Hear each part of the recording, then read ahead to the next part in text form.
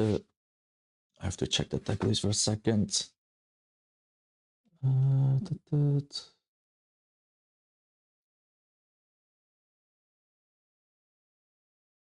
Udama, that was the name. Oh, good lord, I'm back. I fixed everything. Hi. Late to the party, but welcome. and yeah, we're clearly halfway through a match with Ordis and Lyra, Waru and Mac. And this is a Lyra Festival list. I am Mad from Mad's Mindspace, and I am co-commentating today with Tales of End. Hi. Hello, welcome. Thanks Took you for a small being delay. patient.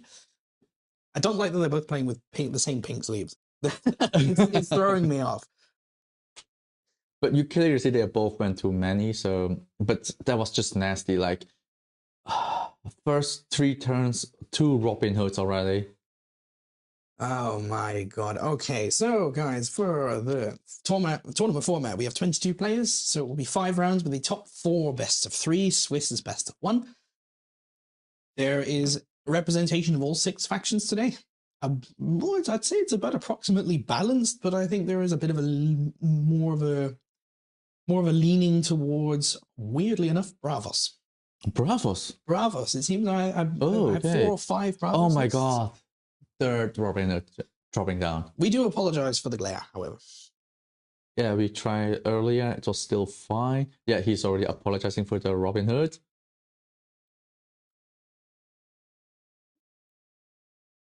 So where are we? Is he trying to build up to... Has he got Lyra Festival out? No, he doesn't. No, he doesn't have it. But the issue is now he's going to have a big resupply at the big reserve at the end of the turn, at the end of the day.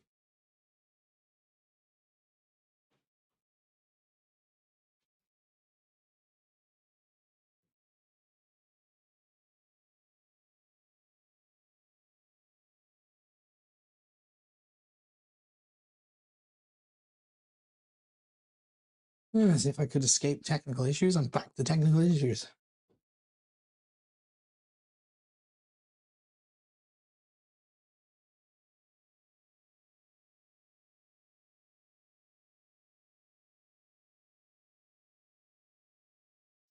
It's barking at me for stream resolution issues.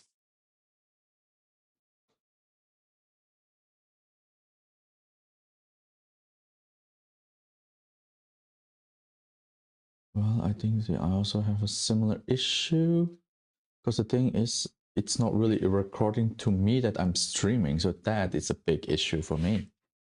We could still be having technical issues right now. But at least we are recording the game. But oh my god, this is just another issues on issues.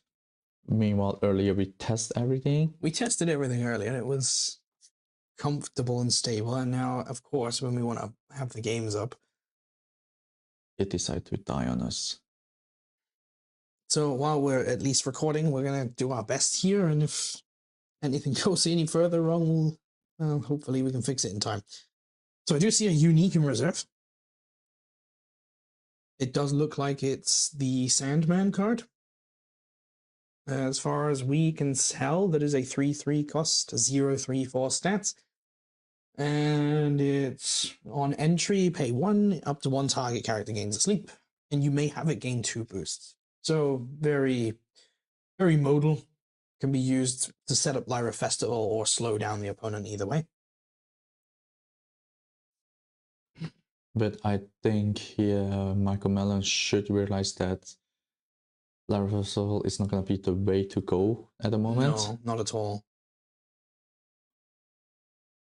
He's putting it asleep, so he just want to make sure he can advance, or just stop him from advancing. So get it back.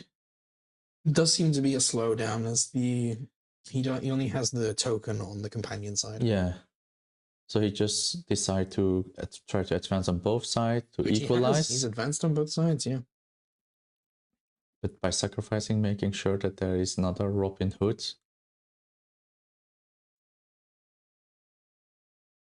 Yeah, it is barking at me about resolution being too big.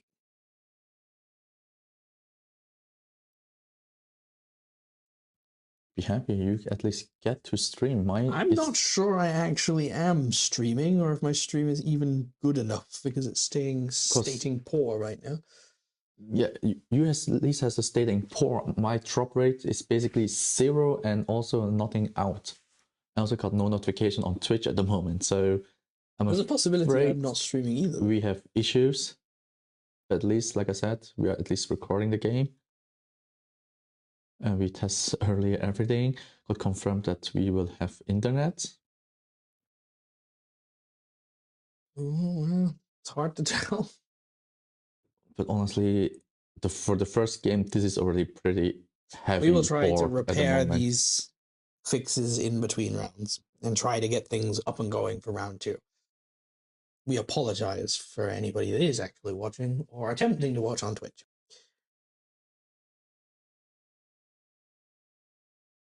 It doesn't look good, though. That is a very aggressively... Just see the opening state, like... The fact that his board remains that way at the start of the turn is why Waru and Mac right now is just bonkers. You wonder what anyone can do to bail out of the situation. You've only got so many options. And Altered up to this point does not have a kind of a board clear state. No. It's also way too early with just one set in at the moment. So Yeah, obviously, that's also true. board wipe would have been nice. But I'm pretty sure they will come up later with other things too. Oh, of course, not sabotage.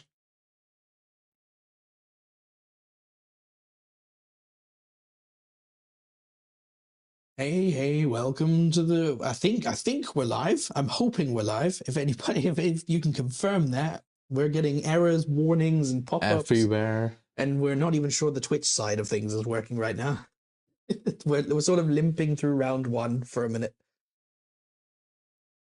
It's a very one-sided Waru smackdown.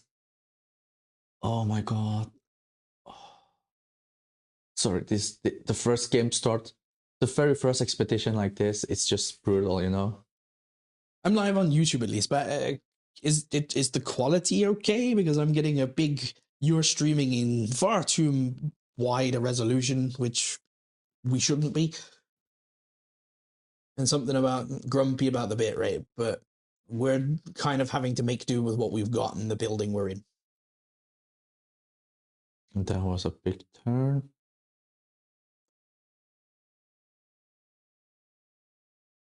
It was a big turn, but I'm not sure why all the tokens have disappeared. If they've resolved everything. They resolve everything now, so okay, everything. It advanced, obviously.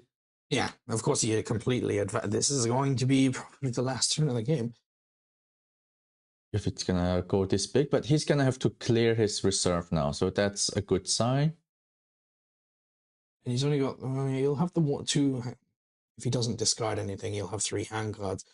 All he's got to do is play carefully, win on one side. Yeah, of course. This is the way you go. You just need one Robin Hood at the moment now. And that's a Robin Hood he's still got in reserve. Let's see. Okay, you're watching from mobile, which means if we're if we're struggling, it's fine. It means at least it's watchable on mobile. Exactly. That's a good thing. It means the camera shake from them knocking the table isn't as noticeable. They both have painted nails. I know I wanted to get his painted nails on stream. What you call it? I got it, but then I forgot that the Marco also has painted nails. The glare annoys me, but I'm pretty sure he just... Which, is that Gian? Is that Gian? Is this Gian? Yeah, it looks like Gian. It's Gian. This is unique Gian, which reads, when another non-token character joins your expedition, if you control 4 or more characters, which he definitely does, create 2 Ordis recruits. Oh my god, creates 2. In my expedition. So he's going to get another 2 tokens for that. But he needs to play another card. He also has a discard effect from reserve. You may activate the entry triggers of target permanents you control, but as far as I know, this deck list plays no permanents. It does not. No, I think the first effect is We good will enough. see what we can do about the glare for the follow-up rounds. We were not aware it was going to be this bad.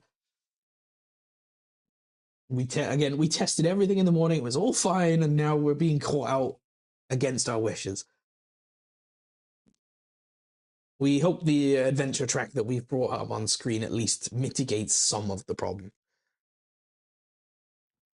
To be fair, so it took a little bit for me to check which is the right side. Yeah, that's true. So that'll be the trigger from Gian. That's a Yes. bonkers unique for Waru. I'm just so disgusting. And there's the Robin Hood. Oh. Marco has both of his unique sat in reserve. I don't think either of them can help him though. The aloe vera. Is that an aloe vera? Or it could be the Aloe vera it is an and aloe Laura vera. Cloth Dancer. Sabotage or resupply.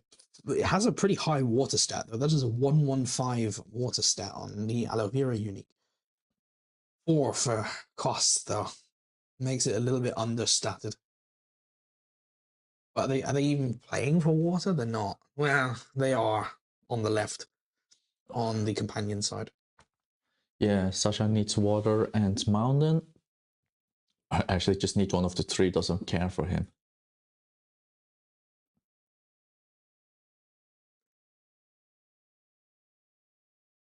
I think after this round, we can assume that a certain deck will be in the top.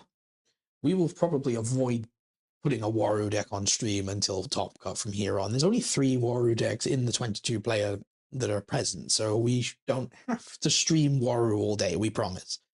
Well, that's actually surprising. Just like statistically, it's just like 15%. Bravos and Lyra seems to be the 2 choices for today, but I don't see why yet. Okay, those 2 are fleeting. Another Quetzalcoatl. And then that's just more tokens. Just more tokens. And here's a token. It's like, I'm out of tokens. I'm just gonna put a die.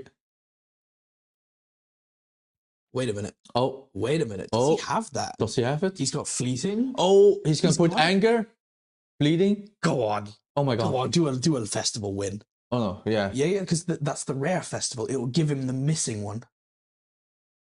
He must have at least fleeting and sleep on one of them. Oh my god. Is he going to pull the win? He's going to pull the win here. Yeah, it's unique. Discard. If he discards it, gains anchored. Gains anchored. Anchored, fleeting, and then that one will have a sleep on the end. Yes. Go on. Go on, go on, go on. Oh my god, and Sasha's all tap out. Oh my god. He was so secured of the win. Oh my god. He's got it. He's got it. I can't believe it. First adventure. Oh my god, Lara Festival. Waru gets slapped by Festival. Oh my god. You can already see the disbelief in Sasha, like, oh my god, you pulled it off. I'm pretty sure in his mindset, he was like, I got this game fully. I want to see that in Top Cut now. I want to see that in Top Cut. I want to see Lyra Festival just get there every time. Oh my god. Actually, yeah, smart. Just at the end, play the rare. And he did this under 3 Robin Hood. Yeah, he did that with. Is there a Robin Hood on the other side? There is. There is. Yes. No, that's just one Robin, because there's 2 in the Discord pile.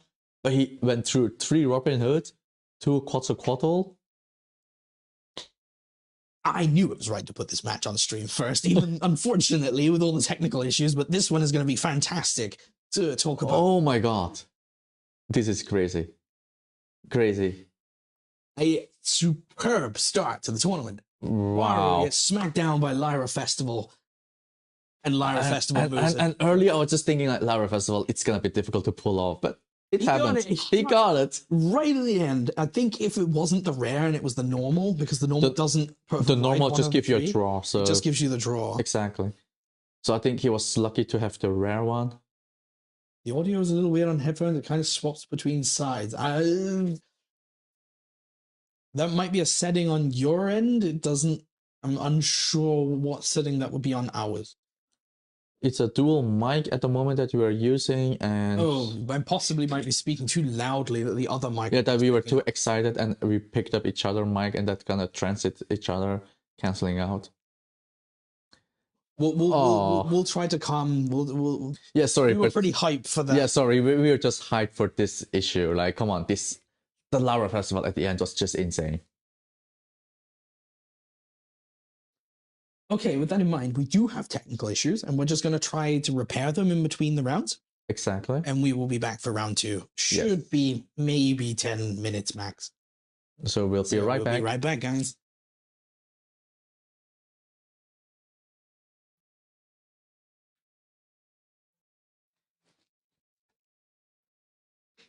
Okay, it's not too bad, at least from my side of things. I just don't know.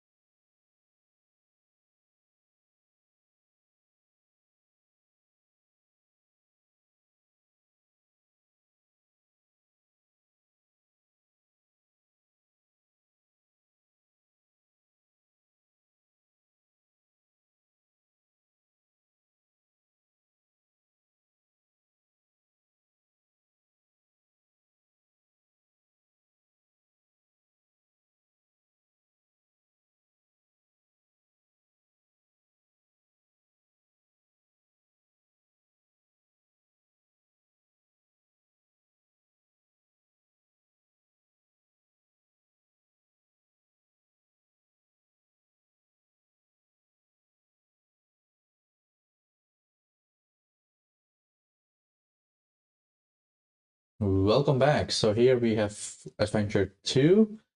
It's gonna be one of our, can I say already locals like Soul Rock? Yeah, Solar Rock is definitely a local player. Has been to he's been at draft, he's been at pre-release. Yeah, I think he's been over Yeah, to he's been at all all of events. our events. So he's a local boy, and given that he's a local boy, I want him to win. No, So, not biased at all. not biased at all. Biased commentary is always fun. So this is going to be Afanas and Senka versus is that Traced? Yes, that's first. Traced and Rossum, yeah. So we have Izmir against Axiom. Well, Izmir is a very interesting deck list. It's not just 39 on the spot, but it's how much? 47 cards. 47. The deck list is 47 cards, which is a very peculiar number, and I'd love to ask him why exactly 47. Taking a look at the list, we have 22 spells. The rares in choice are Beauty Sleep, Magical Training, and Meditation Training. Though Beauty Sleep is only 2 out of 3. The advantage there is Magical Training is naturally draw a card, much cheaper.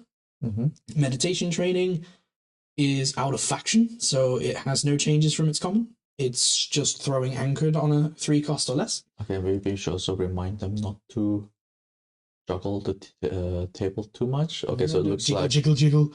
So it looks like it's gonna be Axiom starting off first. Some notable things for the spellcaster: there is a Bravos Blade Dancer unique in here that I'm definitely going to point out.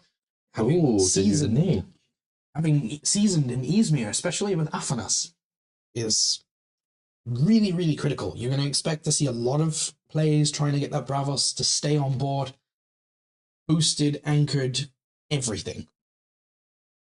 And of course, it really helps that the Blade Dancer comes with its own entry effect, which is just moving those mass numbers of spells for more boosts. Another one that I want to think about here, was it Kuat the Dissenter? Wait, what? Kuat? Yeah, Kuat the Dissenter unique. Okay, that's kind of weird, like, because he played the spell version and he's also playing a card that can sacrifice. Can I go through it? I think he's going for the discard permanent here, which slows down. Oh god. Alright, I've been called. 1 moment. I think they are confirming if they can start the game yet or not.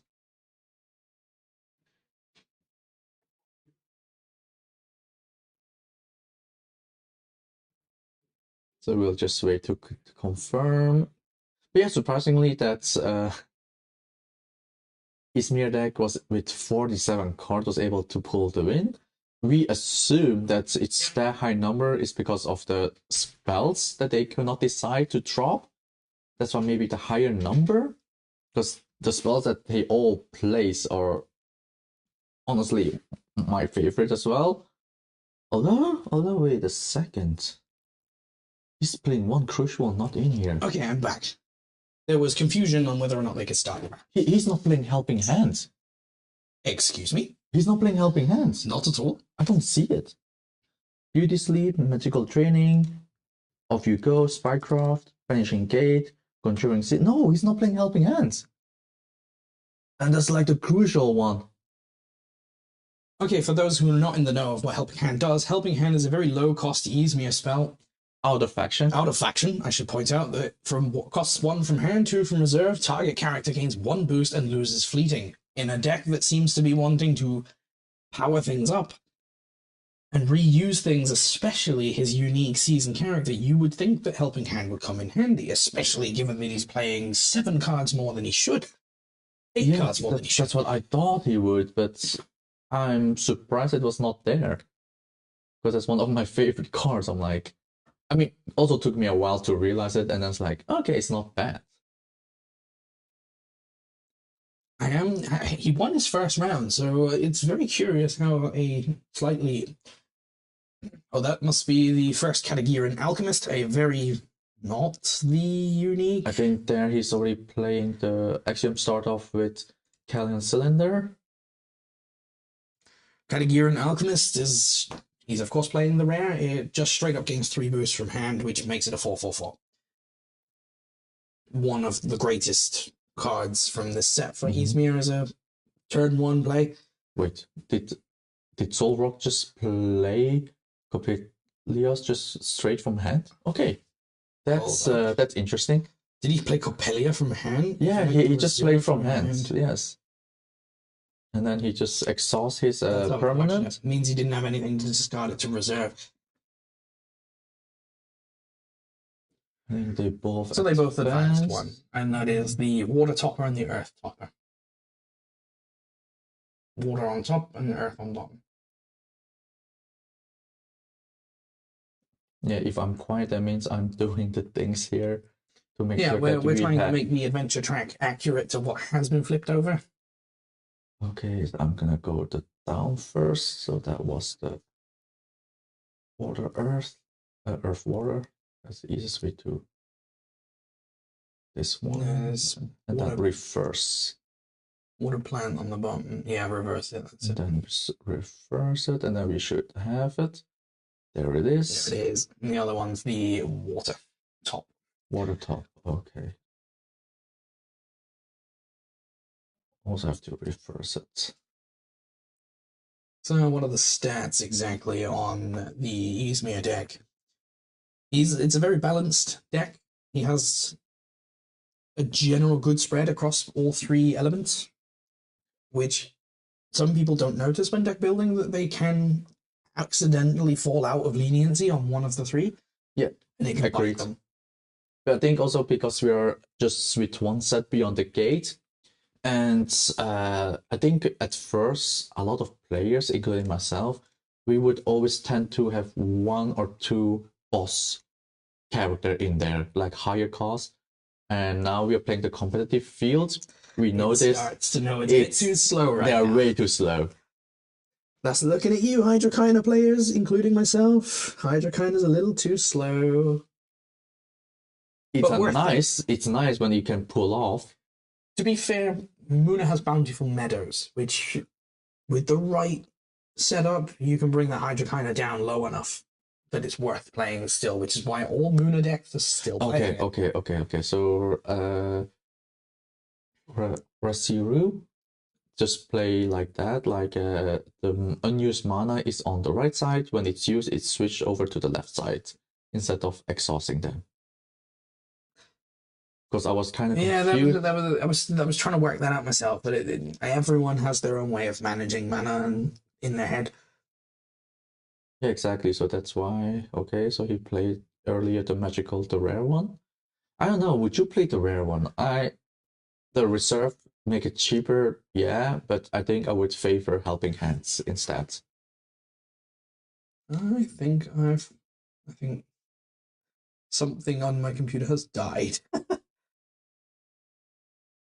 I might have to reload my. There we go. It's coming back to life. There we go. I'm back to life. It looks like.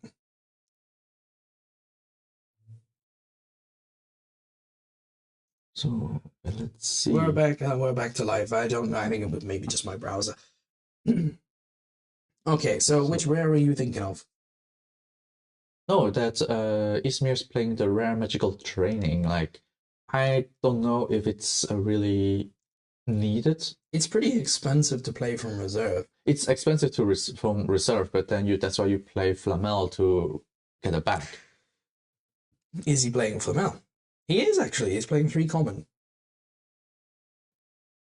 Yeah, common. I would also do. I mean, I have 1 unique. That's why I played the unique one. I also have a unique Flamel. I would play that due to its. Oh no, mine is a little bit. Mine is a little bit iffy. Like it's only trigger when it's leave the expeditions. So that's at dusk. They've advanced further than the adventure track is stating. I think. Yeah, he's 1 step further ahead. Oh, I forgot to change. Moved into Earth. Yes. Yeah, right. That was the. Let's see.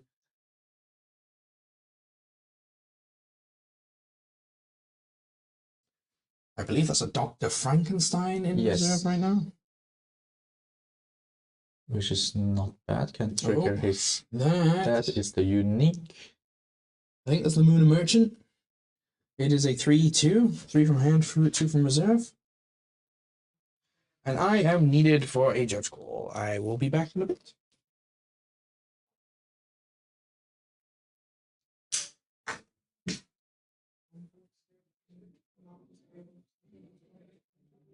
So here it is.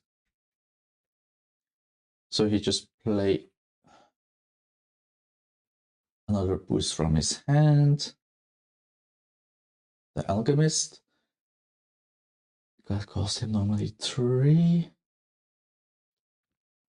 But let's see, what was the unique that he had? That was a Muna Merchant.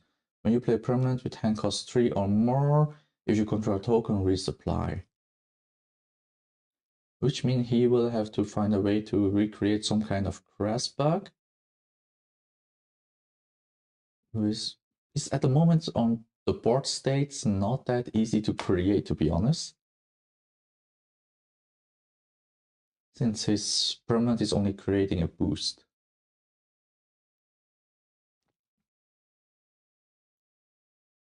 But he does decide to play the Muna Merchant.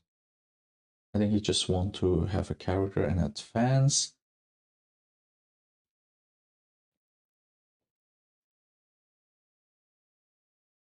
Yeah.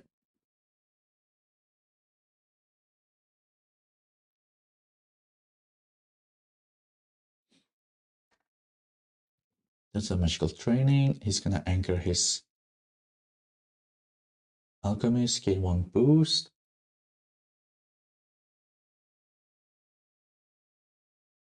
So they will both advance on one side. Let's see, that looks like it's the last common card. Should be this one, and look at that, it's already on the right one.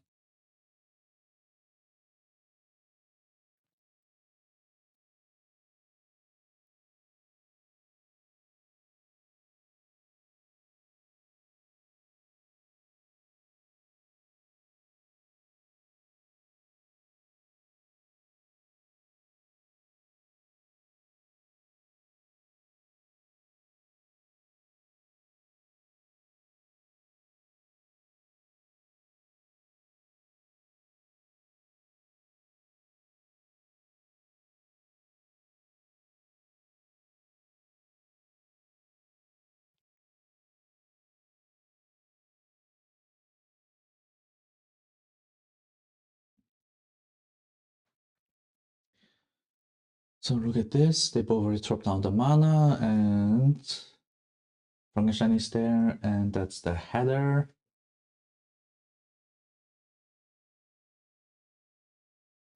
He's gonna play another time the meditation training. No, he's debating. Oh, the glare. It's gonna be difficult to see which card it is. It's a 2 cost, so we can check on that one. 2 cost.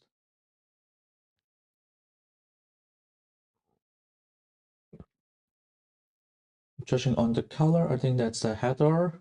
That's just a stats of 3/3/0.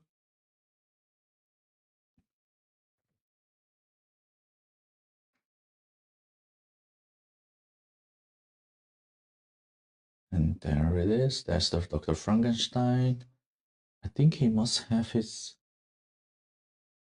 even Bravo's Bastion on the field as well, because every time you play from reserve, you gain a boost. Yeah, we have to re-angle the camera. He's gonna put. Oh. Ooh, that's gonna make Solo Rock not be able to advance, but he still has 4 mana.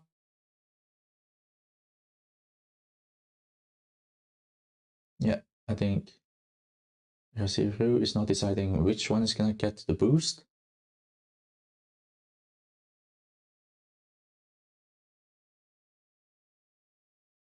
He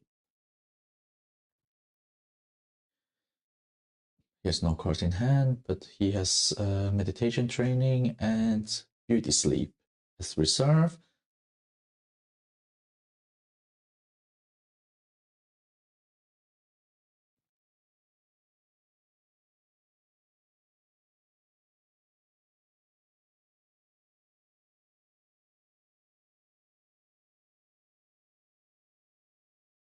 Oh, my apologies. That's not the header. That's the Kellen Elemental.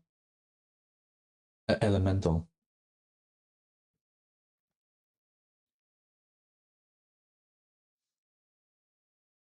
So he Kellen bursted, I guess, since it's gone. Yes.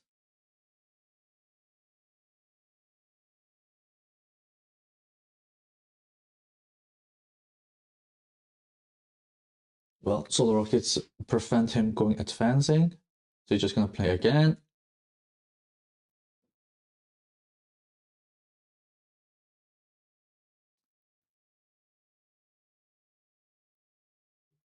Well, of course, that will make sure that Alchemist is not able to. He's gonna magical training it. For one. That's the last 2 mana. So he advances on both. My god, I apologize. I am back. Problem of being commentator and head judge at the same time. That was a very complicated situation. So where, oh my god, what's happened to the adventure track? Companion and hero are crossing over each other and just waving at each other, clearly. Well, he tried to do some shenanigans with putting on both sides. And I think Solrock is not drawing the right cards at the moment, so he had to Kellen burst one side. And Alchemist getting the 3 boost, you know, it's pretty cheap It's from pretty reserve. cheap for what it does, yeah. So he just play from reserve to able to just with stat of 1/1/1s able to advance. And now I'm just trying. And a note for people playing this game competitively: keep an eye on your board states. Keep an eye on things that should have fleeting. Keep an eye on where they should belong at the end of turn. If you are not using fleeting tokens, you should be. If an incorrect board state comes out of that, it is not going to be good. Oh, with 2 cards hands. Well, the thing is now, at the moment, Ryu has like 3 cards hand with 1 in put down in the mana. Is that a Haven permanent in play? Yeah, it is. I assume so, because with a few storms on the table, we are not able to see the second part of the. We can check that. Yeah, he has it on his deck list, so I assume it's there. He's been 2 turns doing it and gaining 1 boost, so that's just only explanation to it. I could be wrong. That cost looks like a 1/1 to me. No, I think he has both. He has Kellen, what's the name? Kellen Cylinder. That's the what he plays on the first turn. Yeah, we don't have the proper bird's eye view of the permanent land zone, which is because they have jiggled a little bit too much. They've jiggled the camera a bit too much. We'll have to re-jiggle it. We will have to re-put it on between the rounds. I had to give out my first altered warnings. I love being a judge sometimes. Again, it is very important. This is a spell I have to check because I don't play it. So I recognize it. That's a Conjuring Seal. Conjuring Seal is only 1 copy in the deck. It just straight up draws 2 cards for a cost of 3. Then 5 from reserve. I believe the rare is either. Could the rare be cheaper? Is Conjuring Seal the rare might just be cheaper? No, I think the rest. No, it draws 3 cards, but it costs more. It's actually a 4/5 then, right? Yeah. Sabotage makes sense. You're playing against Axiom. You want to sabotage the reserve away. That make him. You don't remove the counters. You keep the counters. That needs to be put correctly. Wait, what happened? Trees. He has now 5 counters. Now he can every turn exhaust himself, draw 1 card, and put 1 hand to reserve. Is that? That's just the condition is only 5 counters. That's it. Confirming that real quick before I go and correct it. If I gain draw a card, put hand in reserve. Exactly. He doesn't have to remove it, so he does not remove it. That's a big issue. Yeah. So we are correcting the game state since it doesn't remove the counters. Die Konto bleibt. Ist nicht entfernt. If I have 5 or more scrap counters, that's a permanent effect you now keep permanently from turn to turn. You don't get rid of So your we 5 know it. counters. I mean, I know it because we played it and we thought Because we it had looked to on remove stream the that you'd 5 remove the counters, counters. which makes the card so much worse. And then we reread the card and be like, aha, once you have the 5 counter, it's just every turn. He understood that concept. He just moved the counters off the card because he no longer needed to track the counters. So to speak. But it's easier for players or people that's gonna tune in to know what happened. People are not clear. It then looks dodgy on stream, so we keep an eye on these things anyway. That's coming over from Final Fantasy. We have to keep an eye on everything. Yeah, but with this game we have to you have to do math the whole time. Which unique is that one? That must be his Mowgli. No, that's not Mowgli. No, that's not Mowgli. That's oh god, Ada Lovelace. Yeah. That is a 2/2 with a 2/1/0. On entry, put a card from your hand in reserve. If you do, you may have target character other than me lose fleeting, gain 1 boost. Fantastic, because he's clearly looking to get that for, he's going to remove the fleeting off of his Dr. Frankenstein and he can't. He has no cards in his hand, so... Oh, true, you may. Yeah, he's going to need the hand cost. But I think he's struggling. He needs carriers on the field to block the adventure. Oh, yeah, I think at this point he's limping to try and stop the advancement. Yeah. And it's not looking so pretty, it isn't looking good. It isn't looking good. If he advances into water. Oh! Small step, giant leap. Oh my god. Small step, giant leap. Another win con. So, for those not aware, small step, giant leap basically just says advance your expedition 1 step. And he was basically just 1 step off winning the game, so he just do it. The game's rules explicitly states if your expeditions meet at any point during the game, that is an automatic win condition, the game ends immediately. So there we are. Easmir pulls ahead of Axiom. With a 47 card deck. With a 47 card deck. 2-0 with and without helping hands. Without helping hands, you're right. That's absolutely bonkers. Yeah, but I think Axiom once had a very slow start. Yeah, he did seem to be sort of fishing for something to work with. It happens. It happens. It's part of the TCG game, obviously, so... You cannot have a perfect deck. Yeah, of course not. Doesn't exist. Like, as we saw early in the round, like, you can go as hard as you can with Waru and Mag, and then you just got Lara Festival. But yeah, that's the round of Adventure 2. We'll be back with the 3rd game, but I assume we're still pretty mid-game, right? At the time? No, I'd say we've moved. We're in the final 5-10 minutes. Okay, so... There is a table that got a time extension due to how long it took to work out what I wanted to do in my judge call, and we definitely need to fix that table. It is wobbled so far. Yes, they have. That's a thing. Like, it's connected to the table, so every time they wobble. Wobble. But yeah, we'll be right back. So stay tuned. See you in a bit.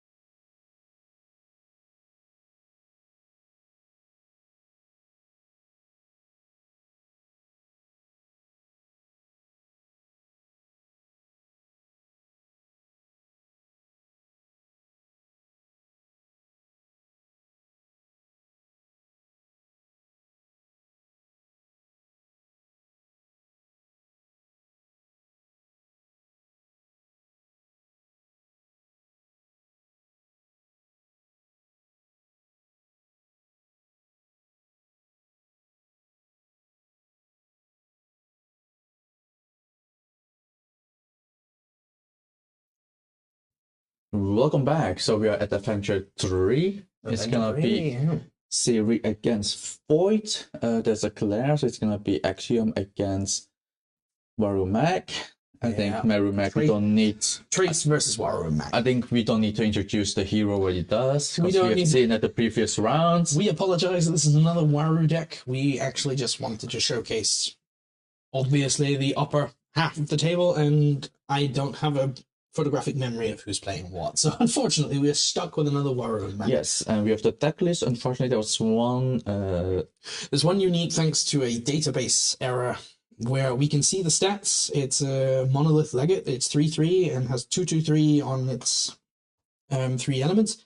But when we click on it, yes, there's you no read the image card. So I've read the card. It basically does what you would expect. It blocks if they don't advance, did something. Sabotage, I assume. It was sabotage, and then there was something to do with fleeting. It wasn't overly special, but I can vouch for it was probably.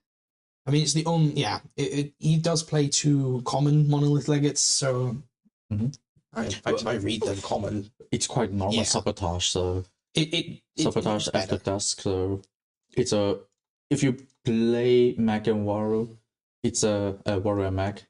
It's a common to play 3 of them. You wanting to go back to mac and cheese? Yeah. Waru and mac and cheese. Hey, welcome. Yes, I think you tuned right on time for your local community. Void is another local boy up this way. He's been to most of our events. I think he didn't come to one of them, but yeah, I don't know. I haven't faced against him, so the name doesn't ring a bell to me. Oh no, I recognize him. He's one of our local talent, as it were. Quetzalcoatl, that's a rare one. Yep. Straight out the gate, the Quetzalcoatl. He's gonna put asleep, I guess. When an opponent draws 1 or more cards or does a resupply, it creates an Ordis Recruit. Ooh, that's so nasty against an Axiom deck. It is very nasty. Yeah, its Axiom sleep, of course. Sleep. Brutal. Oh, if it's asleep, that's okay for now. Yeah, but still doesn't take away the effect. No, it doesn't take away the effect. An Axiom likes to resupply. Lots of resupply. That's where the engine works.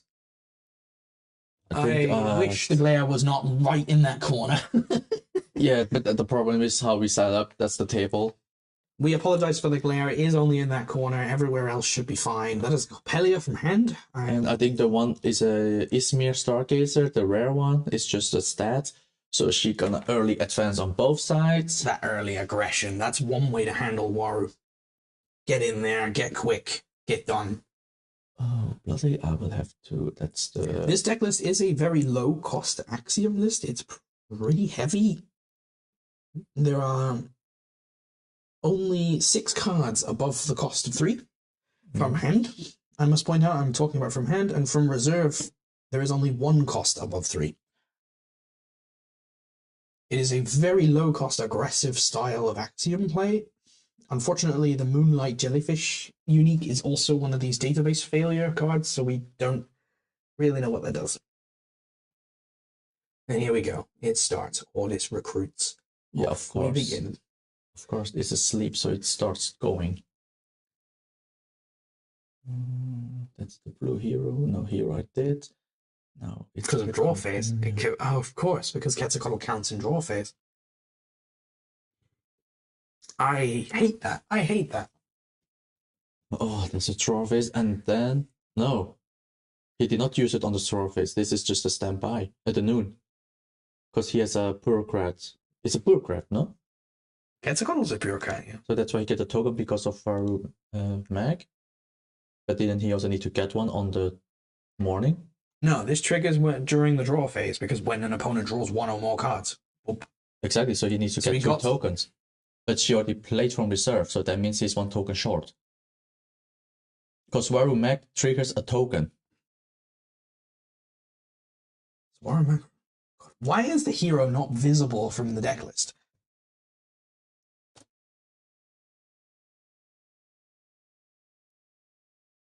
So I think he's 1 token short. So we will count the player. Moment. But on the meanwhile, while we were discussing the game state, our opponent came down. Just want to clarify something real fast. Is English okay, or did I? Cards.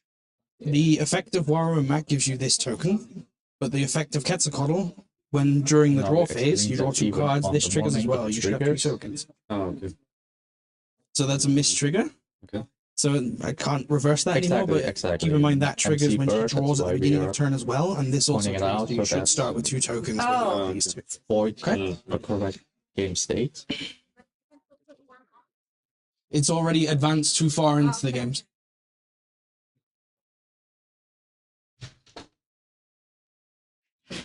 My microphone is still on, so most likely my judge calling was just heard. He is supposed to have 2 tokens. However, because the game state has already progressed and his opponent has already played under the impression that there's only 1 token, I have for this turn decided no, he does not gain that extra token. He will have to keep an eye on that if Okay.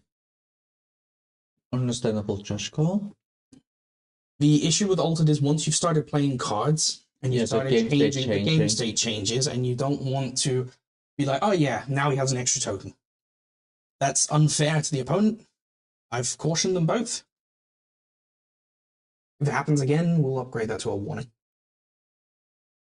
We like to be very, very thorough here in Germany. My background is that I'm actually a qualified judge for the Final Fantasy trading card game, so I have experience judging, which is why I've been brought on to do today's judging as well. And I have read the rules. Very long rule book. It's I at least once over. have to flip this one. I thought it was correct. Apparently not. But good call on the Twitch chat there. There definitely should have been 2 tokens. Yeah, but luckily we also saw that it was not the correct way. A lot of people don't.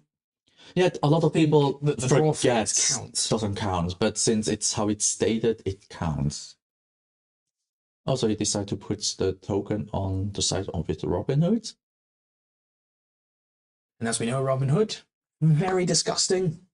Of course, all 3 copies in this deck are the rare copy. Of course, there's the Quetzalcoatl again. So He's this just time, putting hopefully, it, you'll remember. not sleep.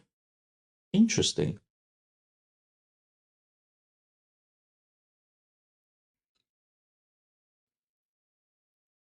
Okay, she's gonna use the quick effect, the quick ability, make the permanent cheaper.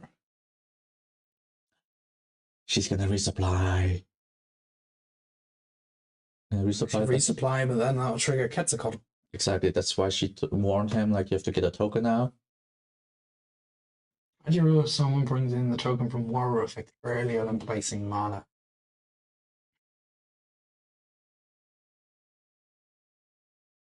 Tough one. I mean, it's an important step, and Yes, it costs 3. Okay, you have to point that out. Oh god. Okay, now I'm gonna have to start with a warning. Yeah. But it costs 4, even 1 cheaper, still 3, so she still needs to put 3 down. Even costs 3, Robin. No, I put this card permanent. Ah, Is it 1 we cheaper missed or it. 2 Thank you. cheaper? We missed the discard from reserve that discounted it by 1. So Haven did in fact cost 2. Wait, Haven is 2 or 3? Haven is 2. Okay, no, it's correct. She discarded No, from reserve. No, the thing is, from here, I would assume it's 3 because I didn't check the deck list. And there is a drawer. See, the second one did cost 3, as she didn't Yes. have the effect that reduced the. Exactly. That's going to be a brutal advance. Is she But resupply? she's, She played, right? Or she did not resupply. Is a mandatory is it a effect? mandatory effect? Yeah, Otherwise it's, I'm gonna let it it's go. mandatory. God. Hold on. It's mandatory. I just saw it. I'll go check.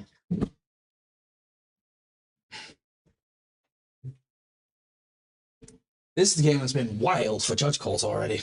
I'm going to have to extend a warning out, I think, to those. It's hardcore. It's a hard call. And that's something you have to be careful of when judging, is that you not just rule shark the book, but you have to be empathetic. and show empathy to the situation. We know that one of the two here are not comfortable completely on stream. So, in theory, I could have already given out a warning, and I haven't yet, and I probably won't unless a really critical misplay happens that shouldn't happen. Yeah, to point out, just like Siri, this is her first real TCG playing. So to her on stream right away, it's really too much. She's doing well. She's doing well. It's currently tied up against Wara and Mac, and she has a significant advantage with 2 Havens in play. Yeah, I think that's going to offset a lot of the token advantage. Yes, I told her that this is one of the things that she needs to be in early game to have. So there's Orders Attorney is the only thing going on. I did see that she pulled the Moonlight Jellyfish unique into reserve. Yes. I don't know what that does thanks to the database mistake.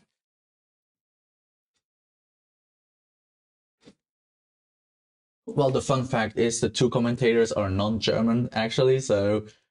Yeah, I mean, I'm English-born, and I am significantly, I wouldn't say, okay, I must, to be fair, when I consider my job, I'm fluent in German at this point. I have to be. I talk with doctors a lot.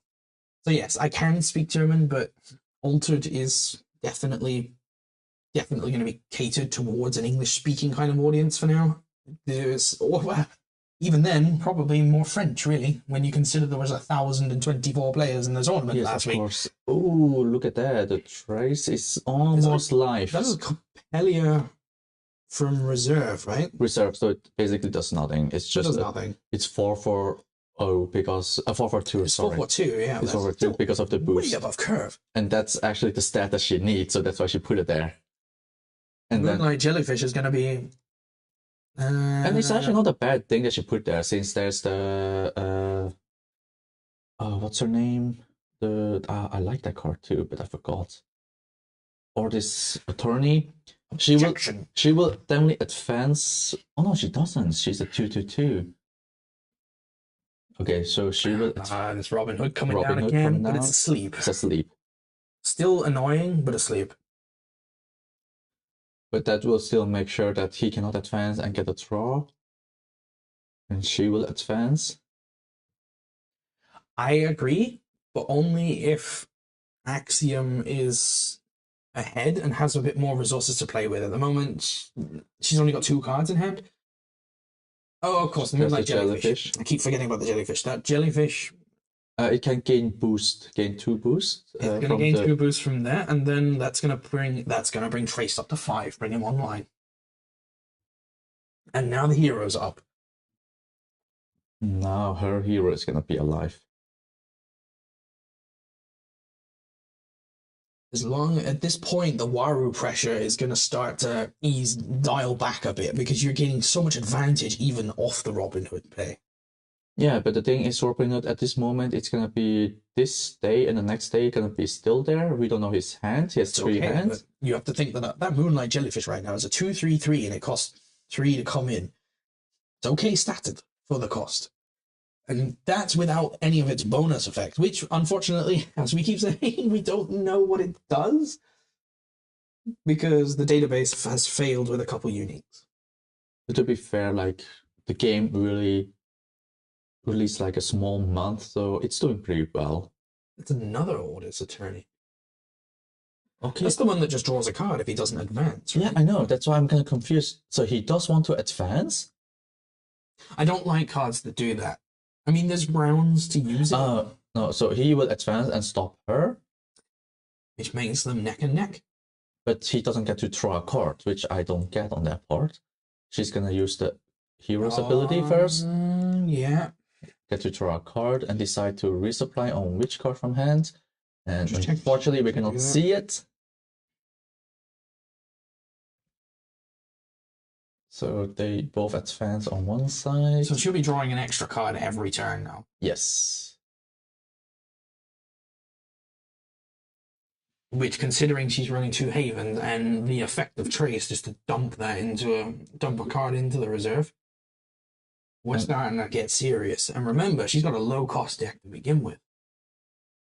And honestly, they are quite even out at the moment. Like, This is going to be a tough fight to win for both sides. This is still all in here.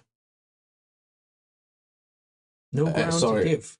After what we've seen the first 2 games already, Okay, yeah, this game seems pretty. This game seems pretty tame when you compare Lyra Festival snuck out a win in round 1. Exactly, like and I think they are just now at day 4, no, day 5. Day 5, 1 resupply. Stop shaking my table. I like to see things. So Robin Hood's still in play. He's got both Ordis Attorneys in reserve. Ordis Attorney is 2/2. 2/2 by cost, so it doesn't Yes. matter. Because I think The rare's 2. the common is 3/3, and then the stat is also 3/3. So that's just noon, get a token. And let's see. He's gonna put asleep and fleeting. I believe you have the wrong match information, by the way. I don't think Void is 2/0. I believe he was high pad. Oh, he's hypered? I believe he was high pad, yeah. I know, since I didn't get any information, I assume that's the correct one. I overheard something. Oh my god, I've not been playing. Because the game's so new, I can't identify every card by its image yet. Which card? Tinkerbell. That looks like it's, yeah. Yeah, it's Tinkerbell, it's Sabotage. Sabotage and 1/3/3 from reserve. That's going to go to 3/5/5. That's a beat stick. And that gets rid of one of the Ordis Attorneys. And she resupplied that one. Well, that's the thing with, like, as long as a Quetzalcoatl is not there, Axiom is okay. Yeah, the Quetzalcoatl is probably the biggest nest. Oh, yeah, there we go. There's there we the go. hero. Here we go. Come on, turn over something nice. Let's make some plush. And now let's see which one do I want to put in. Reserve to trigger the ability. I don't know why I'm bending my head around to see if I can see her. Yeah, I used to do that too. Now I learned that it's actually doing nothing. I blame the fact that I'm using my curved monitor. It gives me the impression that I can. We still have to put something in reserve. Yes, that's why she's checking the stats first. So that would mean she might have a Coppelia in hand. That can go in the field for free. I have partial disagreement on playing the Tinkerbell on that side. It would have been relatively economically meh. Oh god, the glare is ruining us. glare is really... It's something with resupply. It costs 3, so it used to be a 2 cost.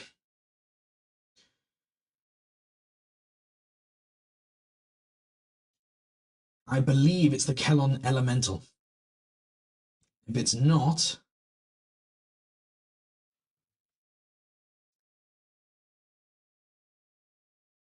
It's really hard to tell from here. Yeah. Axiom Salvage a common for 2. Is that Yeah, the... you Oh might- yeah, yeah, the yeah, color, you're yeah, the right. color The makes coloration, sense. The reason coloration why. makes sense. Yes. You correct. If it had been Kellon Elemental, she would have put a card from hand into reserve. Axiom Salvager is just resupply. And there we have the one. That's the one that I had to... That's the one we could not read. That's the one that's a bit dodgy. That's the I one don't with... think it's a problem for Axiom, though, if I recall. I just need to see the stats. God, how many cards does he have? That is 2/3 against 3/3, if I'm correct, since it's boosted twice. So he will get to Sabotage anyway. She's definitely going to advance on one side, for sure, but I think he's got her on the other side. They're only playing for Earth on that side. Yeah, I know, but he will not advance, so he can Sabotage. And that's the whole point of his point of view. Yeah, So, yeah, exactly. They both They advance. both advance because he definitely won in the... But he didn't advance on the other side. No, that's why he played it, because it's asleep and the other... Ah, okay, because the Orders Attorney is asleep. I was forgetting the mark. Yeah, and then Sabotaging gonna happen soon. This is getting close. But Waru and Mac now have a lot of resources, but there's no Oh, no, more the discount. wrong one. The wrong one. They both advance, so I Yeah. have to... They're equal on both sides. But here's where things are going to get really tricky. He's now shifting. Oh, sabotage happens. Yes. Things are going to get tricky. Now she's got a lot of hand cards. She's able to do resupply. She's able to use traced effects. If she plays very carefully, she might have this in the bag. And I am all for seeing Waru getting smacked. Okay, I have to reverse People this need one. people need to have the belief and hope that Waru is actually beatable and it's not just some random deck that's going to dominate for a while. It's definitely beatable. It's definitely beatable. Oh, no, wait, damn, I was right. But it's like, it's a TCG, so it really depends on the draw and everything, and on the luck. Especially if you play Lara, you have a die roll, so that's extra luck there. But here, she has to double check the... I'd imagine we're also getting close to timeout. Can't be too far off. So get the free resupply. Draw one and then put one in. So no, it's not necessarily a resupply. It's draw one and then place one in reserve. Way stronger than resupply.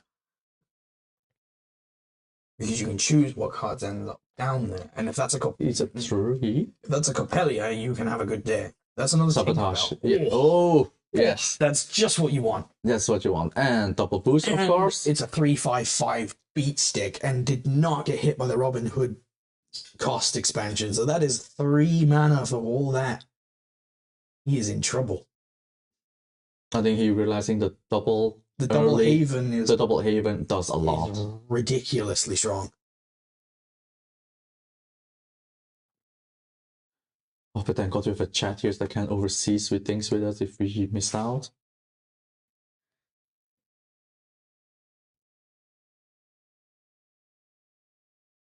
You can see the nerves. She knows she's nearly got it.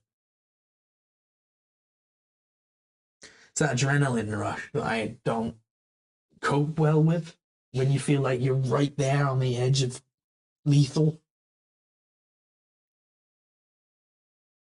That's why I ended up being a judge and a commentator.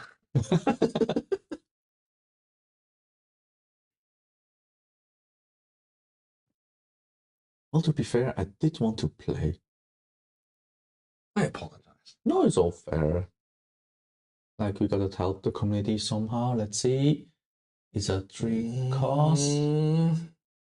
I think that's the element. That time, this time it really is the elemental. elemental, which is put a card from hand to reserve. Now, depending on what that was, because unfortunately the camera does not show that space in the reserve. I almost like the surprise. It is a surprise, actually. Like, we never know what's gonna hit us. He's just really trying to win on one side. Because if he can't get it,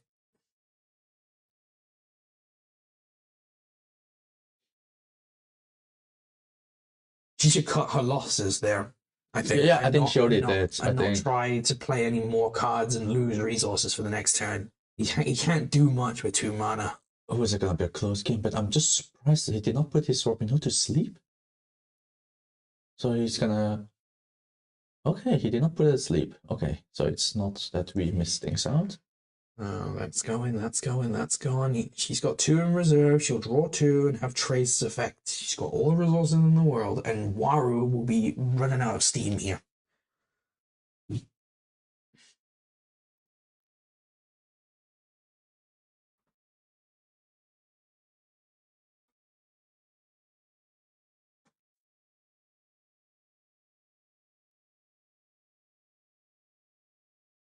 This is gonna be one of those close games, but the one thing is certain, we will not have a special win con here.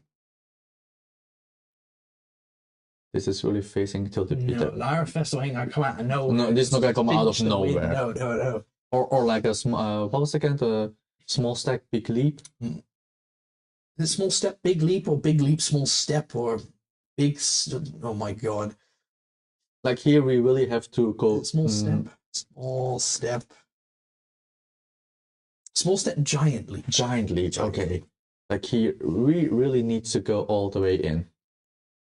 This is gonna be the turn. Of course, the Robin Hood. Okay, now she already This is counting. that's brutal because Cannon Burst that is going to put Cannon away the Burst. Robin Hood away. which is really, really important, but that still costs 4 to do. All he has to do is win one side, and then it goes to the arena, and the arena starts to get dicey for him, though. I wouldn't want to go to the arena. No, in arena, now. no, definitely not. Especially when she's just going to keep making sure her resupply is, her reserve is full, so that she gets the full length of the Haven's use. If we go to arena now, it's going to be so much in the favor of Axiom. He's got a unique in hand. Which unique is that that's left? And they both have 5 mana left. That's probably the council. I don't think I've seen the council. Which the council could be annoying, but not a big deal. And then is also the reason why he's debating to play it or not. Yep, he's gonna play the council. It is the council, which of course, as we know, the entry effects from hand, from entry, and from reserve do not trigger when you play anything against and the other effect is just when it's resupply. Because she knows she can throw a card, so now she's gonna do it. It's gonna go to arena. Wait, what are they fighting? What element are they fighting for on this side? She wants to win an Earth. And he needs to win on grass. Is it? Yeah, it is.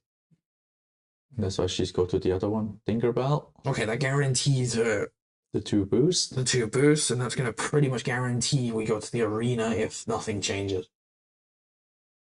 Ooh, now that's mean. Teamwork training. She needs to have something in hand. She needs to still have something, but the Robin Hood might have done that in. Well, technically, she still has the. She can play anything. She can just arena. Elemental. She has Callion Elemental. She can just play that one from reserve. Oh no, it's not that one. It's even a cheaper one. That's fine. It works. It works as long as it goes to the arena.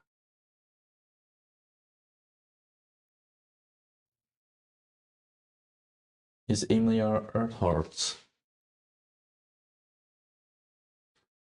Teamwork training was nasty. Lucky she had something to still work off that. Even now they are looking where the arena card is. Hopla, yeah, there it is. On the arena mode. Arena mode. So, for those not familiar, the arena mode does not care which expedition you are using for anything other than effects. I think the players wants to clarify everything so they know. Yeah, yes. Okay, I'm going to go clarify that 1 second. Okay, so I will take over from my co-host. So arena, it means it doesn't matter where you play the expedition, can be left or right, doesn't matter, hero or companion, we all count together, and you need to win on both of the 3. So obviously if it's Exegor, then as long as you win by 1, you will win the game.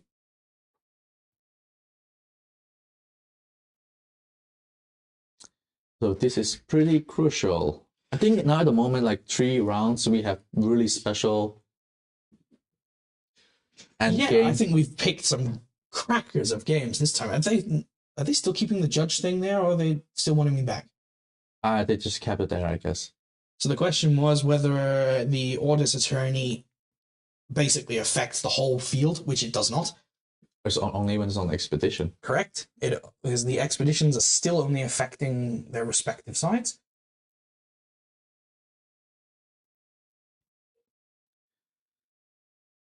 They might. Do they really need me back? No. Okay, so they're playing on. Okay. They both resupplied. They both drop down the mana. Excuse me. So I'm gonna have to keep a very close eye here that they don't accidentally play the attorney wrong. That is the unique. Or going in swinging. Which unique is that? I believe it's the Chronicler. Lara Chronicler. Yeah.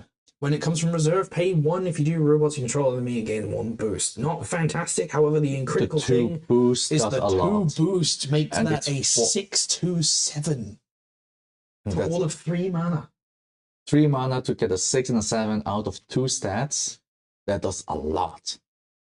So we will be totaling up everything as much as we can. The council has come into play on the other side, which means no longer will effects trigger. But I think he's run out of steam. I just don't think he's got 626. No, it will be 627. No, 627 exactly. Yeah, 627. yeah. I don't know why. 405. If every time I see a 0, I keep the 0. I don't know why. The Chronicler has a base 5 in water. And for 3 costs, this is insanely high. Wait, am I? No, I'm reading the unique like a moron. That's why. Oh, it's not the unique. It's not the unique, it's the rare. It's a rare. Thank you for the correction. It is the rare, which means 626 is correct. Yes, 626 is correct then. Yeah, I don't know why. I thought it was. I don't like that they've still got the judge card in the middle because I'm not sure if they need me anymore. They're gonna have to waive it if they want me to come. It was from reserve or not? Then it needs 2 boost. Because it looks fleeting, so it should get 2 boost.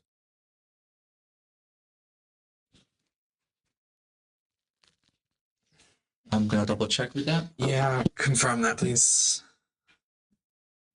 The council does not stop it. Although it does. Because Nope. Doesn't, because the council only stops the other side of the expedition, not the side she's played on.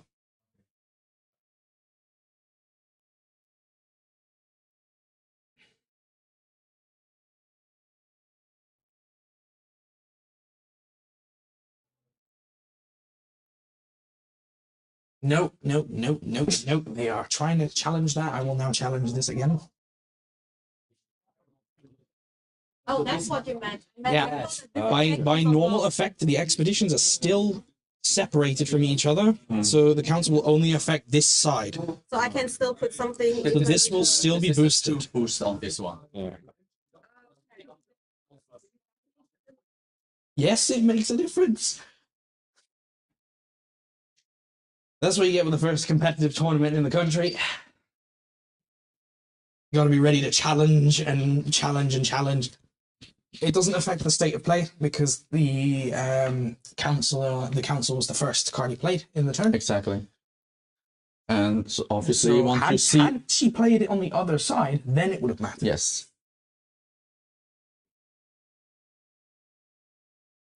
But yeah, like if you're logical, you're not gonna place there and see No, the of console course there.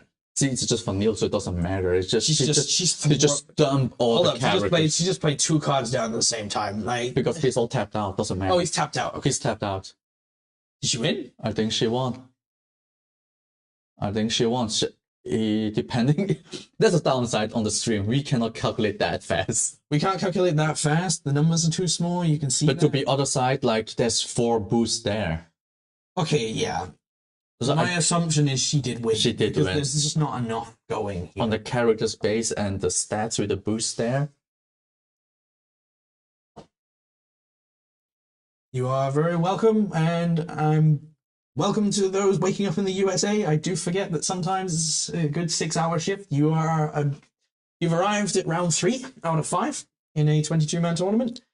We will have a top cut with best of 3, so there is still more to come. A little over halfway now. Yes, and what Round you three just just witnessed was just basically the arena. Yeah, went to the arena for the tiebreak. There was a lot there. And she is 1 win away from top cutting at this point. Yes, she's 1 win away. And she came here with a mindset like, I just need to win 1. That's it. But she is running a very aggressive, low-cost Axiom list, which I've not seen too much of. It's as I mentioned before, if we take a look at the stats that we have here. I know. I built a deck with her. You built the deck, and look at that. There are only 6 cards that are above 3 cost, and from reserve, there is only 1 card.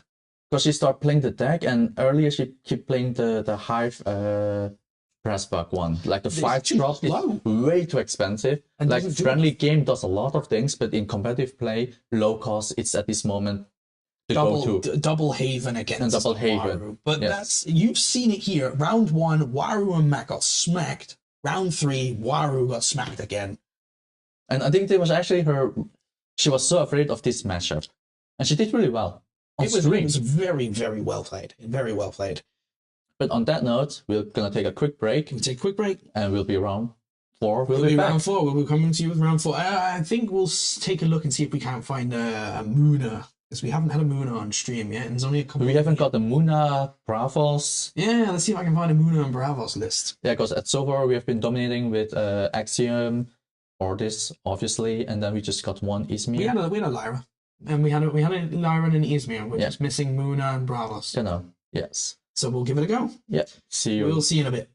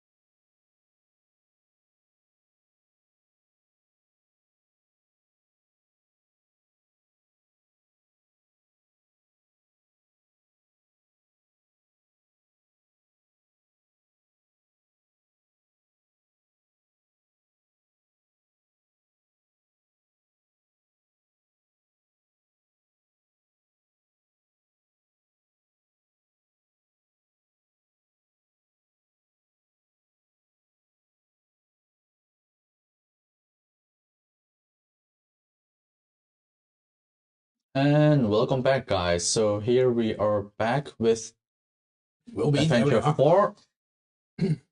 And I guess, without any, This is not top table.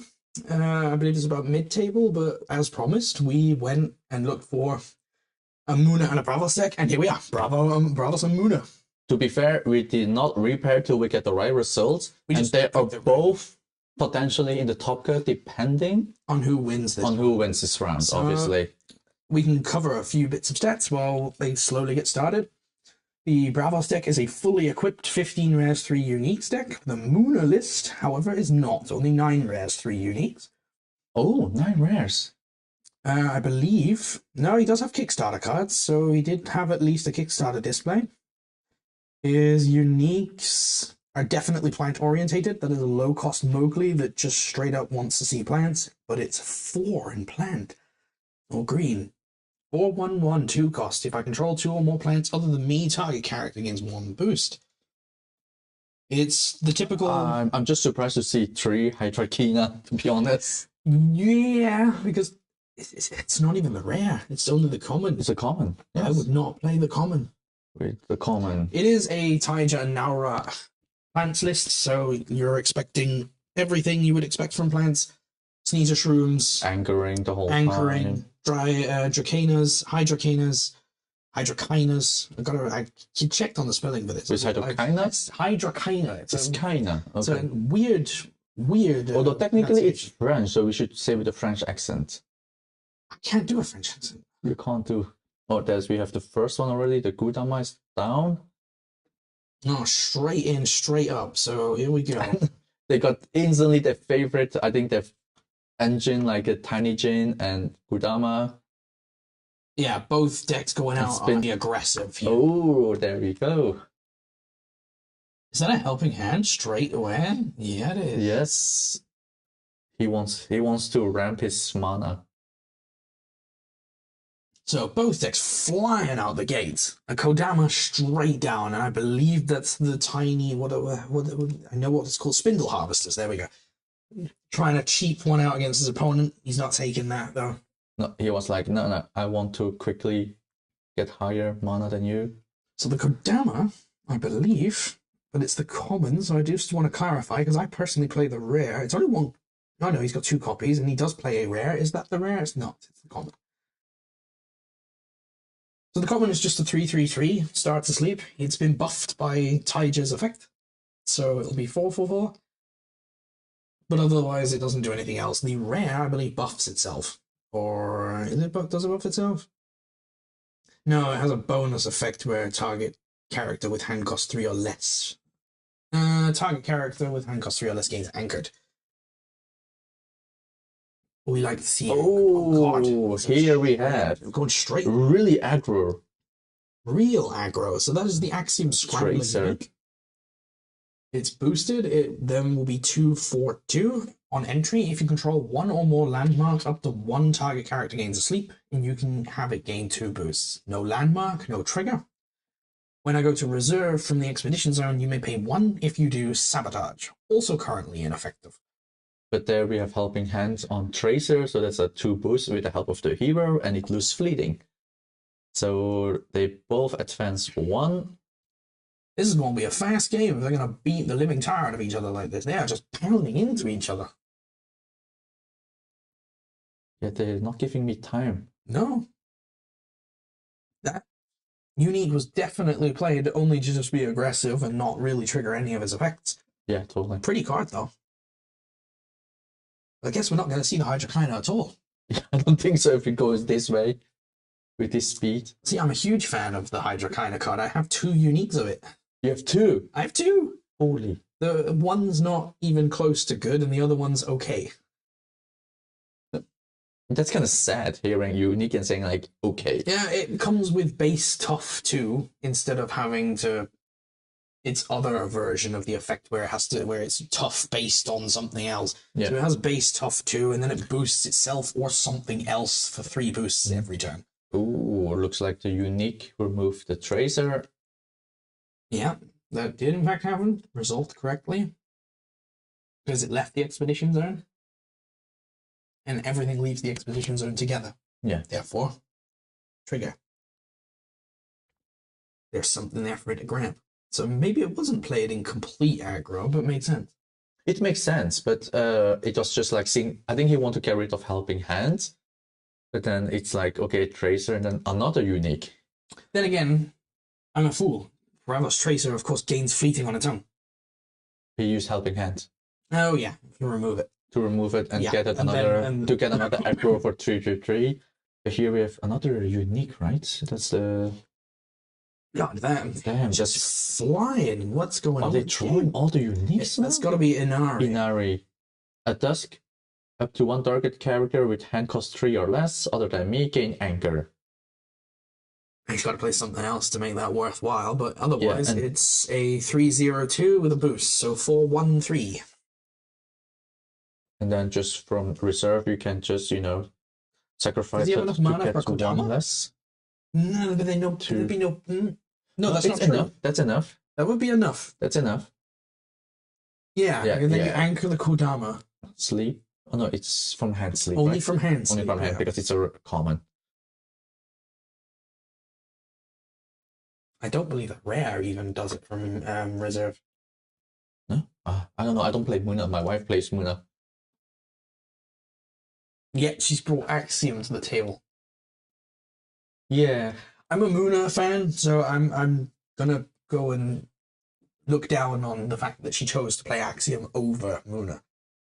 You know how contradictory that is? Axiom, like the steampunk-looking faction versus the nature-built. See where I'm getting at? Ooh, yep. There it is. Is that Pain Prison or is it Mana? Mana. It's mana. It's the mana. The rare eruption. one. Discard one of your mana orbs. Discard target character or permanent. He's even playing the rare one. So they've moved each one across. No? Did we freeze? We froze a little bit. We Well, froze a little bit. Yes. Like you said, our internet is unfortunately not that stable. we are hoping to return to power soon.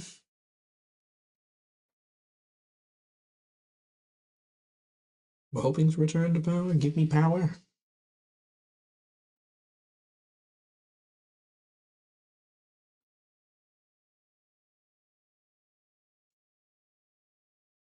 So let's see. And also, I don't know, I the think we're a little bit back. There we go. acrylic is really difficult to see where they are.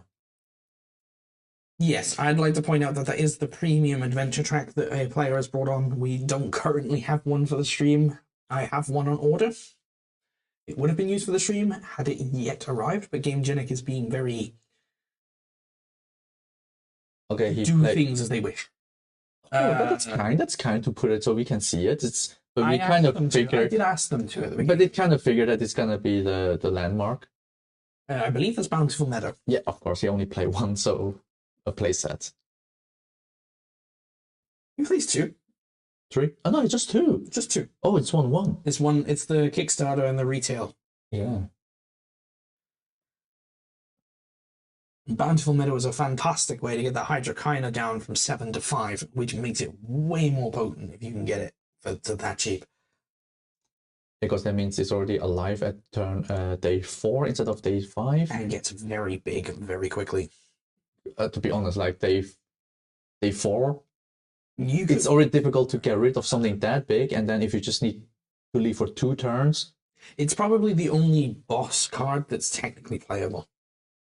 At that high level. I think Shenlong maybe. I did also try to play Kraken for the fun. In a Lindy deck, yeah, maybe. I would probably still be okay with the Kraken, but there's not many big costing cards that are worth their money. We still smacking frames? We are a little bit. A little. We are hurting the frames at the moment. We are hurting the frames. We apologize for the lag. We are working with what we've got. Yeah, unfortunately, we cannot do more than this at the time being. We appreciate your patience. On the plus side, the video should still be in high quality on our respective channels after the event is concluded. I have to reverse this one. But it did behave itself for 2 rounds, and then it decided to play around a little bit. Thank you. No worries. Nice to listen. At least we try to commentate live with the things we can do. I think that's a advantage. Oh my god, we see a son of a Y there. I call it son of the Y because Son of the Y, because you can't say Yggdrasil or what? oh no, it's just because son of the B word and we are being polite and this is a son of a Y. We just be like, you son of a Y. That is gigantic. No offense, but if someone put that against my board and I'm like, be like, son of a Y is there. So he does play 1 copy of the rare and 1 copy of the common, and this is the common place. So that is it's boosted, so it's gigantic and affects both sides. Therefore, it's 7/4/4 to both sides of the board. Oh my god, and for like a 5 cost. Speaking of that, actually brings me back to the boss card discussion. That's probably the other card you can probably get away. Yeah, that, and then for like Ordis or Pravos, then Atlas is also a good one. Yeah.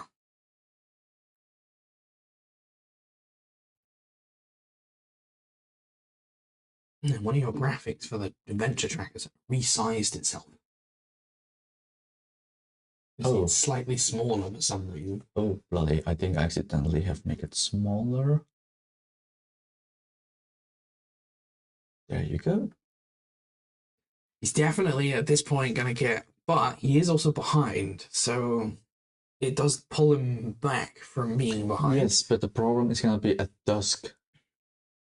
At dusk, he has already 2 in reserve that those are uniques. So he will have to decide which one he's going to keep. And I think it's going to be Son of Y that he's going to keeping.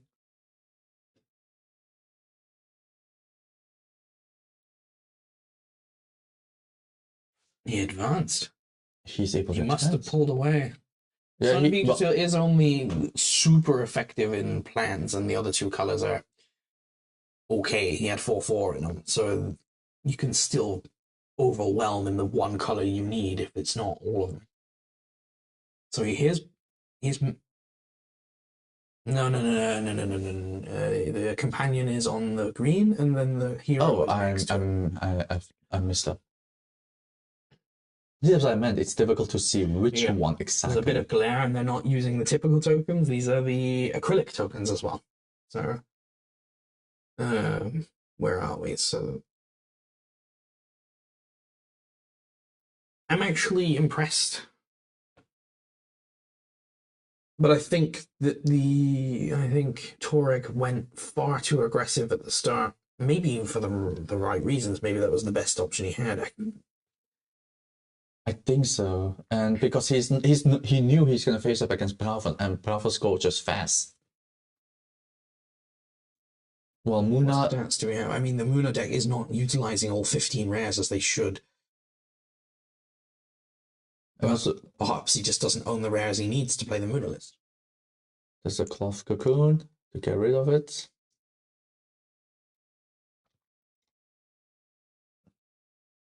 The Bravos deck is very heavily lenient on Earth cards, though. There's a significant attribute imbalance. Oh, whoa. He's only able to pull out about 40 towards the other 2, but 57. Oh, he has 1 card hand. Will that be a helping hand? Let's see, what is this unique doing? +4 and effect. We're talking about Pravos, right? Then let's quick scan. That should be the Lyra Navigator. Just enter the field, gain 1 boost. Is from reserve, gain 3 boost, so total +4 boost. Brutal. But that's in its discard pile, isn't it? Yeah, because he got a cloth cocoon. Ouch. I think that's a helping hand. Oh no, Tiny Jin. Tiny Jin. Oh, is that a unique one? It is not. He doesn't have a unique it's a rare. So it'll be the rare. I don't see a cape, so I assume it was a unique. Okay, so it looks like he's going to lose on both sides here. That's... Bravos ran out of steam just 1 step too late. Although, on the other hand... Wait, no. No, never mind. Tiny Jin is not boosted, so he cannot go to a mana. No, he won't go to a... He won't so become a mana. Just go to a reserve. He only... Yeah, he advanced on both sides. Advanced on both sides. It's going to be a close game now.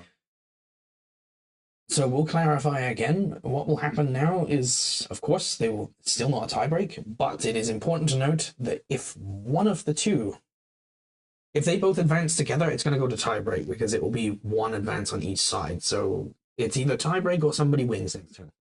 Yes. Or they block each other on both sides completely. But on the moment, we see the field and the elements. There is another Muna has a little bit more advantage. If they both advance, but one of them managed to get both of their tokens to advance, they automatically win for advancing further. Yes. So it's still all to play for. You can't just completely commit to one side unless you're planning to force a tiebreak, which against Bravos, that could be dicey. Yeah, but I put my Bravos money on is a Bravos. little bit behind, so I think I will put my money on. True, Muna. I would definitely sit there and say that at the moment Bravos' resources are absolutely spent. Especially since he's missing the boost on the Haven. Even Bastion, he doesn't have it. Does he even... He plays three He's only rare. got a single one of them out. That's so unfortunate. I believe that's Aloe Vera. Aloe Vera, yes, that's the common one. It is, which is just a noon resupply, so it's at this point just a bead stick. Oh, there it is. Talking about the permanent. Atlas. That is a game changer. He has enough for that. Yeah, this could be. Oh my god, this is. Is that a? Oh god, that's Ogun. Is Ogun. Plans you control gain 1 boost. Yeah, they all get boost, but that's only Aloe Vera. That will only be Aloe Vera. So Aloe Vera should get 1 boost. Is the Atlas going to be a Hail Mary pass? They're competing on for the right side on plant and for water and earth, or water and mountain on the left side. Or companion side, I should say. That's 3/3/3. No, Atlas will go to 4/4. It's go 4/4/4, and then with the hero boost 5/5. Yeah. That's a and big, that's on both sides. and that's a big turn. It might be enough. You'll definitely get past Ogun that way. He's only got 1 hand card, no reserve. He's in trouble. I don't think anything 3 costs out of Muna can suddenly just stat up 3/3/3. And he only has 3 mana left, so he cannot play a big turn. He's got a... What? How much has he got on the other side now? He's gonna play Tiny Chains, okay, and a boost. That is a... Yeah, that right there is a... You need to make a move first. He didn't have the mana for Atlas. He has... No, he doesn't have No, it he didn't. anymore. That's why he played the Tiny Djinn, because he only has 3. You're looking at his deck. Oh, that's his deck! Yeah. Oh. So you only have 4 mana. When Atlas is 5 from reserve as well. But Sun Wukong is a good answer. Oh. That's going to be just enough to push him over and block him. But it's also... Thank God that... So it's going to go to the tiebreak with Atlas in play. With Atlas on reserve. Oh, wait. Wait. Did they just handshake? If they handshake, why would they handshake? That's 2, 3, so they advance on one side. So there he will advance. And Tiny Djinn is boosted to 3, right? So that should be Yes. 5 across 1. He comes up from the other side. so it's just a tiebreak. It's gonna be... Wait. You stop them.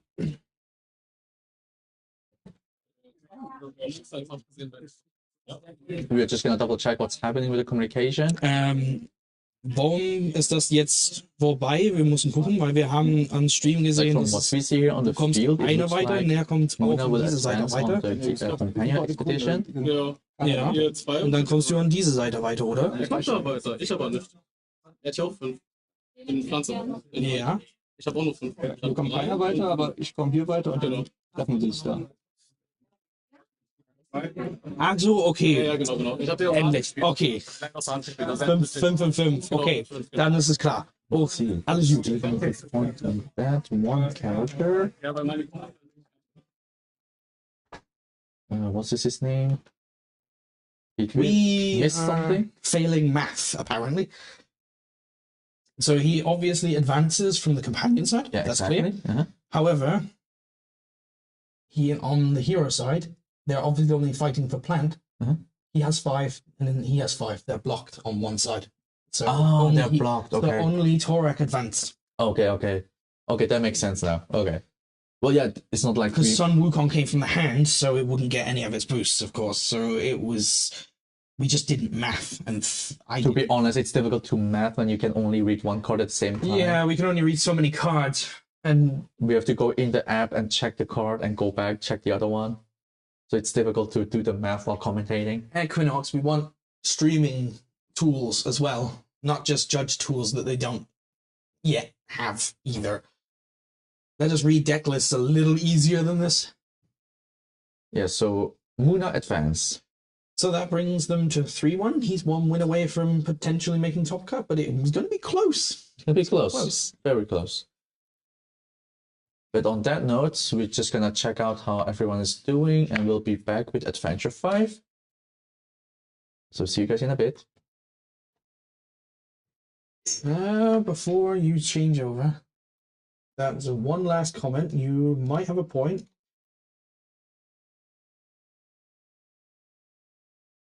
You are right. He absolutely could have. He had enough. That was the rare. He plays 3 copies of the rare Atlas, and the rare Atlas says right at the bottom, the next character you play this turn gains 2 boosts. If he had discarded before playing Sun Wukong, he would have been fine. They would have gone to tie. Would have been a very, very brutal tie, but it would have been a tie. But on that note, then he will also lose Atlas. But then he has Son on the reserve. You that have also Sun gave a boost. Wukong on reserve. You would have had something to work with, and you always try to play into whatever you can. So he misplayed, definitely. That unfortunately cost him the game.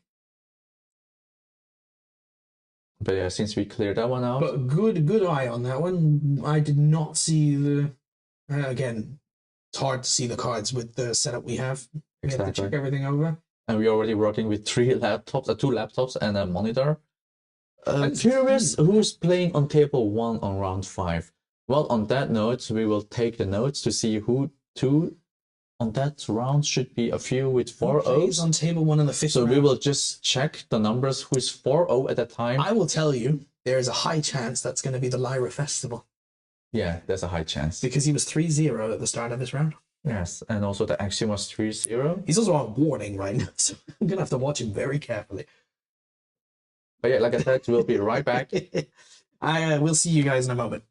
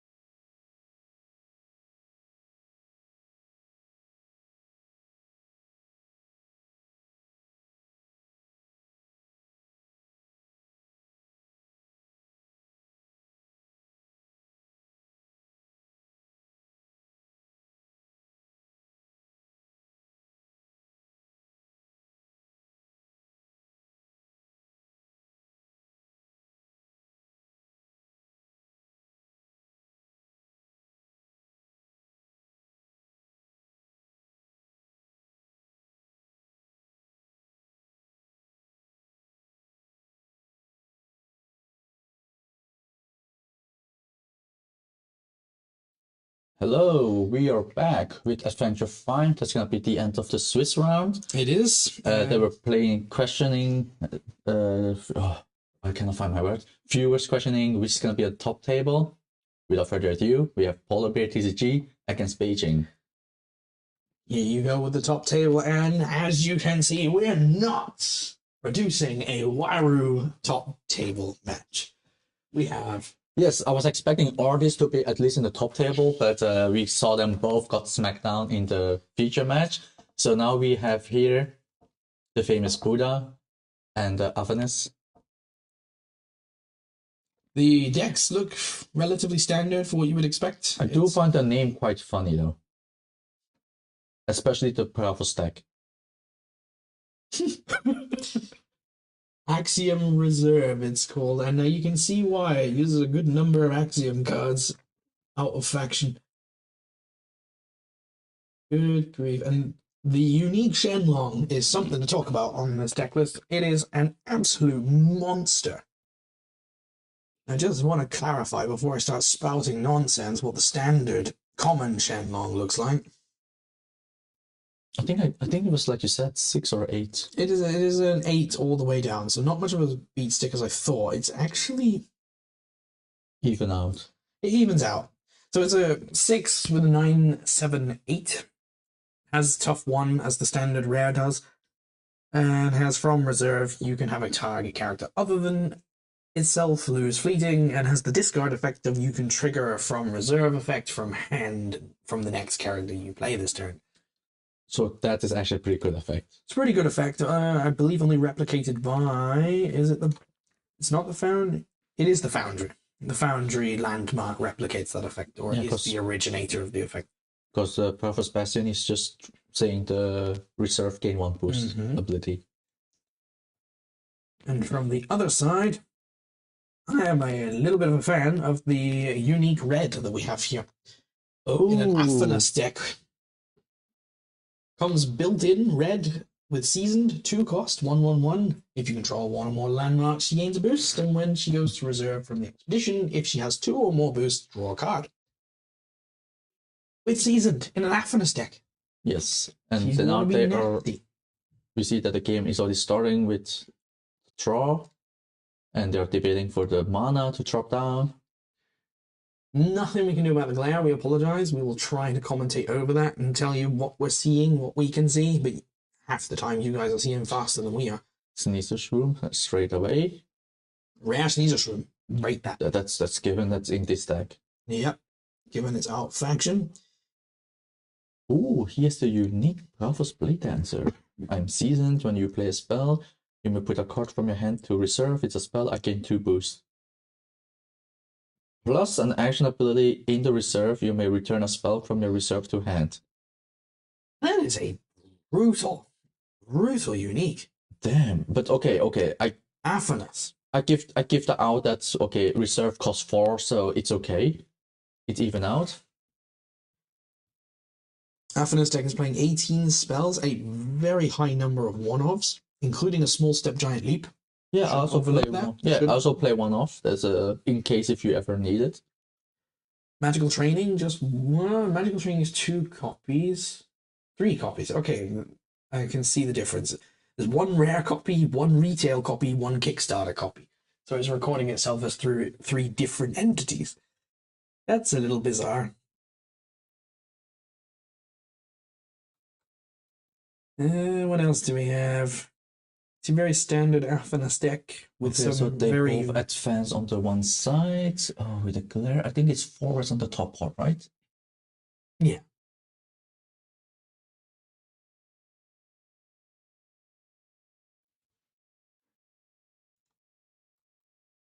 So it should be this one. Let's see.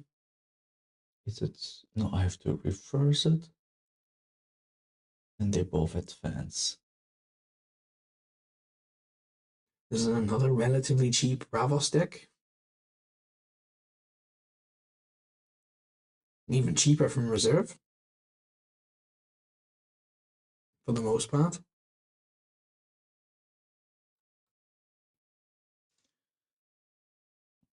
Yeah, but I think that's the you said Bravos cheap ones. Yeah. Yeah. Okay, Let's what's that? That's a see. Katagiran Mage Dancer. You see? Oh, wait, is that the unique he's playing? Yeah, that's the Oh, unique. he just put down, yeah. Not beefy in any way, but it basically replicates Athanas' effect a little bit. When you play a spell, target character gains a boost, and when it leaves the expedition zone, you may return a card other than me from reserve to hand. So that's why it can make sense that he's playing less spells than I expected. Like, just let's see, He's making just the one most out of helping each hand. spell. Yeah, exactly. Like he can just get it back. That's why he can lower the spell count. Oh no, 2 spell helping He's hands. advanced on the hero side. Okay.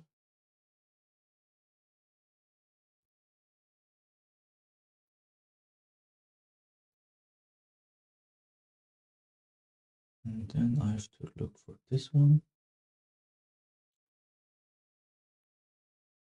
That's That's a over healthy on the looking bottom. reserve.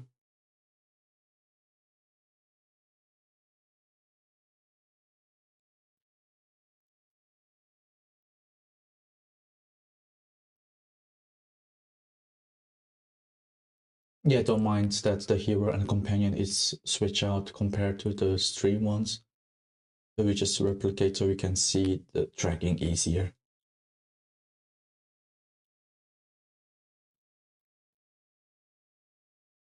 So you put down the unique Okay, that's again. that's going to be the Foundry trigger, so he's going to get the from reserve effect. I didn't see what it was. It might have been a tiny Djinn. I think it was a Djinn, yes. Yeah, it boosted itself. Which means he's going to turn into a mana orb.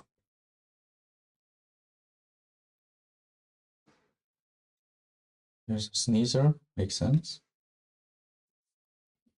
Well, you are playing against powerful, so there's also a chance to sabotage, so you want to play your reserve right away.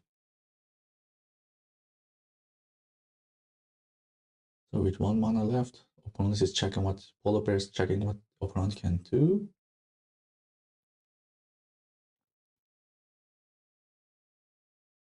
What can he do?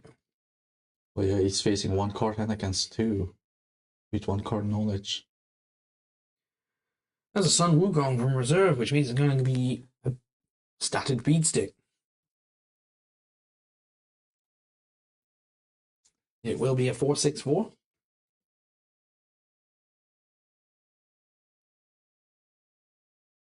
Helping hand, makes sense. Now those boosts are just going to start racking up because it's going to trigger himself. It'll trigger Athanas, and then of course the fleeting. Then of course fleeting will remove. But thank God it's a less mana, so you cannot do much.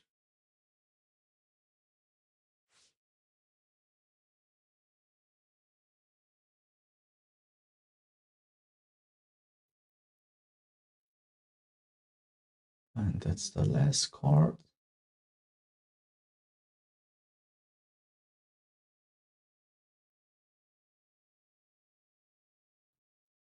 So, I want to say they're still quite even out, while on the other hand, it's just like Beijing is like really reloading his hands with reserve the whole time, because he has the combo, he's the loop at the moment with the helping hands, losing fleeting, get the fleeting back.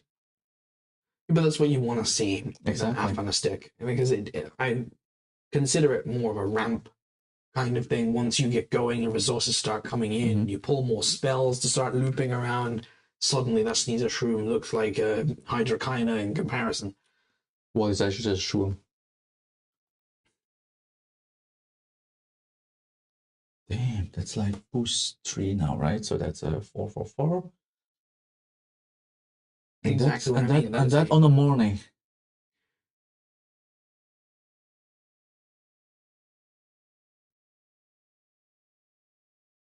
I have to admit, I don't recognize the names myself.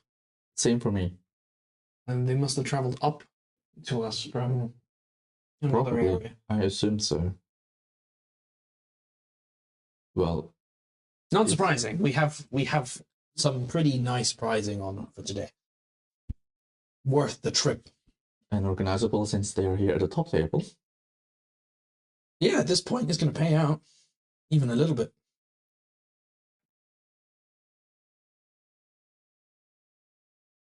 One might walk away with the display. The playmat that they're playing on is up for grabs, though a boxed, sealed version, of course, not our personal one we're using for streaming. We don't do hand-me-downs.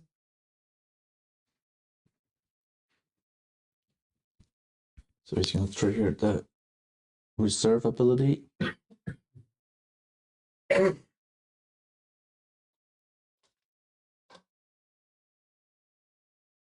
Ah, okay, that makes more sense. It's poker chips. Thank you. I was trying to like, is it a pin or something that he used as his tokens? What that means is you've accidentally flipped them around. So he has still 4 mana left. You've got the names wrong way around on stream then. I got flipped them wrong. If he's saying that the Polar Bear TCG is the one with the poker chips, then the Afanas player should be him. But that means we've made a... Then 1 second. because I got the name here and also on. No, Polar Bear TCG is definitely playing the Afanas deck. Really? Because I opened and I. Oh, I got, yeah, okay, I messed up, so I'm gonna change that one. That's easily changeable. Thank you for the clarification.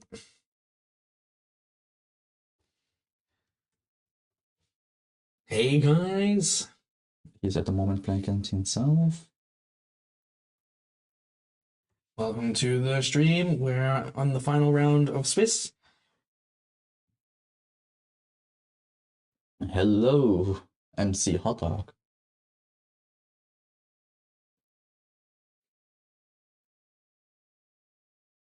Very And- top cut game, really. Oh my god. Oh, this is just nasty, the helping hand the whole time. Looping the hell. Looping the helping hand. To clarify, not a true loop. He's not actually able to infinitely loop the helping hand. Thank Christ, because that would just send the deck into overdrive. It's just enough copies with enough recursion. And I put it asleep, so you'll definitely advance. But if any deck can fight against it, it's going to be Bravos with its own self-boosting capability.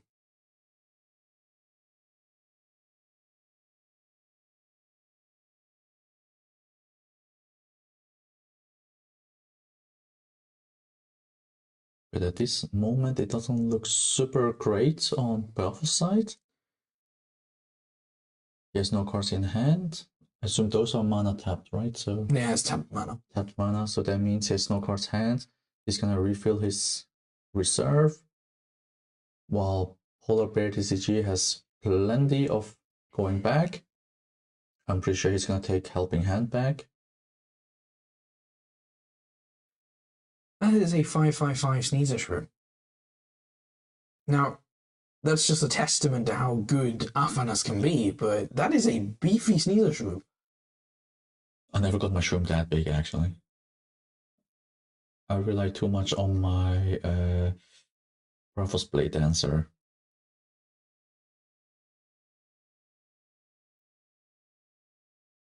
I had a Hydrokion at 19 once. What the hell? Yeah, they just didn't have any removal for it. I'm trying to move it, but I always get to make it bigger. A testament to Audis deck that it was able to keep up with that for a while.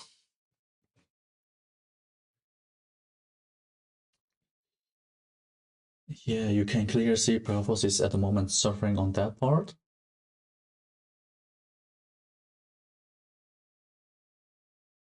Oh no, he discarded his Helping Hand.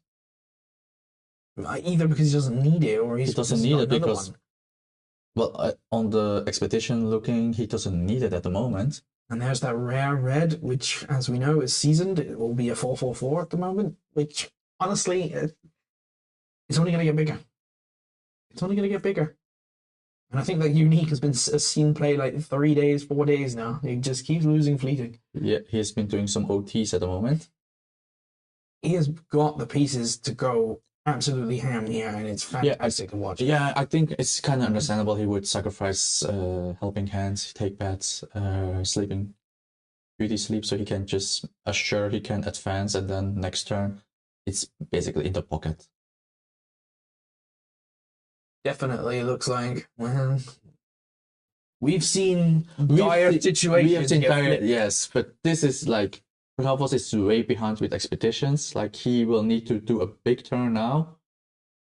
But it's not a Lyra player, so once again, he's not going to come swinging out with a Lyra Festival and steal a win away from a dominating Waru deck. Let's see, does he play any big?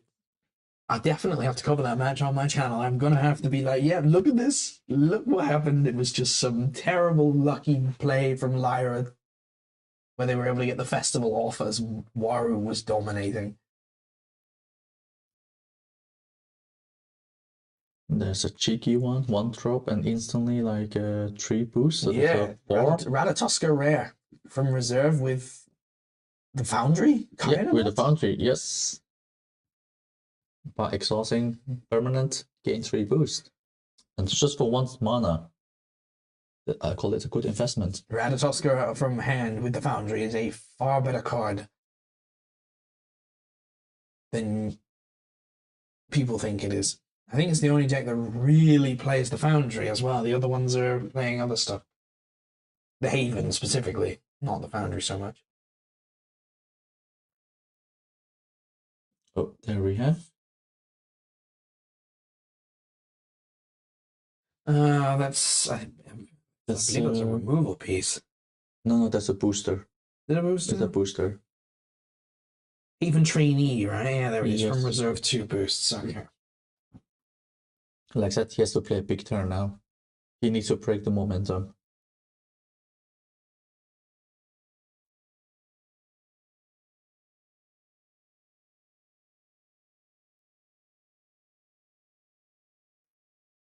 These men are fighting for undefeated in Swiss, an achievement in itself. That's the Beauty Sleep. That's Beauty Sleep, which of course is just going to stack up even more. Oh, that's painful. It's going to trigger both of them, and then bam, bam, +2 boosts. And then red isn't at this point 6/6/6. A little more, and she becomes as good as a Shenlong. He's a deadly red.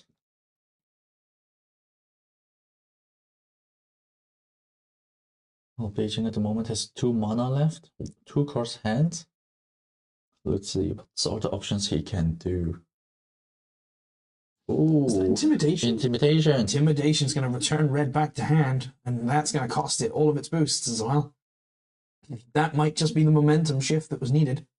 Yes. That Ratatoska's big enough.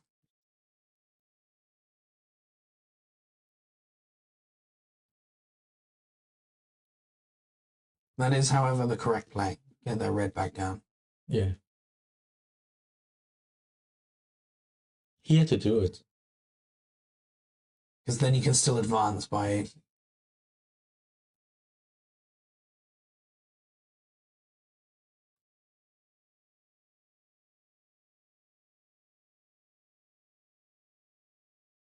Actually, now I'm curious how he advanced.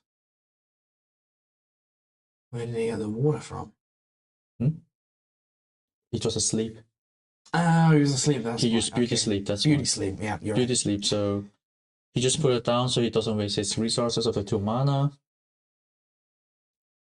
But I think the ramp potential of Afanas here is pretty much... Well, I don't know. Maybe the Ratatoska being asleep is helpful. There's the Buddha. And there's Buddha.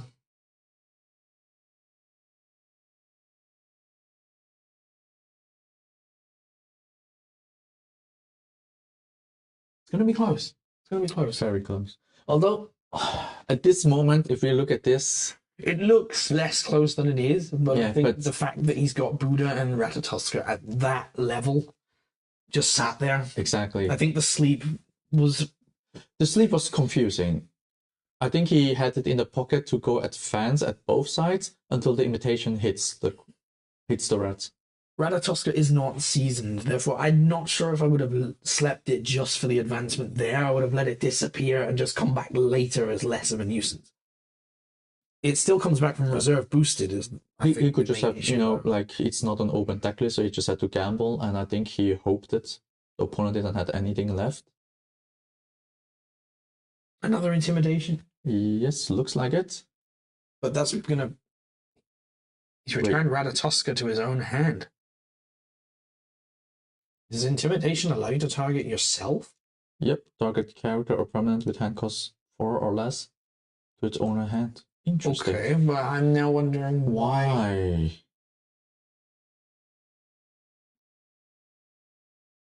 Oh, It's a Baku. Baku.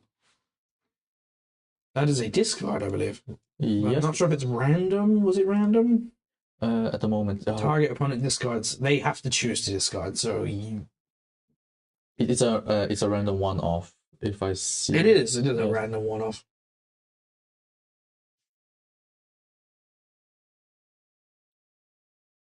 And yet he's played Ratatoska right back where he wants it.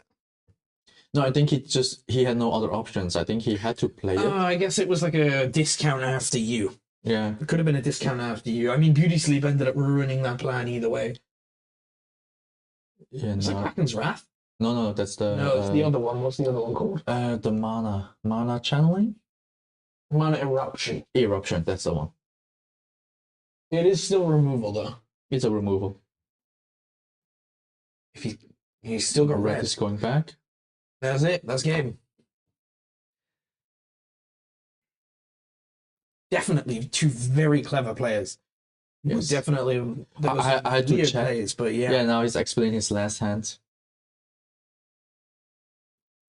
That is a Shenlong. That's a Shenlong unique. That was going to cost him way too much, and with Beauty Sleep, it would have just been GG. Exactly, because he had Beauty Sleep in hand, so why risk it? And then cost all his mana.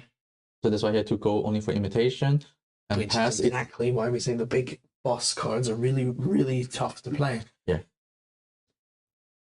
For the time being. For the With time the being. first sets, we never know what's going to happen. Trial by Frost is bringing us a new card type, a new mechanic. it's just bringing us Showcasing the unique, the MVP.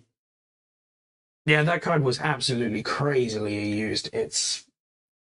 You couldn't ask for a better card for the deck. Yeah. To keep your spell running the whole time. So then, that is the 5th round of Swiss. That puts Polar Bear TCG undefeated. Exactly. So So we're in first place for top 4. And Beijing 4-1 should also make top cut, at least in 3rd or 4th. Well, it should be 2nd. But we are using the challenge software, and challenge can be a bit weird about who's placed where. However, Beijing should be 2nd, if not 3rd, for whatever challenge wants to do. We'll make sure he's in the top cut. We will have to see who else that note, qualified. we'll see you in the top cut. We're hoping the Lyra Festival's made it, because that's going to make for an interesting. Can he do it? Can he get Lyra Festival again? It will be best of 3 in Top Cut. 50 minutes for the round. And it will only be a top 4, as we were a couple players short, unfortunately. There is a draft side event. If the top 4 does go ahead really quickly, we might stick the finals of the draft on as well. But it's basically down to how the rest of the day plays out. Exactly. So we'll take a short break. Take a short break. Be back with you with the knowledge of the Top Cut. And what's going to happen. Exactly. See you guys in a bit.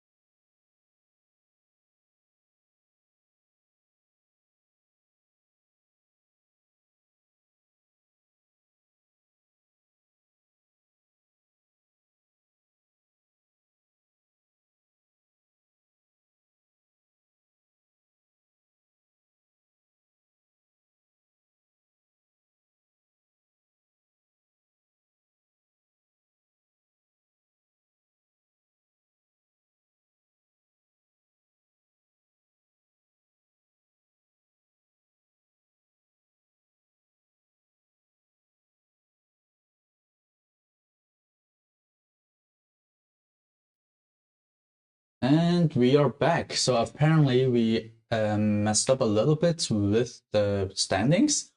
So apparently Polar Bear was paired down. Yeah, he was paired down because he was at this point undefeated by round 4. Yeah, exactly. So we forgot to do the math on that part. So, but here you can see the top 4 that we were having. It's luckily very diverse, but we could not avoid one artist, obviously. We had all 4 of these players on stream today, and of note, Marco Millen versus Sasha Stark already happened in round 1 today, where he should have dominated, but Lyra Festival said no. Yes, and Nice. it's really just amazing that Lara, the archetype that's meant to be kind of like artistic, doesn't care much, and just be like, you can trample over me, but we make a festival and we win. It's fantastic. It's fantastic, I'm yes. hoping in the best of 3. Unfortunately, they won't be in the half finals because the matchup should be based on the Swiss standing system. It will be Polar Bear TCG versus Sasha Stark and Marco Mellon versus Seri 3 in the semi-finals. Call it half finals like a moron a second ago. I definitely did, but it's semi-finals, and I believe we are going to have Marco Mellon Seri 3 on the table first. Yes, yeah, I think it's the best way. This will be best of 3, 50 minutes, and then we will, of course, go to the finals from there. It's shaping up to be a very diverse top 4. Thank God, Warren Mac somehow still made it into the top 4 bracket. That's bound to happen. Like, we know how dominating artists is in the current game, although the game is just like 1 month old, but we see the potential in there. But it's nice to see the other factions are kind of representative. Yeah. And it's also quite notable that compared to this smaller scale tournament, compared to the 1,000+ player, it's still actually the same top cuts. It's the same top cut, yeah. Afanas is still dominating. Fen and Crowbar is very good. It's a Lyra Festival build, but that was also seen in the 1024 tournament. Well, you can't really say it's a very festival build. It's a nice extra win con, but correct. He doesn't fully base on No, it. he's not focused on it. And Trace and Rossum is a very surprising hero to come up. That might be the one exception, I think, right now. It performed very well. Haven absolutely stands up against. Early game Haven does a lot. Early game Haven does too much. 2 of them together, and you answer everything that Waru and Mac can throw at you. Yeah, the worst part is because it's a rare, it's resupply, and that's just helping the deck so much. I think it would have trouble against Afanas because it doesn't have the.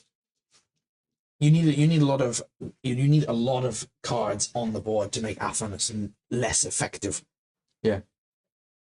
And also the thing with Afanas is like it keep recycling the cards that you need. There's so many options there, and the spells, thank God, the hands ones are always cheap, and the removal that will threatening toward the expensive one. So they will only be cost when it's really needed, and that's mostly in mid game, early mid game when it needed, or late game when you really want to go for the win. I think the matchup potential here actually favors Trace and Rossum. When you look at the possibility of what could happen, in theory, Waru and Mac should overwhelm Afanas. It should, it may not. We will see in the top cut.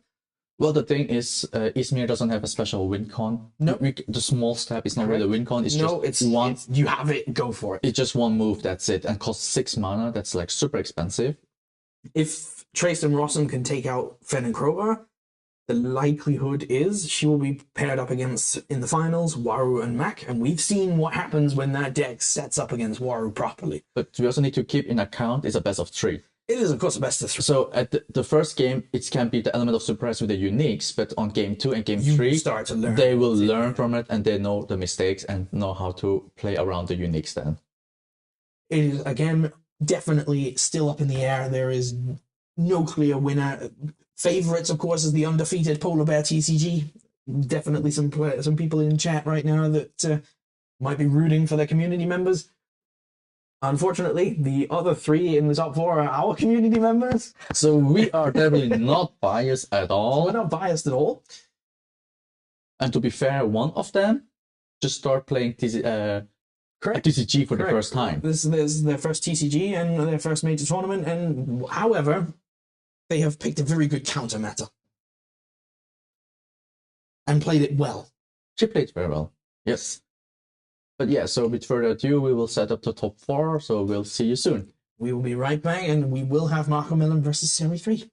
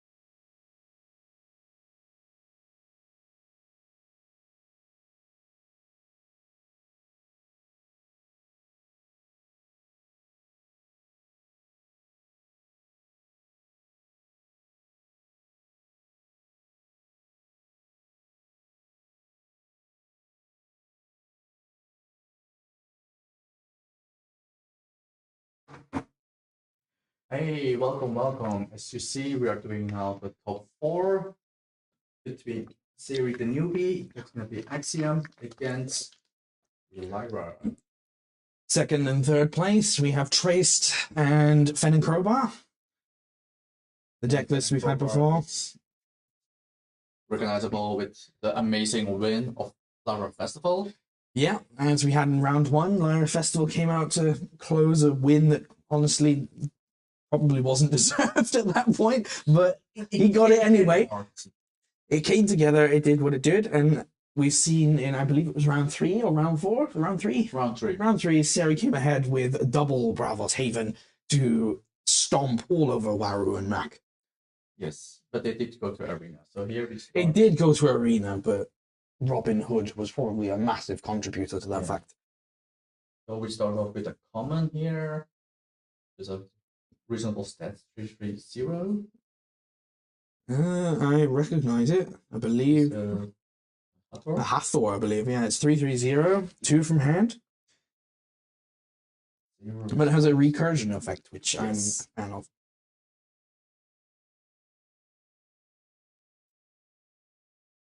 Of course, the other game for the semi-finals, if you are just tuning in, is our Sasha Stark versus Polar Bear TCG. They have also begun and have begun their 50 minutes. It is best of 3, 50 minutes. Oh no, I got it wrong. I need to put back. Oh dear, technical mistakes on flipping over the card. Moving them. So we're already starting off with a fairly balanced approach. Lyra, I don't feel is favored in this matchup. It relies, based on what I can see here, it relies too much on, a lot of, there's these characters in video games that borrow abilities from everyone else and become some sort of this conglomerate. A good example would be Kumari from Final Fantasy X, for example. He's a bit of a conglomerate. I take things from everybody kind of character. I feel like Lyra fits that description. The best way it functions is to take the best of other factions and utilize them. Well, yeah, the thing is, like, as we already talk about, the Axiom deck that we are here seeing is a little bit more on the low cost.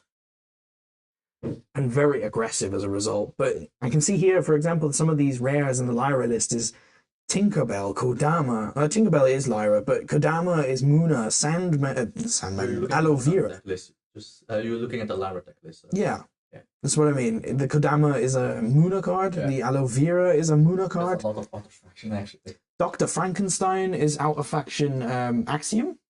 Is it Axiom? Yeah, Axiom, yes. Like, if you can't win them, just join them, right? So basically, you can't beat them. The rare they're running 2 Lyra festivals, so basically, exactly. Dr. Frankenstein can just be like a triggered ability. Either draw a card, or I just put something asleep or angered. This is a much smaller tournament. It was 22. Exactly. We're because we live in a very far corner of Germany. We don't have a lot up this way yet. The game is actually growing, though. It is growing at a steady pace. We are enjoying more and more new players over time. And a lot of players that should have been here today, unfortunately, also play Lorcana. And there is a Lorcana tournament tomorrow at some point, and they didn't want to spend too much of their weekend playing cards, which is shame on them. Well, to be fair, like, if you go on a bigger tournament, you want to test play, so yeah, it's difficult to test play on 2 different tournaments at correct. But to be fair, 22, we estimated around 30, and with the Lorcana players missing, it would have been around 30 to 35, which for our neck of the woods, right in the corner of Germany, would have been a good number. It's a good number. Compared to other grand tournaments that other TCGs are supposed to have. It's also like one of the first tournament that was announced. This is the first constructed tournament with high stakes in any case, in anywhere in the country for this region. I believe they might have had some over on the west side. We're gonna tap 3. That's gonna create a first bug. One Haven is out though. the potential attack straight up starts as soon as Haven starts running around. Oh, I already missed that. They already advanced again. But Lyra has removal for it. That could be punishing. Depends when he gonna draw the. Oh, yep, he did. Yeah, he did. The Haven's gone. He knows threat. He knows Haven. Staying too. Excuse me. And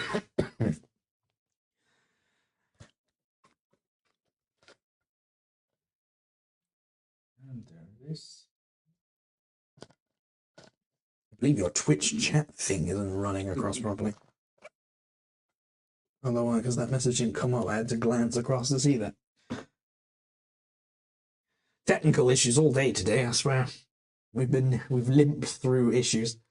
Well, But once again, the Haven might have been a sacrifice, but she had 2 spaces. she's ahead, but the thing is also it's best of 3, so That's a Lyra Festival yes. in reserve. It's entered reserve as part of the ability. So now we know he's got one. It's a common one, so it's a draw. I think if he plays Lyra Festival now, in this situation, he's dead. Because she is just pounding and pounding and pounding and pounding. This is the Moonlight Jellyfish that unfortunately the database has failed us with. We don't have. Send us a picture. Oh, we actually got a picture of it. Yes. Hold on. So this one is the "You may sacrifice me if you do" resupply. Very typical of a Moonlight Jellyfish. Only from hand, obviously. Only from hand. When I'm sacrificed, if I'm not fleeting, put me in reserve. When you create a token, I gain 2 boosts. That's not bad. For an Axiom. For an Axiom card. That seems like a pretty good card. It's a very typical Moonlight Jellyfish ability. I don't see it being particularly useful in the current board state. Trace is up to 3 counters. But I really think playing Lyra Festival would be a mistake now. Whoa, he's setting up either for 2, I guess. No, he's going for 4. That Axiom, the Axiom list is so aggressive. Ah, Dr. Frankenstein. That is the Dr. Frankenstein, yeah. But from hand, there's nothing. From hand, nothing, but from reserve, you may activate the entry abilities. He's setting up his festival. He's going to set up a double draw for the festival. Yes. And also, it's a little bit more expensive, but the stat it's still 333, so it's okay. Oh, she just paid 3? And that creates a token. It's I know the card, hold on. It's not that one. I think it's Foundry Armor. Yeah, it's Foundry Armor. Create a brass bug token in target expedition. That is an on-entry effect. So 2/2/2 with a brass bug of 2/2/2, so 4/4/4. One cheaper. Yep.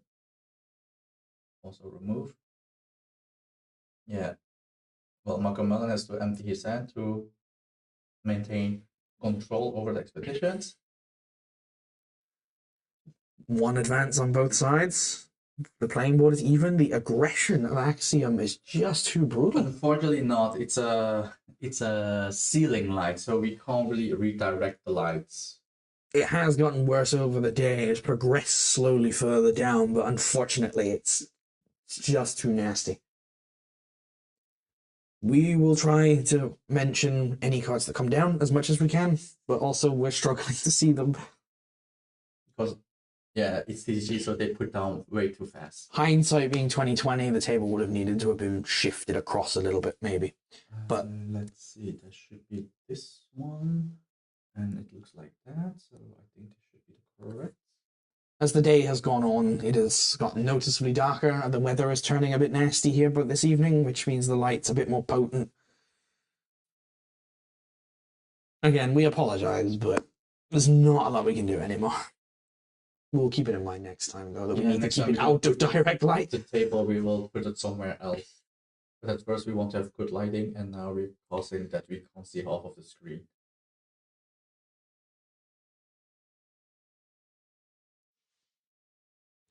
That is definitely a unique.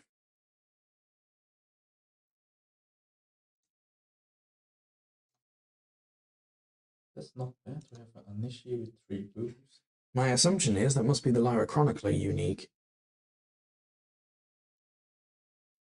Because I can't imagine that being a Marley.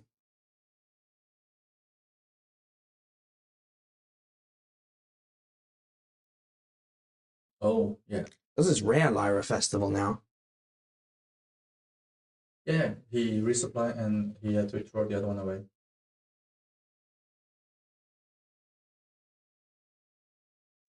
We will see if we can make a minor adjustment for the final that it's not as bad. We'll see if we can just shuffle the table a bit across, but where they are is. We also have like technical issue, like we're in a different room, so we gotta make sure that connection is stable with the camera and everything. But I think at the moment, like Marco Mellon is really kind of desperate to just gain control and catch up with the lost expectation that he's behind. Because he has to play Dr. He's got no hand Frankenstein. cards. He's got no Yeah, hand cards, got and no his hand reserve cards. Well, he only draw one with Fan and Crowbar, so he draw one. And the Lyra Festival was a dead draw. This game is very quickly going to go the way of Axiom. Yeah, And she went and sabotaged it. She wouldn't risk it. She ain't going to risk it, and it's right to not risk it. She knows about that play earlier today. She knows about it. But she was already hyped a long time with the Lyra Festival, so she knows how deadly it can be.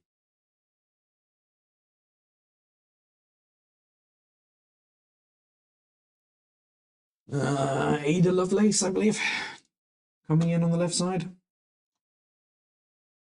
Yeah, it is. Ada. This is a 1-3-1 from hand, does nothing. No, she just wants to advance. She just wants to advance. She just wants to quickly advance. She is now so far ahead with Fen and Crowbar is not gonna give him much.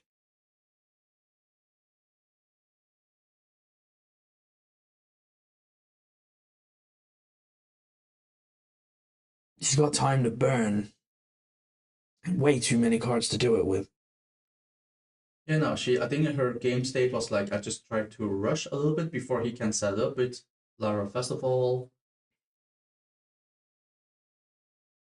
And once he goes to 5 tokens, he's absolutely brutal. It's an extra card draw. And then you trigger so many of the abilities of this card. Oh my god. Half her deck is from reserve. GG, well played.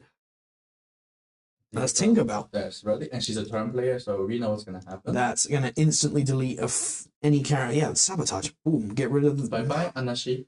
Yeah, Anashi. Anashi's gonna go. Just instantly 3 boosts. Just straight up denial. It's a Hathor, which is, I believe, it's just a. Is it Vanille has no 3-3-0? Is it? Yeah. 3-0. But it's on the right step. A second copy. She just has to bait him into playing it in the wrong place, and it's just. His hand card could be interesting, but I don't really see in his deck list anything that can get him out of this situation. I believe this is pretty much lethal. Especially since she has a big hand. And she's not wasting her hand. It's perfect place. We teach her well. She's got the mind for it. For a newbie, she's got the mind for it. Tricks and traps. Don't give away your aces too early. That's it. Play 1 card on the other side. Game over. This. Oh, bloody. She's playing the white card of death. Okay. It generates a brass bug. bug. So. Ouroboros Incaster. Advance on one side, 1-0 to Seri. That's it. Yep, that's 1-0. Do we want to see if we can adjust the table real quick? You can do it while I have to set up. I will just mute myself, guys, and see if I can't fix this for you in a moment.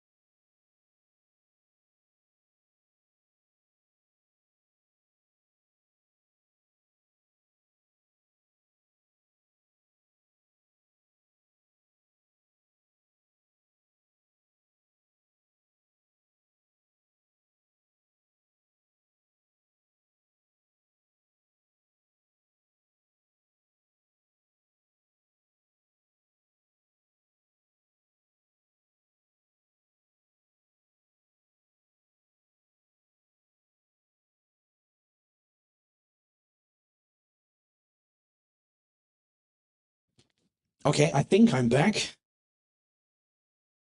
If we could just get a confirmation of that one. And we are back. I hope I'm back. There we go. Okay. Yes, we are back. My bad. Sorry. Our explanation was just a coverage of we move the table as much as we can. We can't move it anymore. We've moved the glare further up the table. It's about the best we can do today. And obviously, Unique put something to fleeting. The second effect did not apply. So let's see. We do our best. We do our best. The Lyra Cloth Dancer's second effect is you may put a card from your hand in reserve. If you do, you may return a spell from your reserve to your hand. There's looping potential for that. But anyway, it's a entry effect, as well as the entry effect of target character gains fleeting. Okay, let's see. Which one is it? It's the one with the water, right? Yes, this one. Water on the base, and then the top one is earth. Yes, that's correct. And the top one, earth. I believe the official term is mountains, but yeah, I'm I was about to ask. Like, I keep bouncing back and forth. I like, blame Final Fantasy for that. Like sometimes I just call grass, plant. Grass, plant. Esmeralda, the new one from Trial by Oh, that was plants. Plant. The official term for it is plant. Yes. So it's plant, mountain, sea, or plant, mountain, water. So they I can confirm that for you. Let's see. It's ocean. Ocean. Oh, yeah, okay. It's okay. The website Forest says forest, mountain, ocean, but the new spoiler says plant. I think. Oh, that's a terrible reserve. That's awful. Off you go. Oh, that's an expensive one. But once again, the Haven. Haven is there.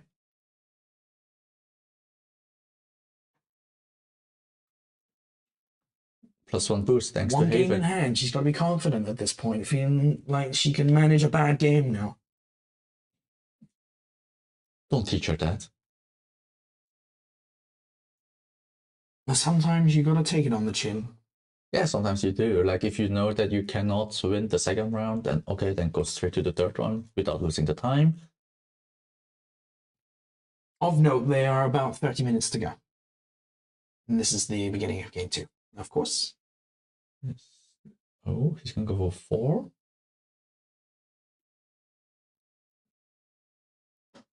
Aloe vera. Aloe vera. Is that a 4 cost? I thought it's a 3 cost. Yeah, why do you pay? No, because you may pay 1 to have money. Okay, so right. he paid the extra cost at the same time. He paid the extra cost. Oh, okay. Technically wrong, but We'll allow it. Yes. You're not going to stop that. It's obviously, you can't interrupt it. Yes, just the anchor part, right?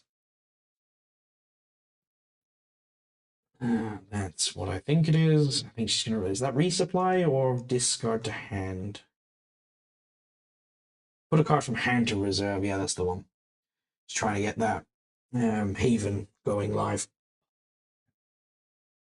Such a beautiful card when it starts running. Really putting the pressure on.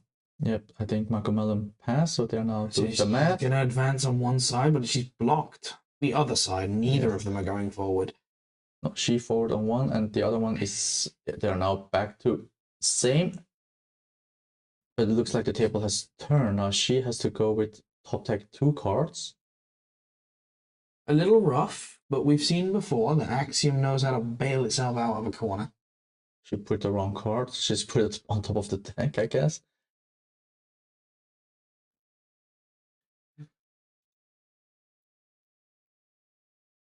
I will attribute that to nerves and let that slide. I think she decided not to drop the mana because Marco Mellon already resupplied. Yeah, I was going to say, I think she's holding at least 1 unique in their hand. Yeah. She's not discarding for mana. I think she's concerned about the fact that she's absolutely burnt on resources at the moment. Makes sense. That makes sense. And what we just witnessed was the Haven was removed.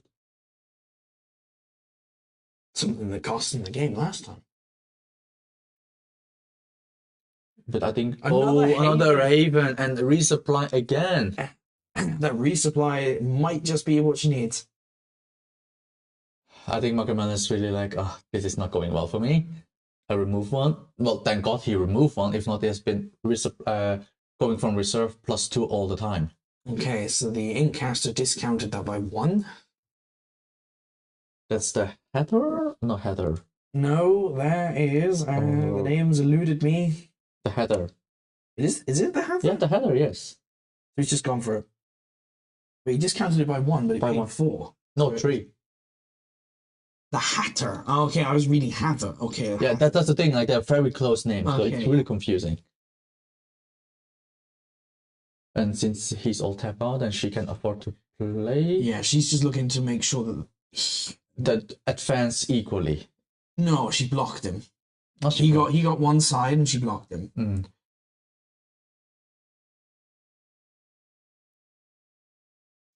Okay, I'm gonna put this a little bit better. He needs to get traced up and running really fast. Trace is going to be where the game turns around. I think she also, if she did resupply, or I think she forgot to He's resupply. forgotten. It's going to be a missed trigger. I will mute.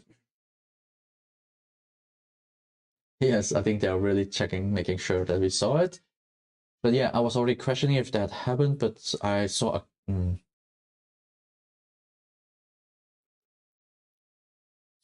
It's already the next turn, so it's really difficult to.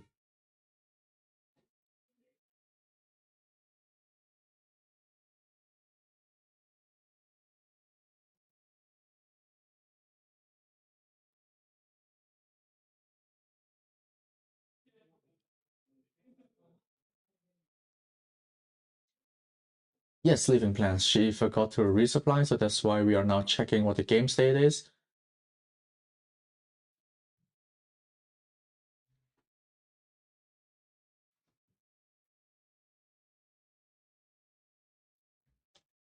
Okay, so that was a missed mandatory trigger. And because it's mandatory, I decided that she could still have the resupply. A warning was given. Makes sense.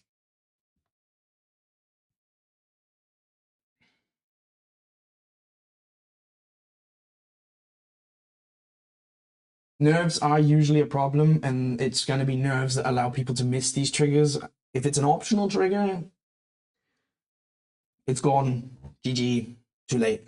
But mandatory triggers, Then you have to resolve as much as you can. you have to resolve as much as possible. you can. It was the end of the turn where it should have happened. Yeah. But it's luckily it didn't have too much influence in the game so far. That's where I would have had trouble allowing the resupply if it influenced the game state. Because her deck relies on the resupply, so Yes. in a way it's needed. So it is gonna. Yeah, I caught it. We caught it. All good. The trouble of judging a game where there's no judge program. I think the brand problem new. was also it's a mandatory, exactly. And the thing was also, I think she kind of forgot, but she already had one and got removed, and she played a new one, so she probably forgot that it's the new one, so it should have resupplied. The only thing that sucks is that they already drew for turn, True, exactly. which means one of those hand cards will probably should have been in resupply, well, and the one that was resupplied would have been in hand. exactly. But I'm not a fan of it. That's why the warning was given. If it happens again, there will be further issues. yeah, the thing was also like we were certain if the hand was shuffled after the draw, so we cannot retrace it. And speaking of trade, that's the hero's ability now. Draw a card and put one down in reserve. Well, let me see, but they both have a warning now. Marco has a warning from earlier today, so they're both on my thin ice list. We have empathy in our judge calls. We don't have a judge program. The rules don't have a punishment system or how to reverse irreversible states. You can only upgrade to game loss. We can only draw from the experience of judging other TCGs. In fact, you are experienced, of course, from being a Yu-Gi-Oh judge in the past, and I am experienced from being a Final Fantasy judge. In Yu-Gi-Oh is very simple. In this scenario, because it's mandatory, they should have both given a warning, Which has happened. which has happened. Like Michael got another warning for that because they both looked. It's a public area, so they both know what the card does, and then forgot. And then, of course, it's a mandatory, so you have to do it. Correct. Mandatory effects must resolve. This is top cut. These are top cuts. So semi-finals. Top 4, and at the moment, Axiom is leading with 1 game. It's also why the warning is given, why we have to be a bit stricter about mandatory triggers, because it is top cut. It should have happened. Should not happen, and especially when we have one of the player that's off. And off you go. And off you go. I do always forget that too. Like, off you go is not a fleeting spell. No, it is not. But I do hate it's so expensive. But the effect is just amazing. Okay. I'm not actually sure if they're in the DAC server. I believe Marco might be. In fact, I can actually check. I think they might be both there. They might both be in the DAC server, now I think on it. Okay, speaking of which, ooh, Marco is leading at head now. I know Marco is in the DAC server because he discusses things for the Berlin locals at Southside.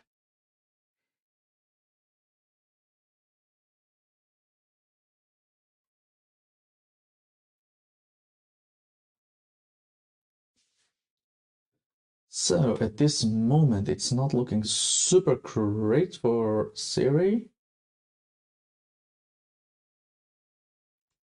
Holy cow, did you see Marco's hand? It's not looking pretty. Or it by not looking pretty, it's very good, and that's in itself an issue. But Traced is now live. Yes. And we've seen that once Trace goes live, every time we've seen Trace goes live, she's won on stream. That is true. I mean, it's only been 2 games, but she's gotten Trace live both times. Yes. Bitch also had both times Haven. She got a Haven. Okay, off you goes back to hand. Oh my god, yep. It's gonna get rid of Haven.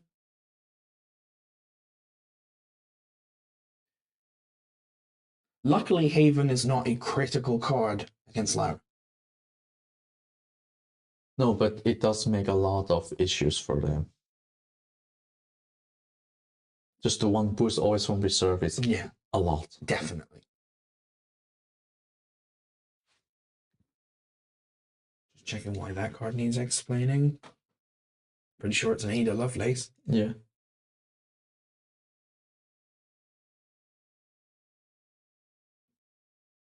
No, that's the rare. That's the rare? No, she's playing the common one, right? Okay, it doesn't have any effect from hand, so I'm not sure what was being explained. No, I think she was explaining that she's not gonna trigger. So that means she doesn't have the third Haven.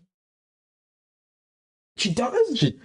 She does? Oh, did she trigger? She did trigger the effect correctly this time. Okay, yes. Okay, Michael Manamu must be like, oh my god, he got rid of 2 and the last one. The last one's turned up. The resupply this time was done. She remembered to do that. I'm proud of her for that one. She's still pretty behind, though.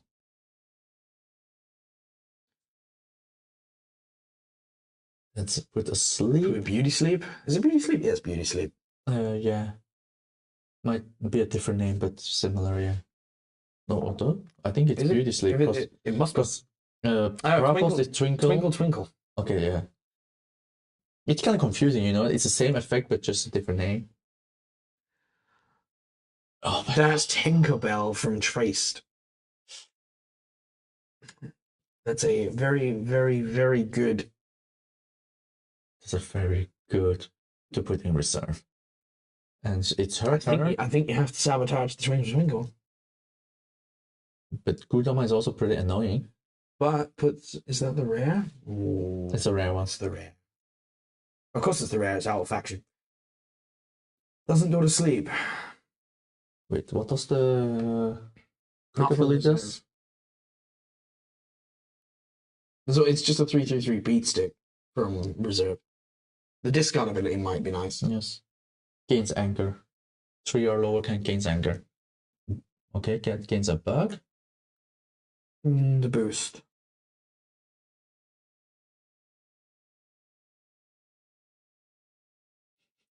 That's just insane. Like a 3 cost, and that's instantly a 6/6/6 there. He's gonna cast his go to sleep again. Make the spell cheaper. Off you go. Yeah, off you go, cheaper, all good. Why did she put it in the token area? That is a misplay. I won't correct it for a second because it's not actually in. So they. My God, Me being in the wrong pile at the moment doesn't matter. Yeah, it doesn't matter at the moment. There we Okay, there we go. I was. It just makes sure that the next round, if they go to 1/1. It's been moved back to the discard pile. It's fine. So it's here now.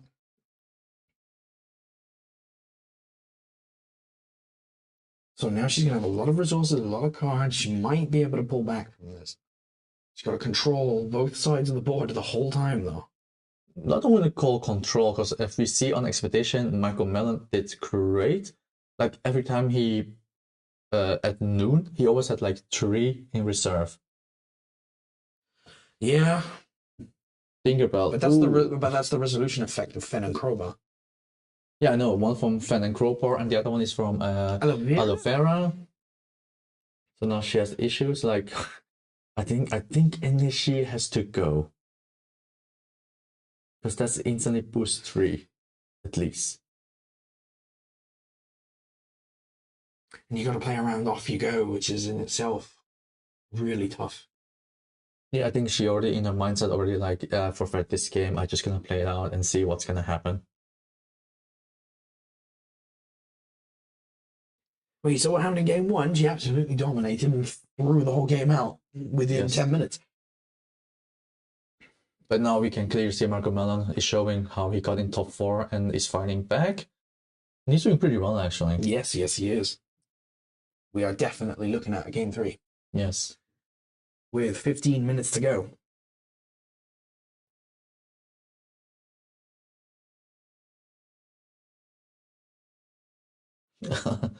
There's another Tinkerbell ready.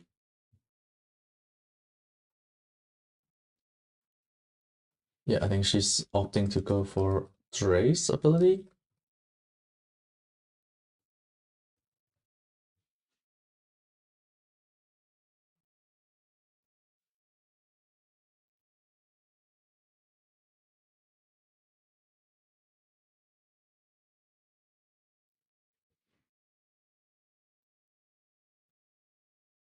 That's another Tinkerbell.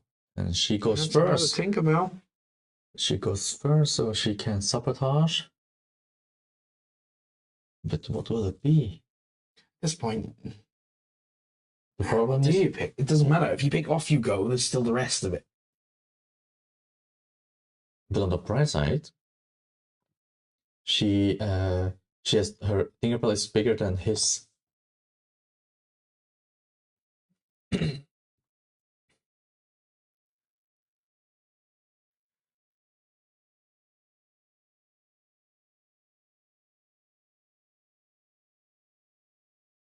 And now she only has 2 mana left to see if he doesn't play on the other side. He stands 6. And he still has 6. And 3 cards hand at least. It's too many. There's too many options. It's too many options. Yeah, makes The sense. off the go is the right choice, but he's still got 2 bodies there to just pile on and dogpile. And to be fair, the companion side is wide open.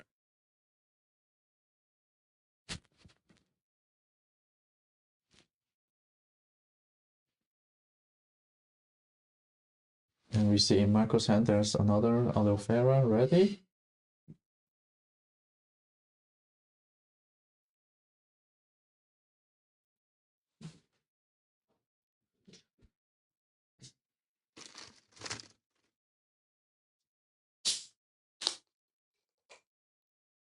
And I think Marco is really looking how to finish the game. He's gonna already use 2 mana.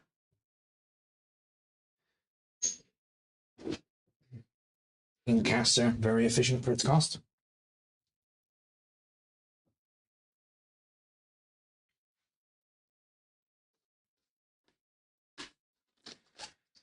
She has 4 cards in hand, but 2 mana.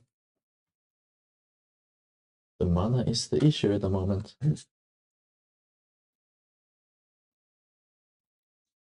not really anything left. There's the elemental. That's just going to be put a card in reserve, but unless that... But do you want to put it into reserve? There's a Tinkerbell already.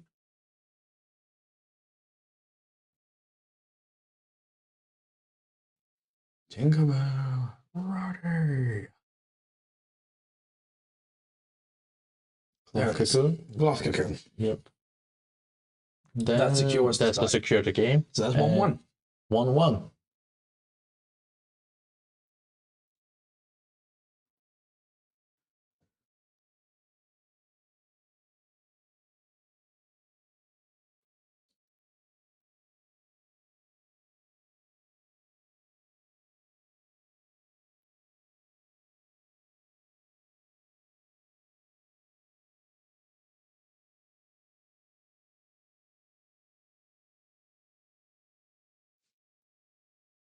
And then let's set up for game 3.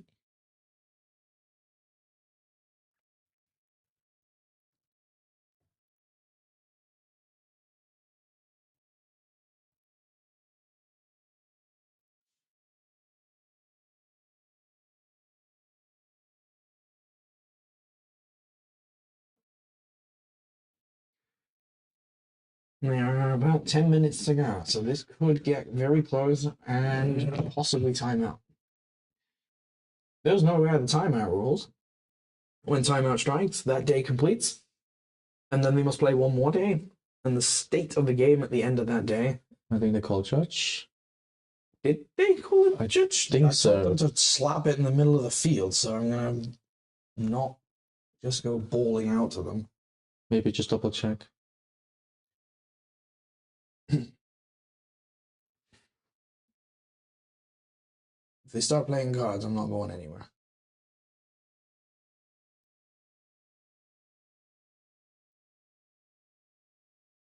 They might be checking who was first based on. I think they're checking to make. Oh, it's confusing now. Yeah, the day's rules have been judge card goes in the middle, and then I.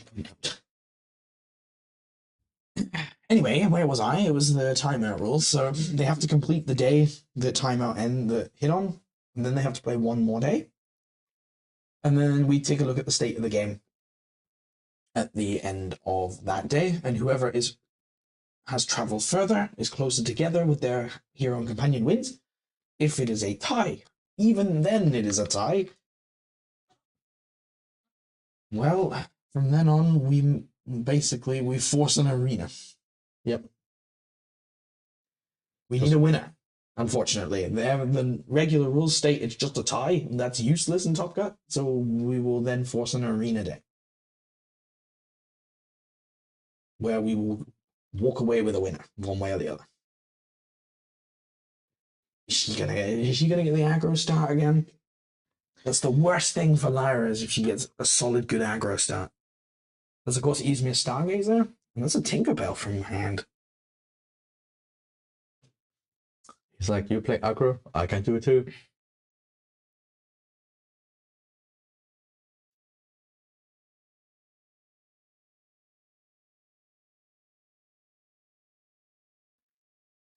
Tinkerbell is a 1/3/3. Yep, she's gonna go for aggro. So they advance on one side each.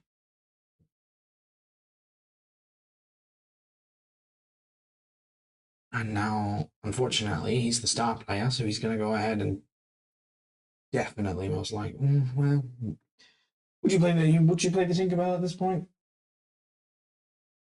To get rid of the characters, not a bad deal.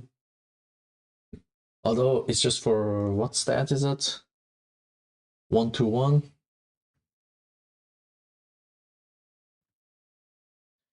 The other game between Sasha Stark and Polar Bear TCG is 1-1 going into game 3 as well now. Ooh. They are really giving us the finals, huh? The top cut materials. He is holding his Lyra Cloth Dancer unique again. There's a couple games. I think he's had it in starting hand in the first game as well, or drew it relatively early. I think he's still debating, like, yeah, he's definitely not gonna play Dr. Frankenstein. Does he want to drop? I think Tinkerbell is still a 4 cost, right, in reserve? 3 costumes. 3 cost in reserve. I can't see it right away.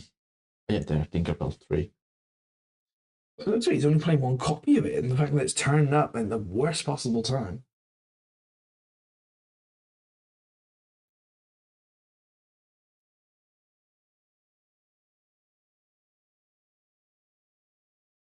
Okay, it looks like I'm wrong.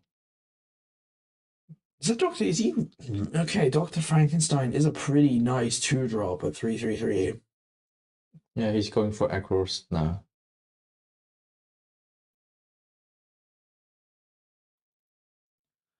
My concern is that Axiom can do it better. Exactly, and the thing is also like when Lyra does kick, it's difficult to keep up.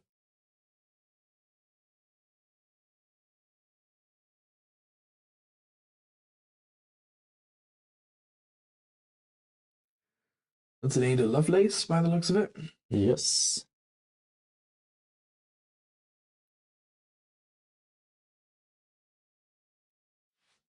And she's gonna. So it's a permanent because you get to draw a card. So we know what's gonna happen. In the current state of the board, Marco's going to advance on both sides, but Seri is also going to advance. But that means if she's gonna, let's see, he's all tap out. So this is not a bad time to put the permanent on the play.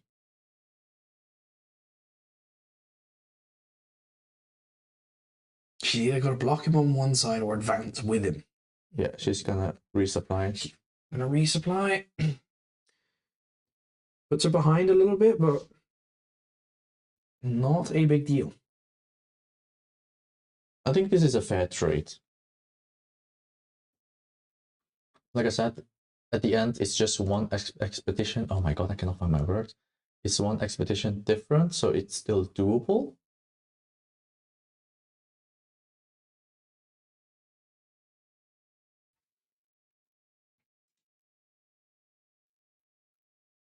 Marco's stat distribution is actually really Heavy on mountain. Holy. heavy on the mountain side of things. He can pull a combined total of 75 points across his entire deck, which is almost 20 more than what his ocean power is.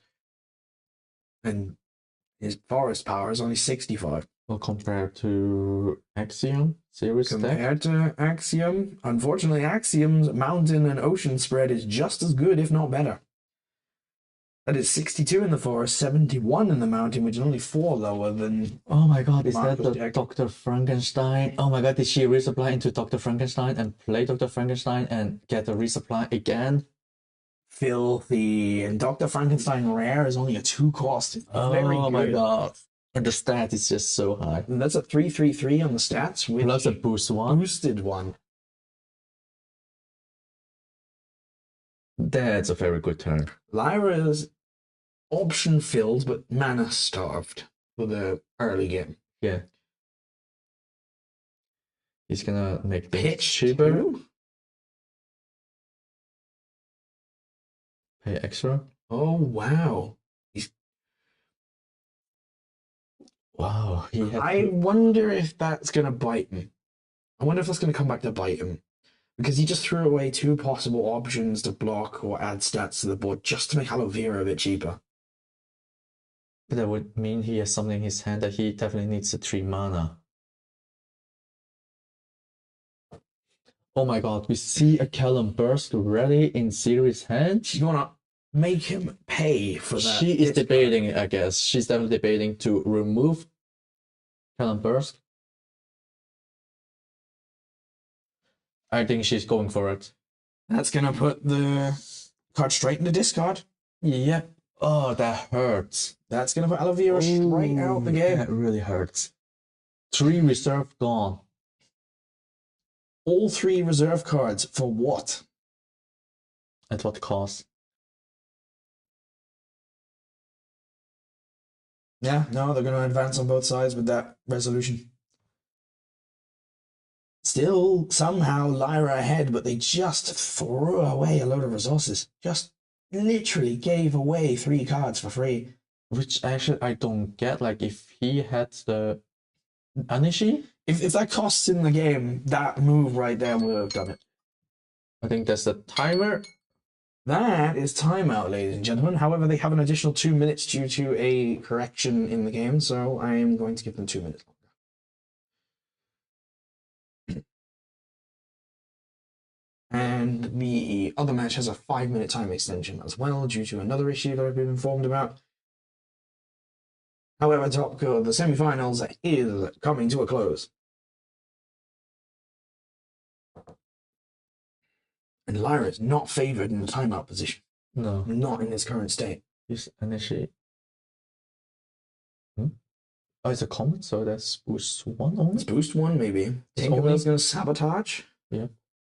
Makes sense. The common is only his own reserve then, I guess. Trace is almost live as well. Yeah, in your reserve. It feels brutal to Oh my god, time them out here. the time.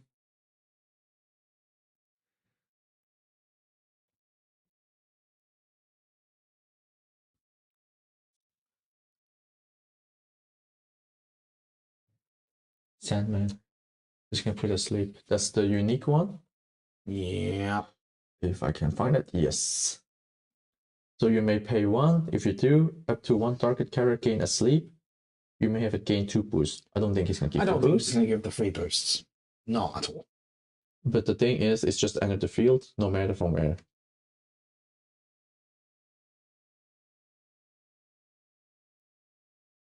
Okay, that is then timeout. They are going to be warned. Yes. We'll be right back, guys.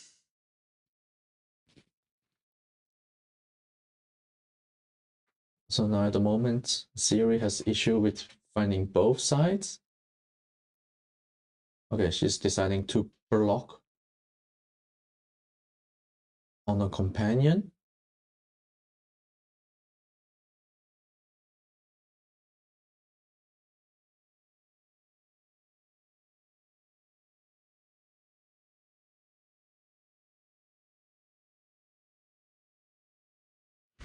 They have been notified.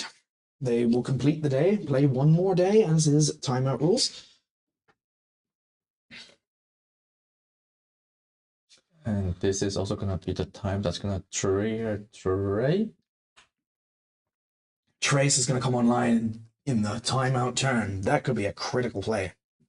The critical top deck of her life. And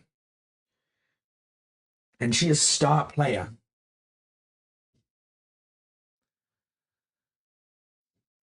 What would man pay to have a Tinkerbell right now? Does Sandman get the sleep effect from reserve? Yeah, it's just enter the field. Just It's, enter it's the a field. unique. It's a unique. So. Yeah, she needs that Tinkerbell. You got to get rid of it. That's an aloe vera. Yeah, You need to go with it. But we all know aloe vera is always expensive with the extra pay. Yep, it is. And the same with the Sandman. It is guns blazing here. All guns forward. And on this moment on Expedition, it looks good for Marco Mellon, but we don't know what's gonna happen. It's gonna be give another boost, and then Bug on the other side. And Trace is online. But And Trace is 5. That means she can resupply. With optional resupply, basically, Yeah. from her hand. yeah, choose any card from your hand to resupply, and any of those cards could be important. Marco's got to choose what card he wants to play really carefully. Yes. Like they both cost 3. Let's see. Sandman costs 3. Oh no, aloe vera from reserve costs 4. And doesn't do anything. And doesn't from do hand. anything from hand. So it's got a high water stat, which is actually not It's important on his companion side.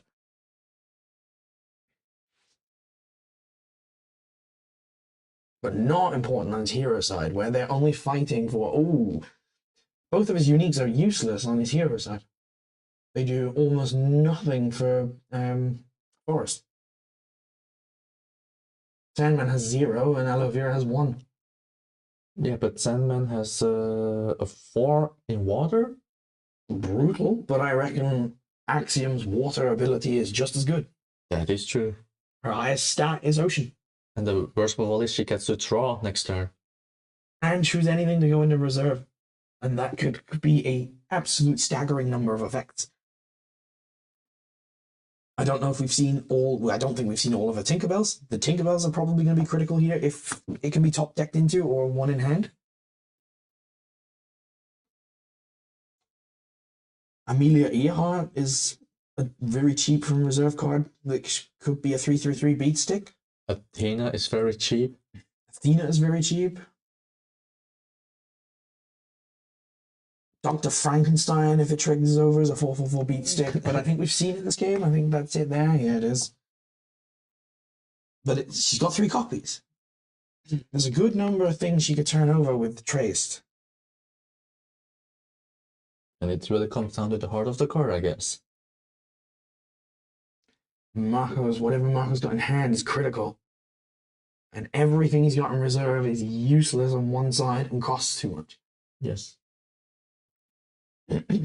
He is ahead 1. Terry needs to win on both sides, ideally, to steal the win in timeout. Otherwise, it will go to the arena. But he should start playing something. Because if not, it's considered to be a slow play. It would be considered a slow play. I am monitoring it.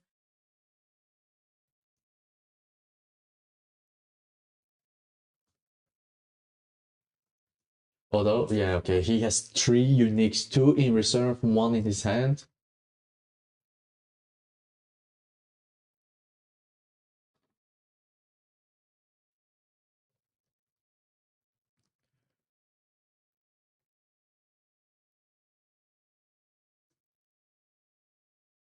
It's a very difficult play now for Lara. I agree with you. That's why he's taking so much time. And he definitely needs to make sure if he can win. He's on the wrong side of the adventure track. It's the fact that his cards are so good. If he just was in any other spot. He's gonna call Judge. He's gonna call me over. Okay, I'm on my way.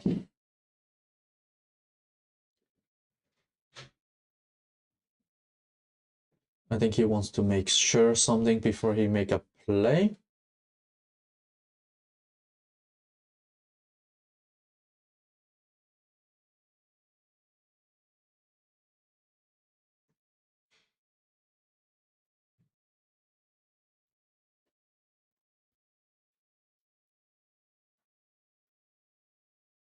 So that was just a clarification of what would happen if they tie at the end of this day, which of course will be the end of timeout. And as I've stated on stream, we will force one more day. We need a winner, and we will go to the arena. We will immediately just start the arena from there. She needs to carefully read that those 2 cards are not doing anything for him.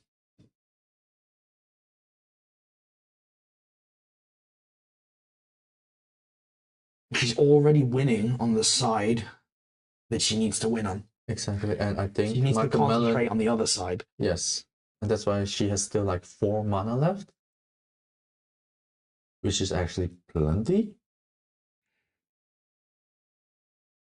It's the diverse options she had with such an aggressive list. She could play potentially up to if she has the right cards in her hand, 3 more cards.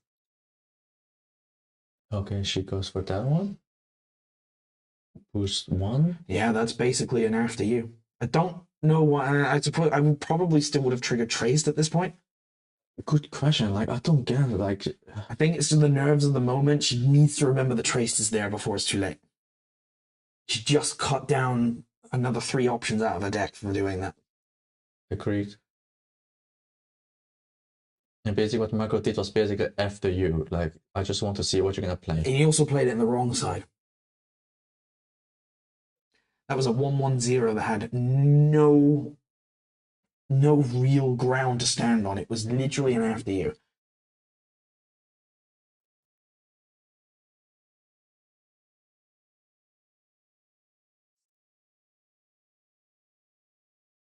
No, actually, you know what? Now looking at her deck list, there is still a good number of cards she can hit. The Athena is a solid smack. She's got the 3 mana as the threshold.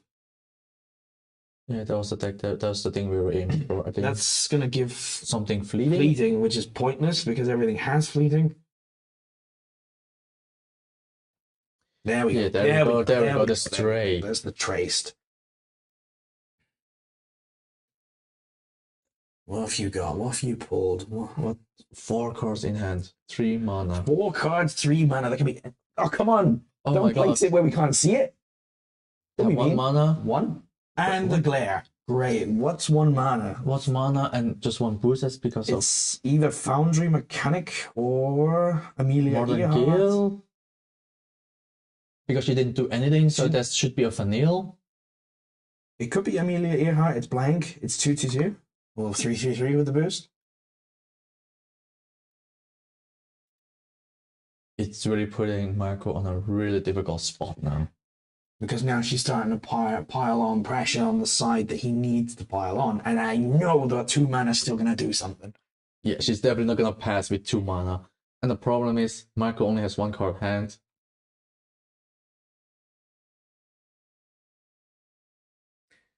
I think the ideal card to have at this point would be an Ada Lovelace due to the Earth component.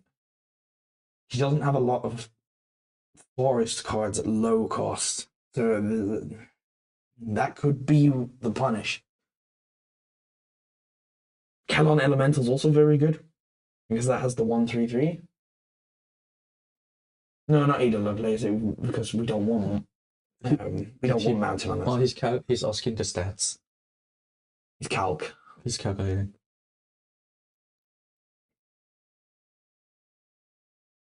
And the problem is there he only need to win in forest, but she can also win in mountain. I think she's got him on the hero side already. Yeah, she got the hero, she's safe. It's the other one that Michael should pay attention. If he can advance on that side, it's over. But if she advances with him, it's a tie. Sandman, he's gonna put something asleep. Yeah.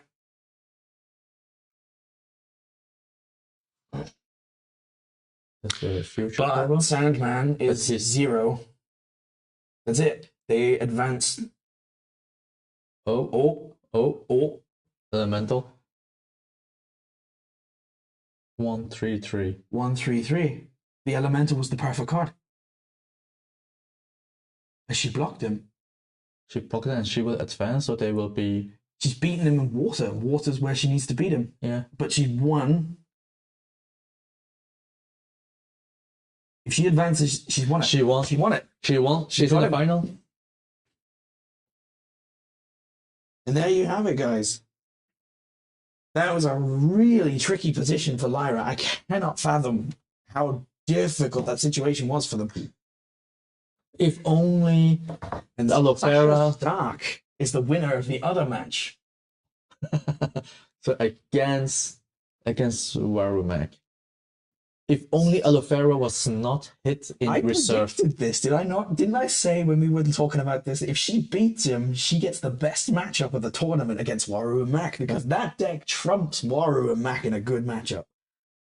That was also the deck we were aiming for. That's also the deck if she can get Haven down before Robin comes out too much, she's got him. He will have a really tough time. Yeah, agreed. This is going to be a final to watch. Yes, and we'll be right back. See you guys in a moment.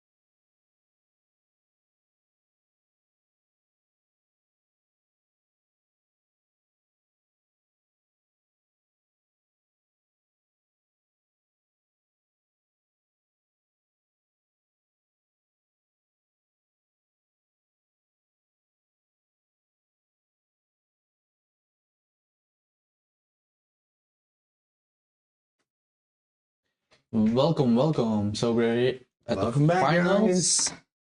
The finals. It's been a long day.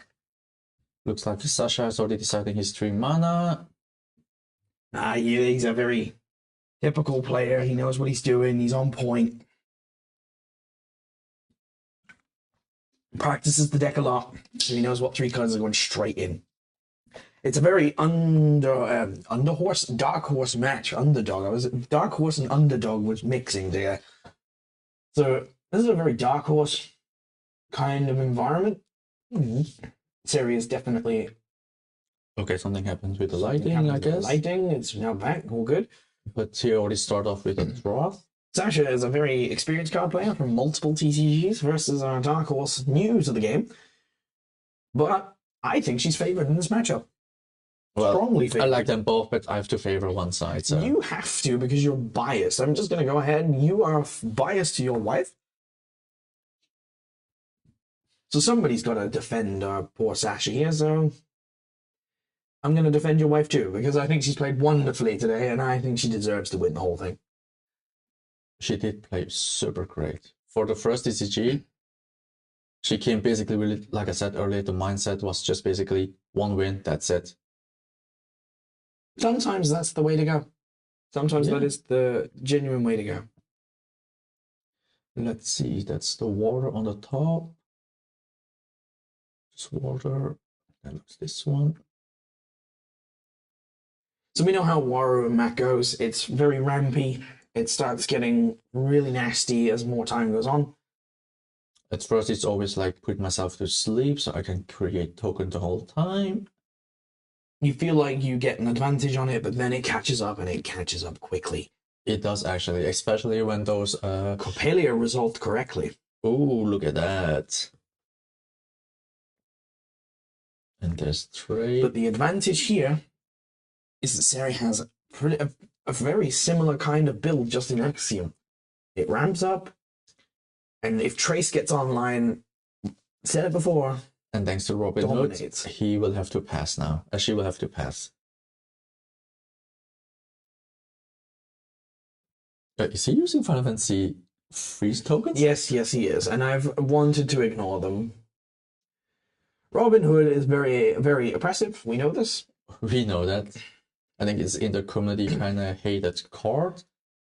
It's a hate and love, I guess. We know that it's going to make all cards cost 1 more, which last time we saw this against Axiom, the counter was 2 havens. Unfortunately, those havens will now cost more than we'd like to see. The finals, unfortunately, also have a 50-minute time limit. Normally, I don't like this myself, but that's the rules.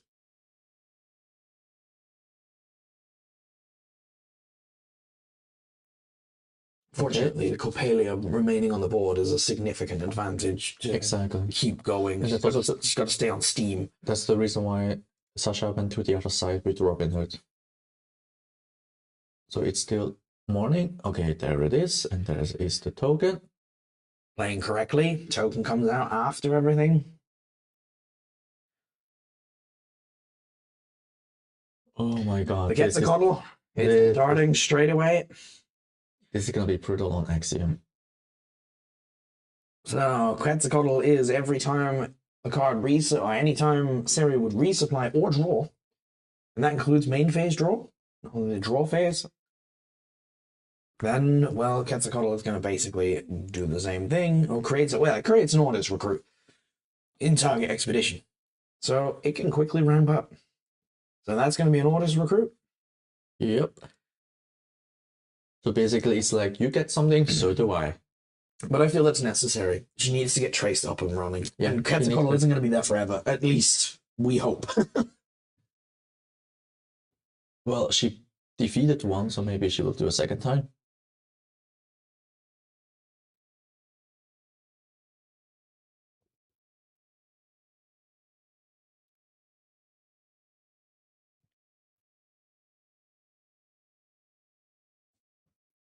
Is that Thoth? Frog Prince? Frog Prince. Yes, 1 mana for Frog Prince, 1 card hand.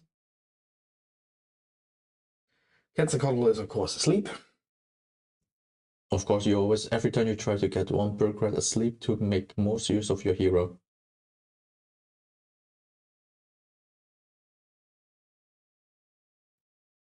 Now we're all tied up. But with Robin Hood in reserve. Well, it's gonna be her turn, so Tinkerbell is an option. Tinkerbell would be a massive save. But Tinkerbell is not currently in her reserve, so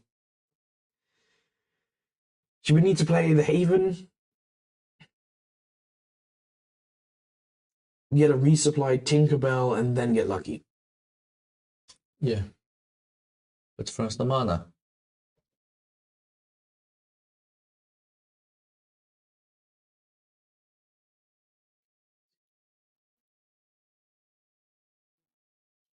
Okay. Double check your streaming stuff. Anybody still watching the stream? Is the game actually available for you? It Did we doesn't not say swap any the drops. scene? The scene is here, so this will.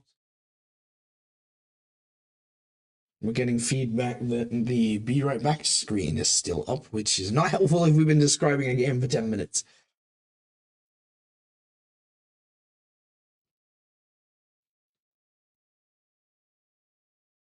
All I did is I did forgot to record, so I can try to. Do you want me to stop the stream and re-up? Okay, okay. It's just a false alarm. Okay, thank God we got false alarm. people to double check with us. Better a false alarm than a real alarm, I guess. I think Robin Hood is going down. Asleep again. With fleeting.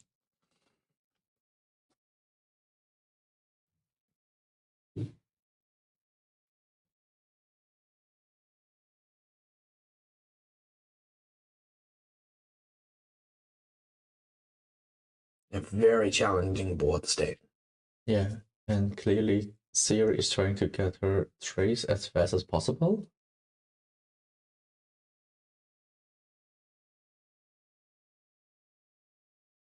Cost 3, so it should be a 2.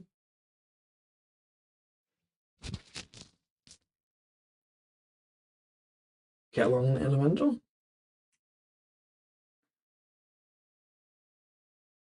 Yeah. What just went to reserve? Another token. I think that might put Trace live at the end of this. Not really, since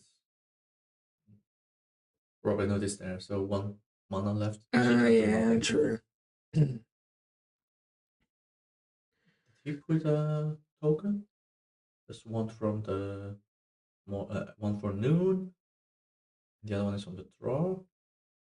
So he's 1 token short. Where's the third token coming from? Because didn't she resupply?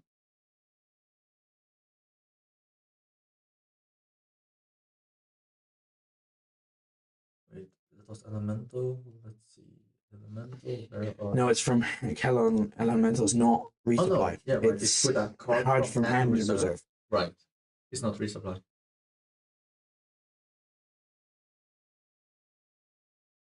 I think she's going to lose both sides of this.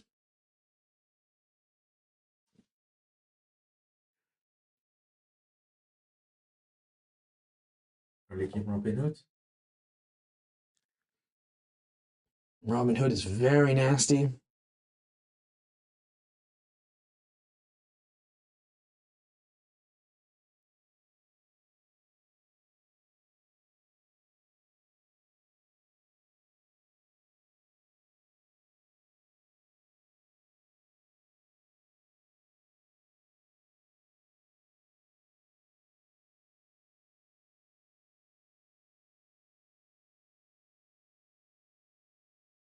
Actually, judging from how the field went, she's still doing pretty okay. She's just 1 behind. Did she advance as well? Did I miss an advancement? I guess so. Because she was in water and then she okay. water. Then she must have had still water because if we check the stats, I don't think. No, actually, the Waru deck does have a good spread across all 3 element types. Just Axiom is better. Another Quetzalcoatl. Did that come from reserve? Was the Quetzalcoatl from reserve? Okay. Yeah, it's from reserve. And he decided not to put asleep. Because I think he wants to put pressure now. Because he needs to start applying pressure, otherwise it's going to be problematic if she bounces back. Exactly, because Trace is going to be live halfway through this turn. this is the momentum, so he has to push it.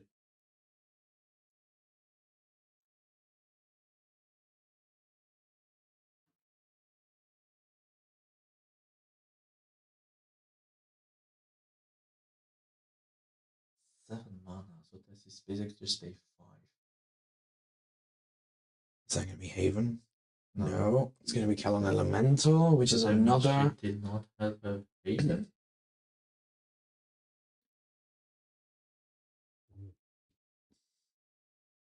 I don't think Haven would have really helped us so far in this game either way.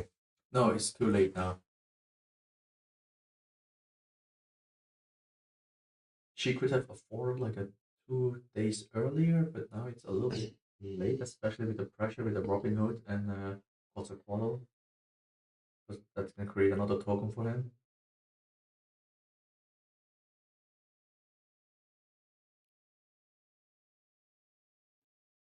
Wait, didn't he forget a token? Because Robin Hood stayed, right? I think he's now pointing out that the token needs to be there.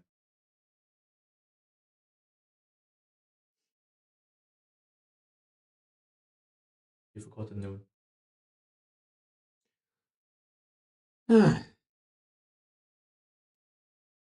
Especially the finals. You noticed it, it's not severely impacted gameplay. The second one? I am debating on the fact that he has done that after a card was played onto the board. I actually want to reverse that. You know what? Actually, I'm uncomfortable with that. Maybe I can ask you. Yeah, I'm just going to clarify.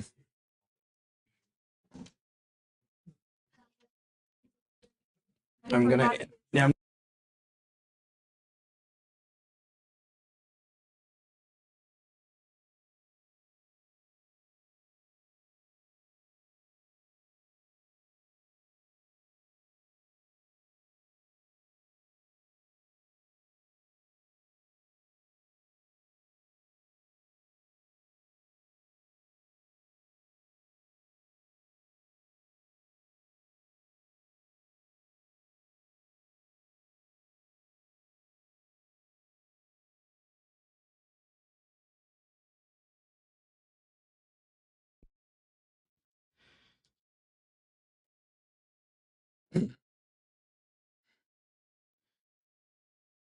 Yeah, well, you may challenge me on the ruling if you wish, but I disagree.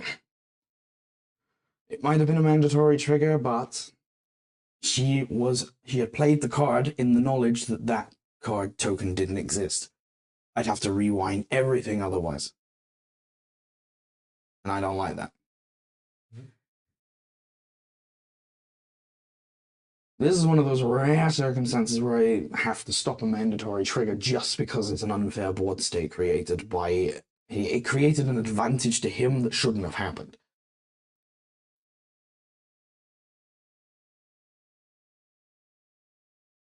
I'm okay to be challenged on that. If anybody has a differing opinion, I learn that way. Simple. Today I'm just a commentator. I'm not a judge, so I'll leave the judging to you and the appeal. Yeah, I ain't a judge for Altered either. Nobody's a judge for Altered. Equinox decided that the judge program wasn't necessary, which is bizarre to me. But I can understand your point of view, so it's. I appreciate that. Thank you. I do appreciate that. It just didn't make sense to me to allow the mandatory trigger after a card had been played. 2 cards being played, so it's understandable. And there we have Tinkerbell. It's like effort by you. Now might be a momentum shift if she can maintain.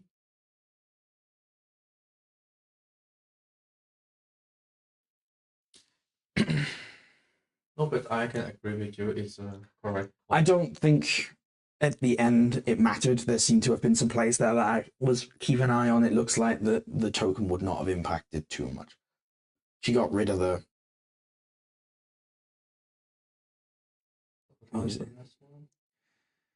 That was the I'm not seeing what that is. It's the engine. Is it the engineer? yeah, I think it's the engineer.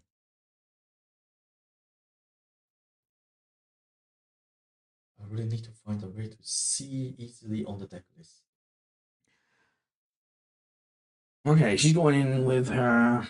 I think that's the chronicler. Oh no, it's a mechanic. It's a mechanic. That's the It's just the really overstated Lyra Chronicler, which is a 3 from hand. It is 4/0/5. It has nothing from hand, it just boosts robots from reserve. She can also resupply by discarding it from reserve, which I believe is the reason the card's being played. As this deck is clearly not focused on robotics in any way. I believe that's the Sandman rare. I'm so used to the unique. Let's put asleep and he can advance. Okay, that's him advance this game 1-2. But yeah, totally. It's the reason why it's played the unique because I told her it's a 3/3 stats with a 5 and a 4. It's insane. You can do it in first turn, do something, and resupply. Yeah. Which is Axiom is all about. I should not talk. I need to check stuff.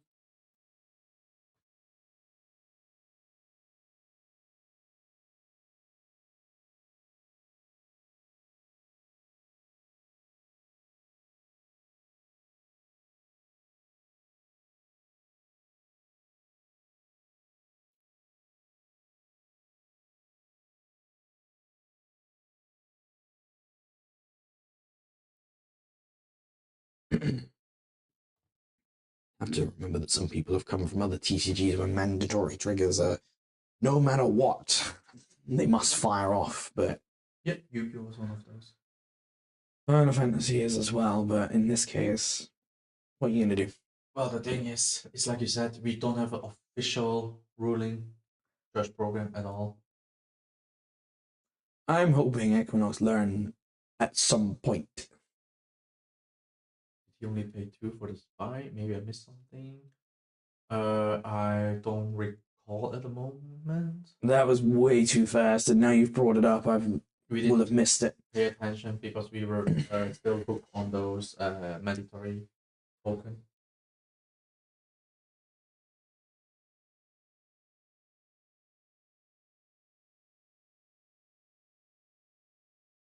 But I'm gonna scrutinize the players even further now.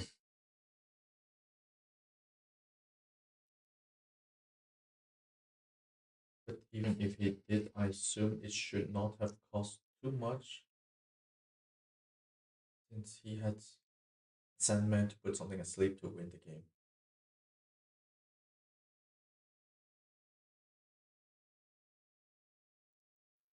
It's one of those things where I'm gonna have to go back and look at it. Yeah, that's something we have to check later. But unfortunately, we were too hooked up with the other ruling. Oh no, I was keeping an eye on it. Just they shook hands and scooped everything up Yeah, before I exactly, could put everything together. Before we could register everything.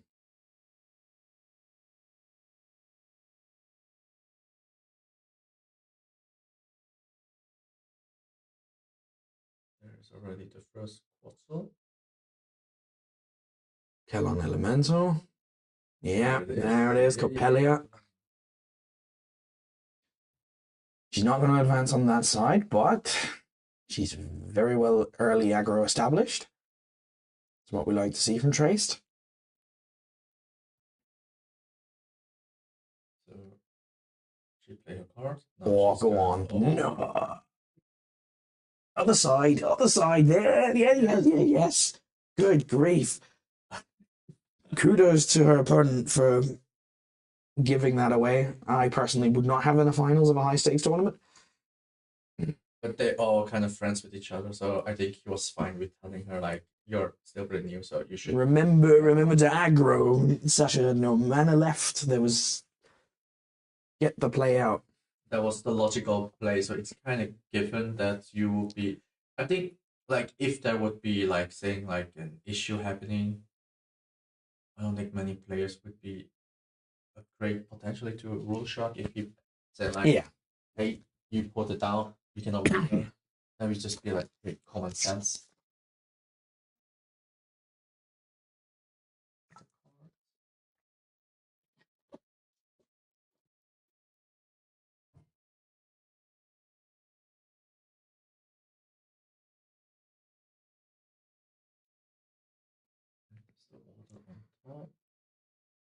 I think it's good that she's starting. If he's got a Robin Hood in hand, this is a good way to start. Yeah, there we go. He remembered this time. I nearly caught him out for that. I would have gone right back out there and stopped that trigger again. I would have done it.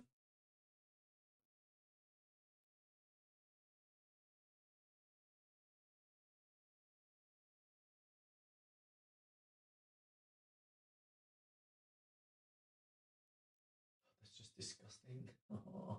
At noon, seeing 2 tokens on the other side. Well, the only good thing is it's just 1-1-1. It's not like a crash pack. It's good. Yeah. That's just nasty with Inaxia.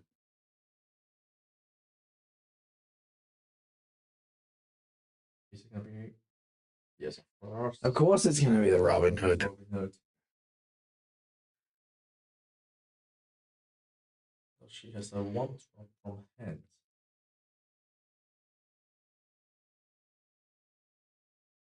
Even if she did, she would definitely need it to be. She's going to win on that side. Definitely. She's got to win. Oh, go on. She. Was that necessary? Was she already not going to win on that side? Is that overkill? Let's see. Quetzalcoatl is 3-3. And Robin Hood's asleep, so it wouldn't have mattered. So it didn't matter. I think she just really want to push early advantage. I'm just wondering if that wouldn't have been. Would she have beaten 2 Ordis tokens? I guess not. I just checked her stats with the 1-1-1. It's really difficult. With It's just a 1-1-1 card. Then I'm not because she has to pay 2 for Robin Hood, so Yeah. that's why she's struggling. And especially since he's starting off with companion, so he can win in any stats.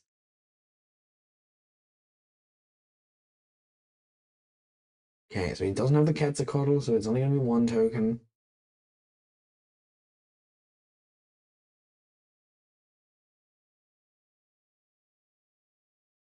Of course, he's back. Of course, it's back. Asleep.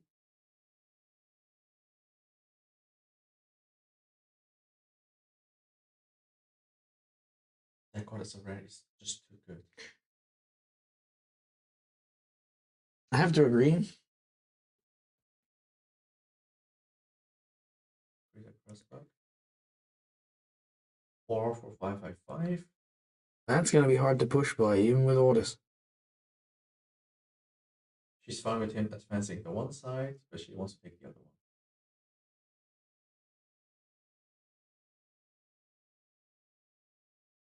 one.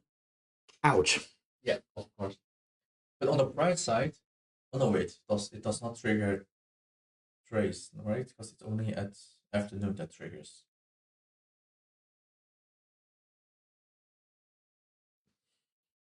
It is also asleep, which is going to cause a problem.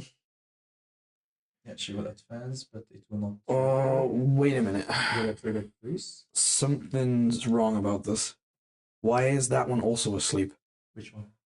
Why? Because when you play a bureau, okay, so that's unlimited. Waru's unlimited. Good grief, I didn't even realize that. Because you don't often play more than 1 bureaucrat. Most of the time, you just play one, so you can keep the momentum every turn to get a token. You can put every bureaucrat to sleep. That's absolutely bananas.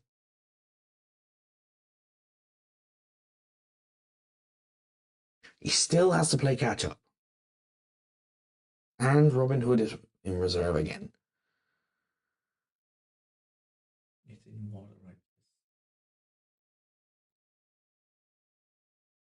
Did he sabotage? He sabotage. Brace is only in.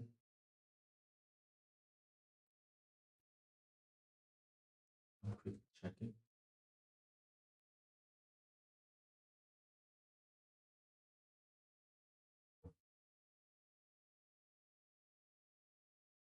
During afternoon, yeah, I was right. Okay, so it doesn't trigger.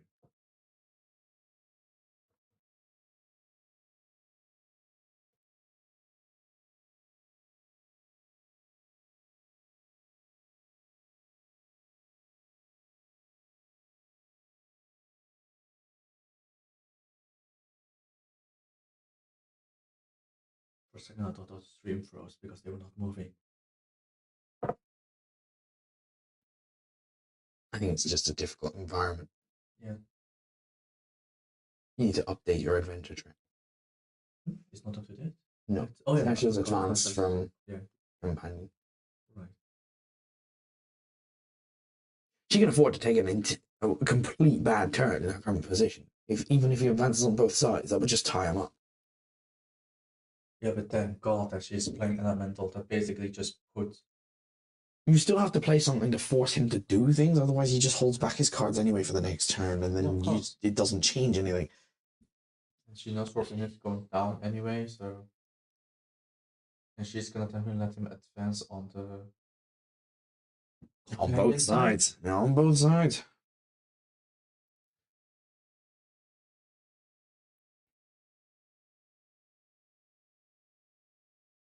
Well, at the moment, on the hero side, she still can advance. And so does he.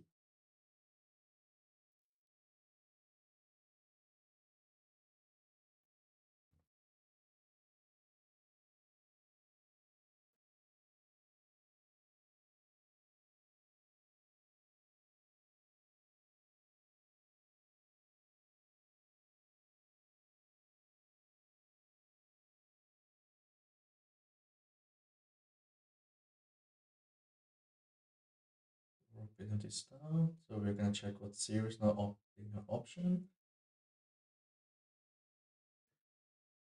Discarded for the effect, caused a resupply, which gives him another token, which is correct to do. She knows she's lost on both sides now, so why not just get the effect off?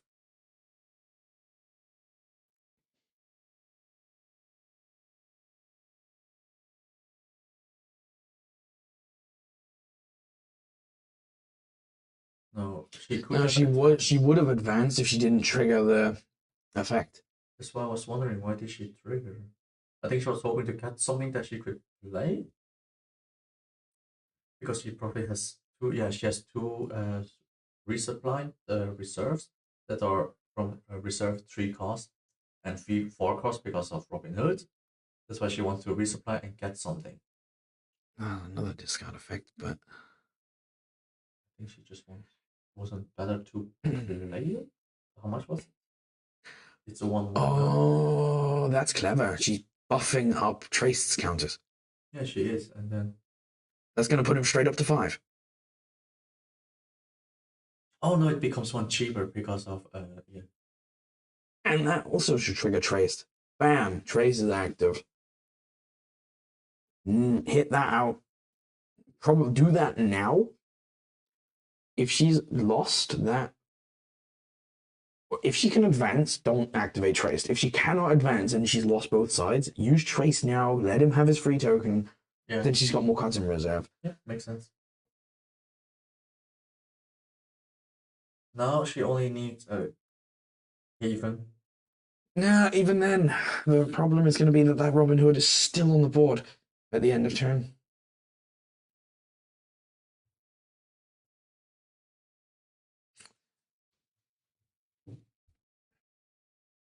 Is that Defender? Is that preventing him from advancing on that side as well? Which one? Oh God, what is the name of that card? The next one, no, that's the sabotage one. It's sabotage. When it fails to move, sabotage. That's why she will let it go. That's why I have to check because it's triggered in dusk and will not trigger trace. Okay, she didn't use traced, or did she use traced? No, it's not exile, so I don't think so. I would call that a misplay, but maybe she's not aware that she could do that. Maybe she, although yeah, she would have. What's a bottle? Yeah, give an extra token. Update. They're now back on equal.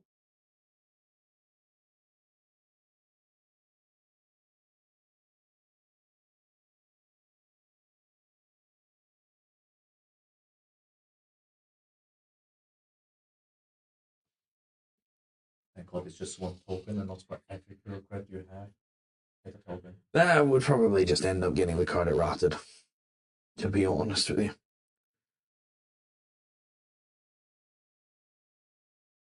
Particularly if it was a hero. Yeah. Oh, it's happening. It's that unique. It's that absolutely filthy unique. So this is the Council, and it costs 6, and it's a 4/4/4, and it has the typical the Council effect. The entry abilities from hand, reserve, and general entry do not activate. At dusk, if you control 4 or more characters, you draw 3 cards. Straight up, just draw 3. That's gonna trigger at the end of turn. And because he's put it to sleep, it's gonna trigger next turn too. At this point, he is going to have Mega Draw. There's the Haven. There's the Haven. She's gonna play Haven. Gonna reset that again. Another Frankenstein. That Council being on the board is basically a game changer. Yeah. The thing is that he can refresh his hand, and he has another prince, I guess. Yeah. Of course, he's got another Frog Prince. The luck of the draw on this deck. The frog prince, how much is it? 2/2. So that means it's a 4 in water. That's gonna probably beat the. And he's gonna draw 3 off the end of this. Yeah, I know. And then draw 2 for turn.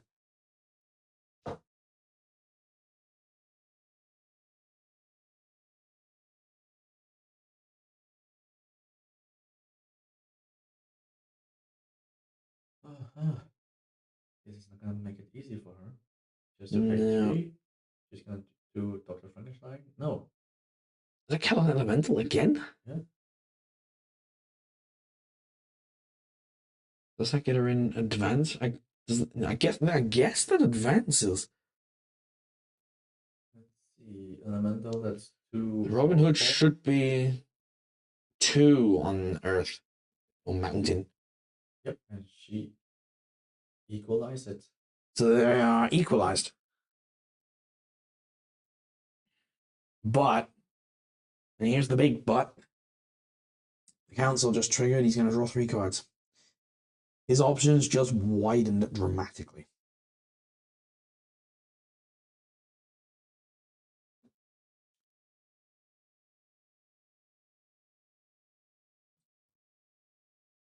Oh.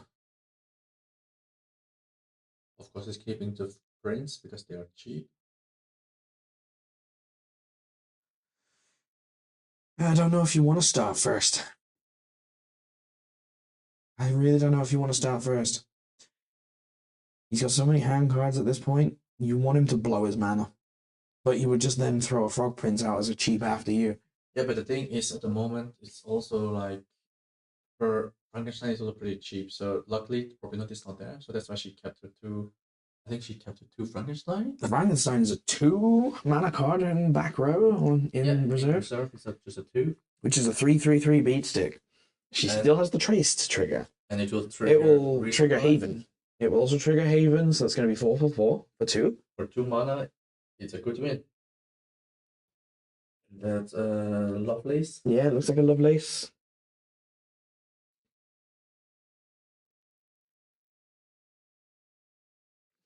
It's a cuddle. The color makes sense. See, another probably because she has another one, I guess. It's a tough fight. It's going to be a tough fight. The advantage she has is that he needs specific elements on each side. She's got a little more flexibility on that. Just a teeny tiny bit. Just a Callum Bursky in the hands and another. A Kellon Burst isn't going to hit the Council though. It's too high costed. It's protected by the lack of cost. Yeah, but you can remove Quetzalcoatl. Although that pulls her ahead though. it will pull her back ahead, but that means And then he will also narrow the gap, so it will end up just. He's still got a lot of mana.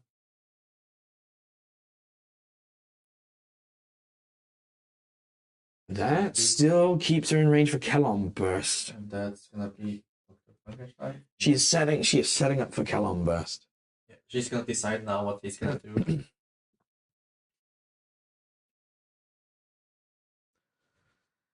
It's a Hail Mary play. If this goes wrong, he will probably advance on both sides. He knows it. Well, he's trying to get. The only thing. Oh, teamwork. The only thing that's lucky here is that the frogs provide no mountain. They're 0/0 on it. And he needs on that side mountain. It does provide a forest, and he also has forest. Yeah, but on the hero side, on the companion side, he flipped there it, anyway, so which is the smart thing to do. She's avoiding the Calon Burst strategy now. I think her plan is now just to block.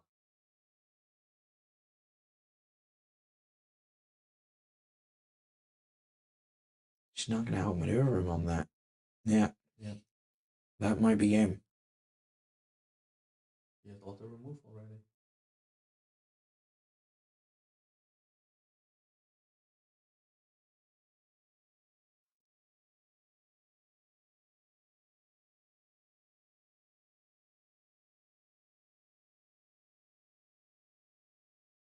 One mana. Ooh, that one has that. I believe that's a 1/3/1. 1/2. 1/2/1 might block him. It might just block him. She won't advance either, but it blocks him. He's still going to draw 3 cards off the damn council. She advanced. She did advance. So it's all tied up. Oh my god.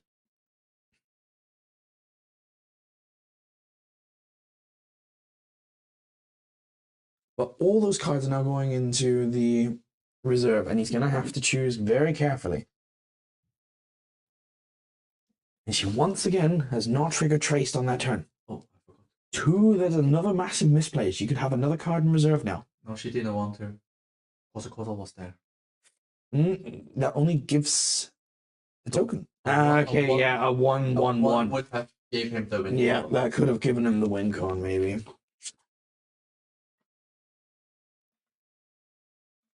And she should use it as soon as possible this turn. Before Kedza. She's not the turn player. If he doesn't play Quetzalcoatl first thing, bam, traced. First move you make. Yeah, and I think she's also hoping no Robin Hood. I wonder how Robin. The advantage here, at the very least, he now has to play for Earth Energy or an Earth Elemental. Or one day we'll get the word for it. He has to play for Earth and Earth on both sides, Earth and Water on.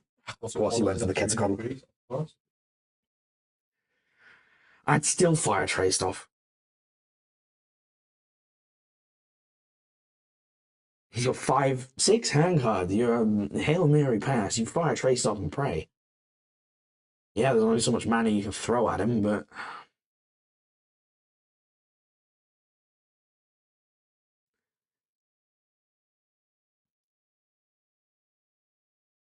Sandy's just insanely big. You would definitely, the way out I would find is you traced here and then play is that the Katagiran Alchemist? Or Izmir Stargazer as a cheap after you. I think she's gonna go for Calm Burst first. Is that wise? No, hold on to the Kelon Burst. Save it for something. No. Oh, It's not Kelon Burst. She was no, going. she has another Haven. Resupply. That's dangerous. That's very dangerous. It's. She did not resupply yet. She's gonna resupply? No, she's not resupplying. She has to resupply. She has to resupply, and he should know that. Hold her. Stop them! Stop them!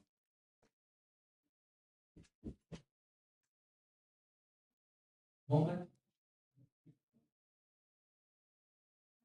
Yeah.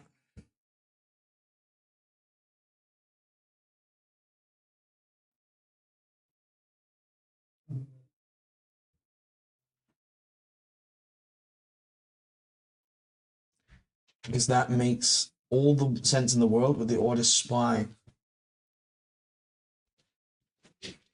It changes everything. Luckily, there we not go. super much, since he was gonna to target Athena anyway. That's why she went to get the landmark. Okay, she did went with Traced.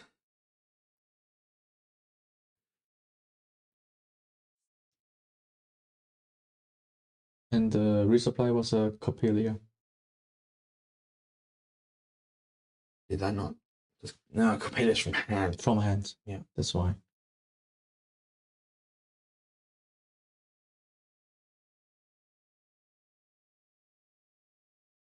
Now be careful. Stop throwing. Yeah, stop throwing him a bone. He's only got 4 mana left. But with that hand, I see already. I would at this point play for Teamwork the training. arena. I would try to play for the arena at this point because it looks like he's gonna win on one side no matter what you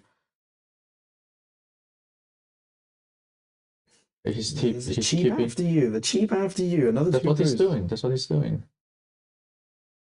The Havens are gonna batter the door down. Sasha is waiting for her to put the other side and then just go for teamwork training and then win on one side. She could, because he's not paying attention. If she Kellon bursts the Order Spy and pulls off the Haven here, then the Haven's enough. It really depends on him, but he has enough. He has still the Frog Prince, that's just 1 mana. Frog Prince has 0 Earth energy. It will do nothing up there. You can block her. But Doesn't matter. It's just a cheap after you, and he has still 2 mana left, enough for teamwork training. Oof. That's why he's just playing all those cheap ones to do after you the whole time.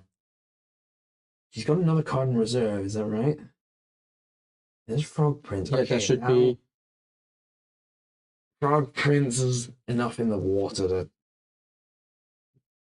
Okay, and now at this point, I think we do have to go to an arena. We got the mana to do anything else. I think she will have to. I think the best way is just kill and burst on Quetzalcoatl, if she still has it. And teamwork training might ruin that afterwards, though. I'm not sure how strong. That's why I would go for Quetzalcoatl, because it's a 3/3/3. She's not going to go kill him. Oh, it's not a kill It's and not a burst. kill and burst. It's an Okay. easy Stargazer, which is 1/2/1, which is another 2 in Earth that's going to block him out of the Earth on that side completely, and it should mean she advances, and it will go to the arena. And none of his cards are going to carry over. That Quetzalcoatl is gone after this turn. Yeah. He's a little low on resources, though. To trace his life. He's only got 2 mana left. He's got to work out if he wants to try and play a card. He still has a card in reserve, I'm sure of it. Yeah, Coppelia. Coppelia. Oh my god, I couldn't find the word. Which is another 2 in Earth to block him out there. That's why he's calculating which one he has to get rid of.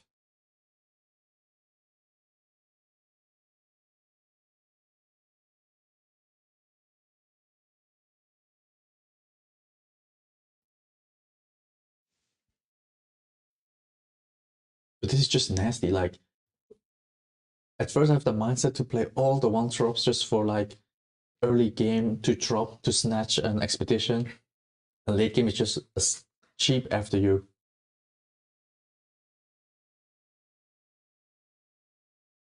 It's the negative of the after you ability. I feel like basically people have emulated it with low costing cards instead of the actual ability itself. He is preparing for arena. He is prepared. He's preparing for arena. If not, he would not have played that one. He's preparing to get to draw a card and 1 token. Did she need to play that? Was that necessary? I think she's counting now. You know, they're 5 minutes out from timeout. If this goes to game 3, it's going to be brutal because she'll likely get the early aggro for the timeout. She passed a turn. This is going to be arena. This is going to be arena. I believe there was a ruling on this. If it times out during arena.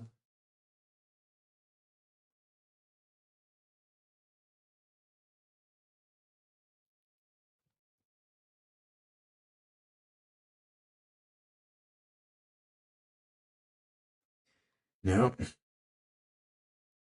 I don't really have information on what to do with the timeout at the end of game 2.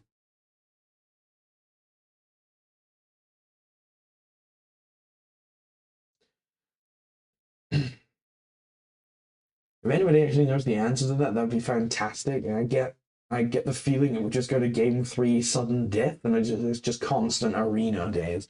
I think, yeah, it might be something like that. Honestly, I did not look that far because I assume it will be all played out. Yeah, no, we're 3 minutes and 45 seconds before timeout, and the arena, if Terry wins, it's going to bring them up to 1-1. By the time they start the next game, it'll immediately time out. Mm-hmm.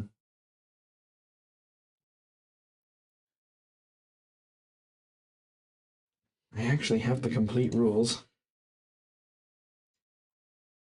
but I don't think I'm ending the game. They're still deciding to put the mana since there's no token yet. Should decide to do it.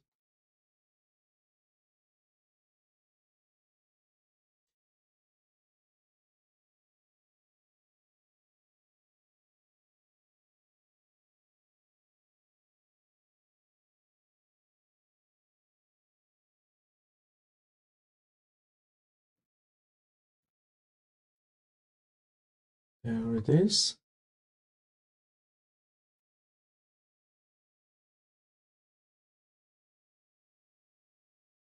There is one of the last unique that we're gonna see.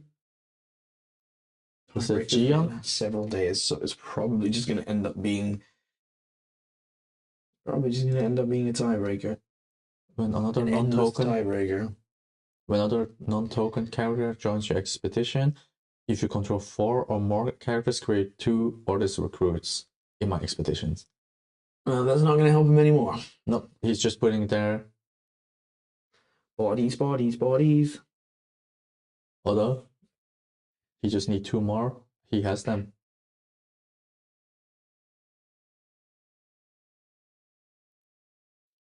I think he's going to take it at this point. Wait, how did he create 2 tokens?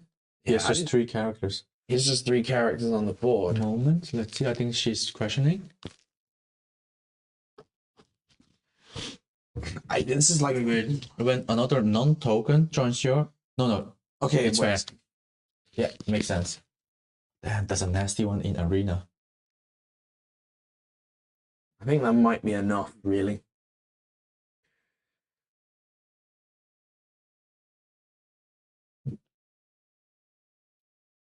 And a crossback.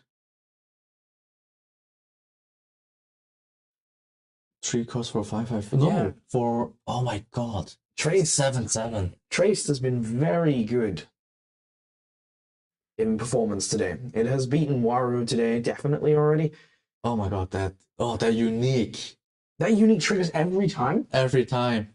Whenever a non-token enters the field. That's disgusting. Because it just ruined your expeditions. When another So it doesn't matter where. if he controls Sleep. Sandman. I think that's it. I think that's just The Sandman is GG. gonna set the game.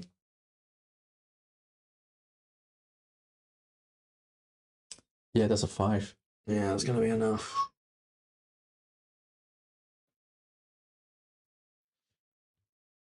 If it goes to game 3, it'll be sudden death, but it doesn't look like it's gonna go to game 3.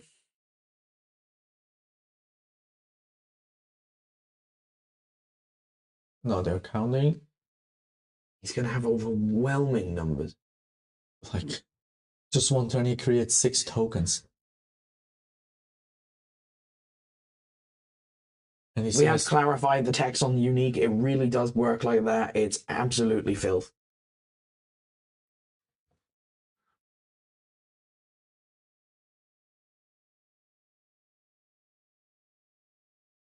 yeah, I agree with you. She held very well. And of Teamwork course, training. teamwork. He just really want to make sure, like, I have to win this one. And that puts an end to that. And the winner is Waru. had to hope that that was not going to be the case, but here we are. She fought hard. She did well. She did well. Come on, she's also playing against someone that has been playing a lot of TCG, so And that unique is... they're unique. Wow. That is a unique and a half. That unique just happens to be on his arena. That's just insane.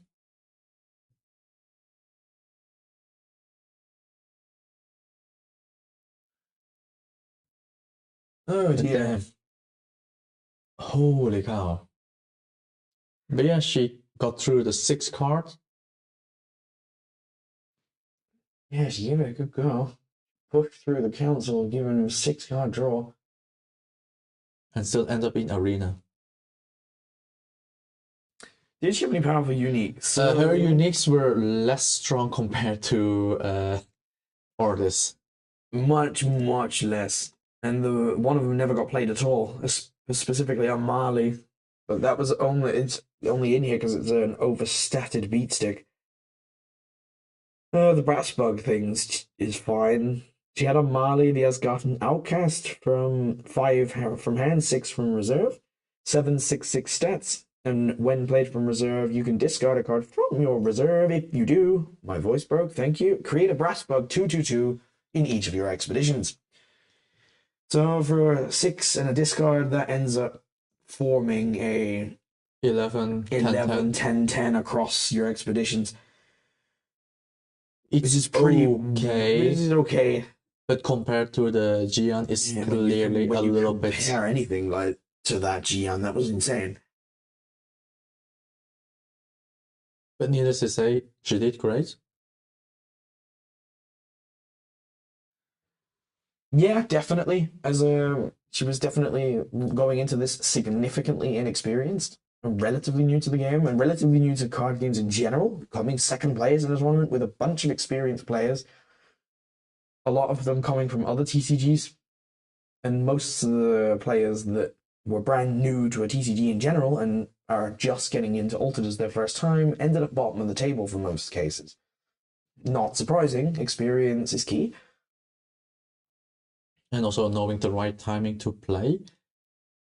Only thing we can argue is depending, like, was an optional choice that she decided not to go to use the trees effect when Yeah, Quaddle was there, so that doesn't create another token. that was one minor misplay. It would have created a token in a board state where she was losing both sides anyway. It would have given them the extra card.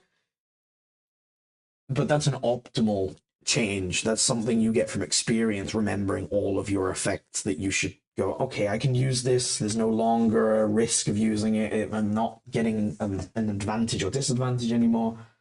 But yeah, so thank you all for tuning in. It was definitely a great final. Yeah, a very strong final, a very strong showing of Dark Horse versus experience. Sometimes the Dark Horse can still bite you. Yeah, she knocked out top 4, one of the very good player. Yeah, she won the semifinals was probably the best match for me. I think it was very close and very well played. Although game 1 was really Game 1 was brutal. worth watching back, and I probably will cover that match in a future video. But on that note, we're gonna end the stream for Do a today. final plug. You got to do a final plug. So thank you for joining, and we'll see you soon on the next expedition. Now, first off, you need to plug yourself. Plug myself. Yeah, shameless plugging. So I've been Mads Mindspace. You'll find me on YouTube under the same name. I've also been co-streaming on YouTube for those who are watching on Twitch. And for those who have been watching on YouTube, thank you for watching. Don't forget to like and subscribe. And don't forget to subscribe to Tales of End on Twitch. Exactly, because these games will be later also be uploaded on YouTube as well. And dude, seriously, I'm not a British player. I never know the term of plug. Shameless plugging. That's what this is. Okay, I did not know. Okay, but with this, We put the effort in. Shameless plug yourself. My voice is starting to receive damage from this long day. but like I said, so thank you for joining. Have a nice one. Till the next Till next expedition. time.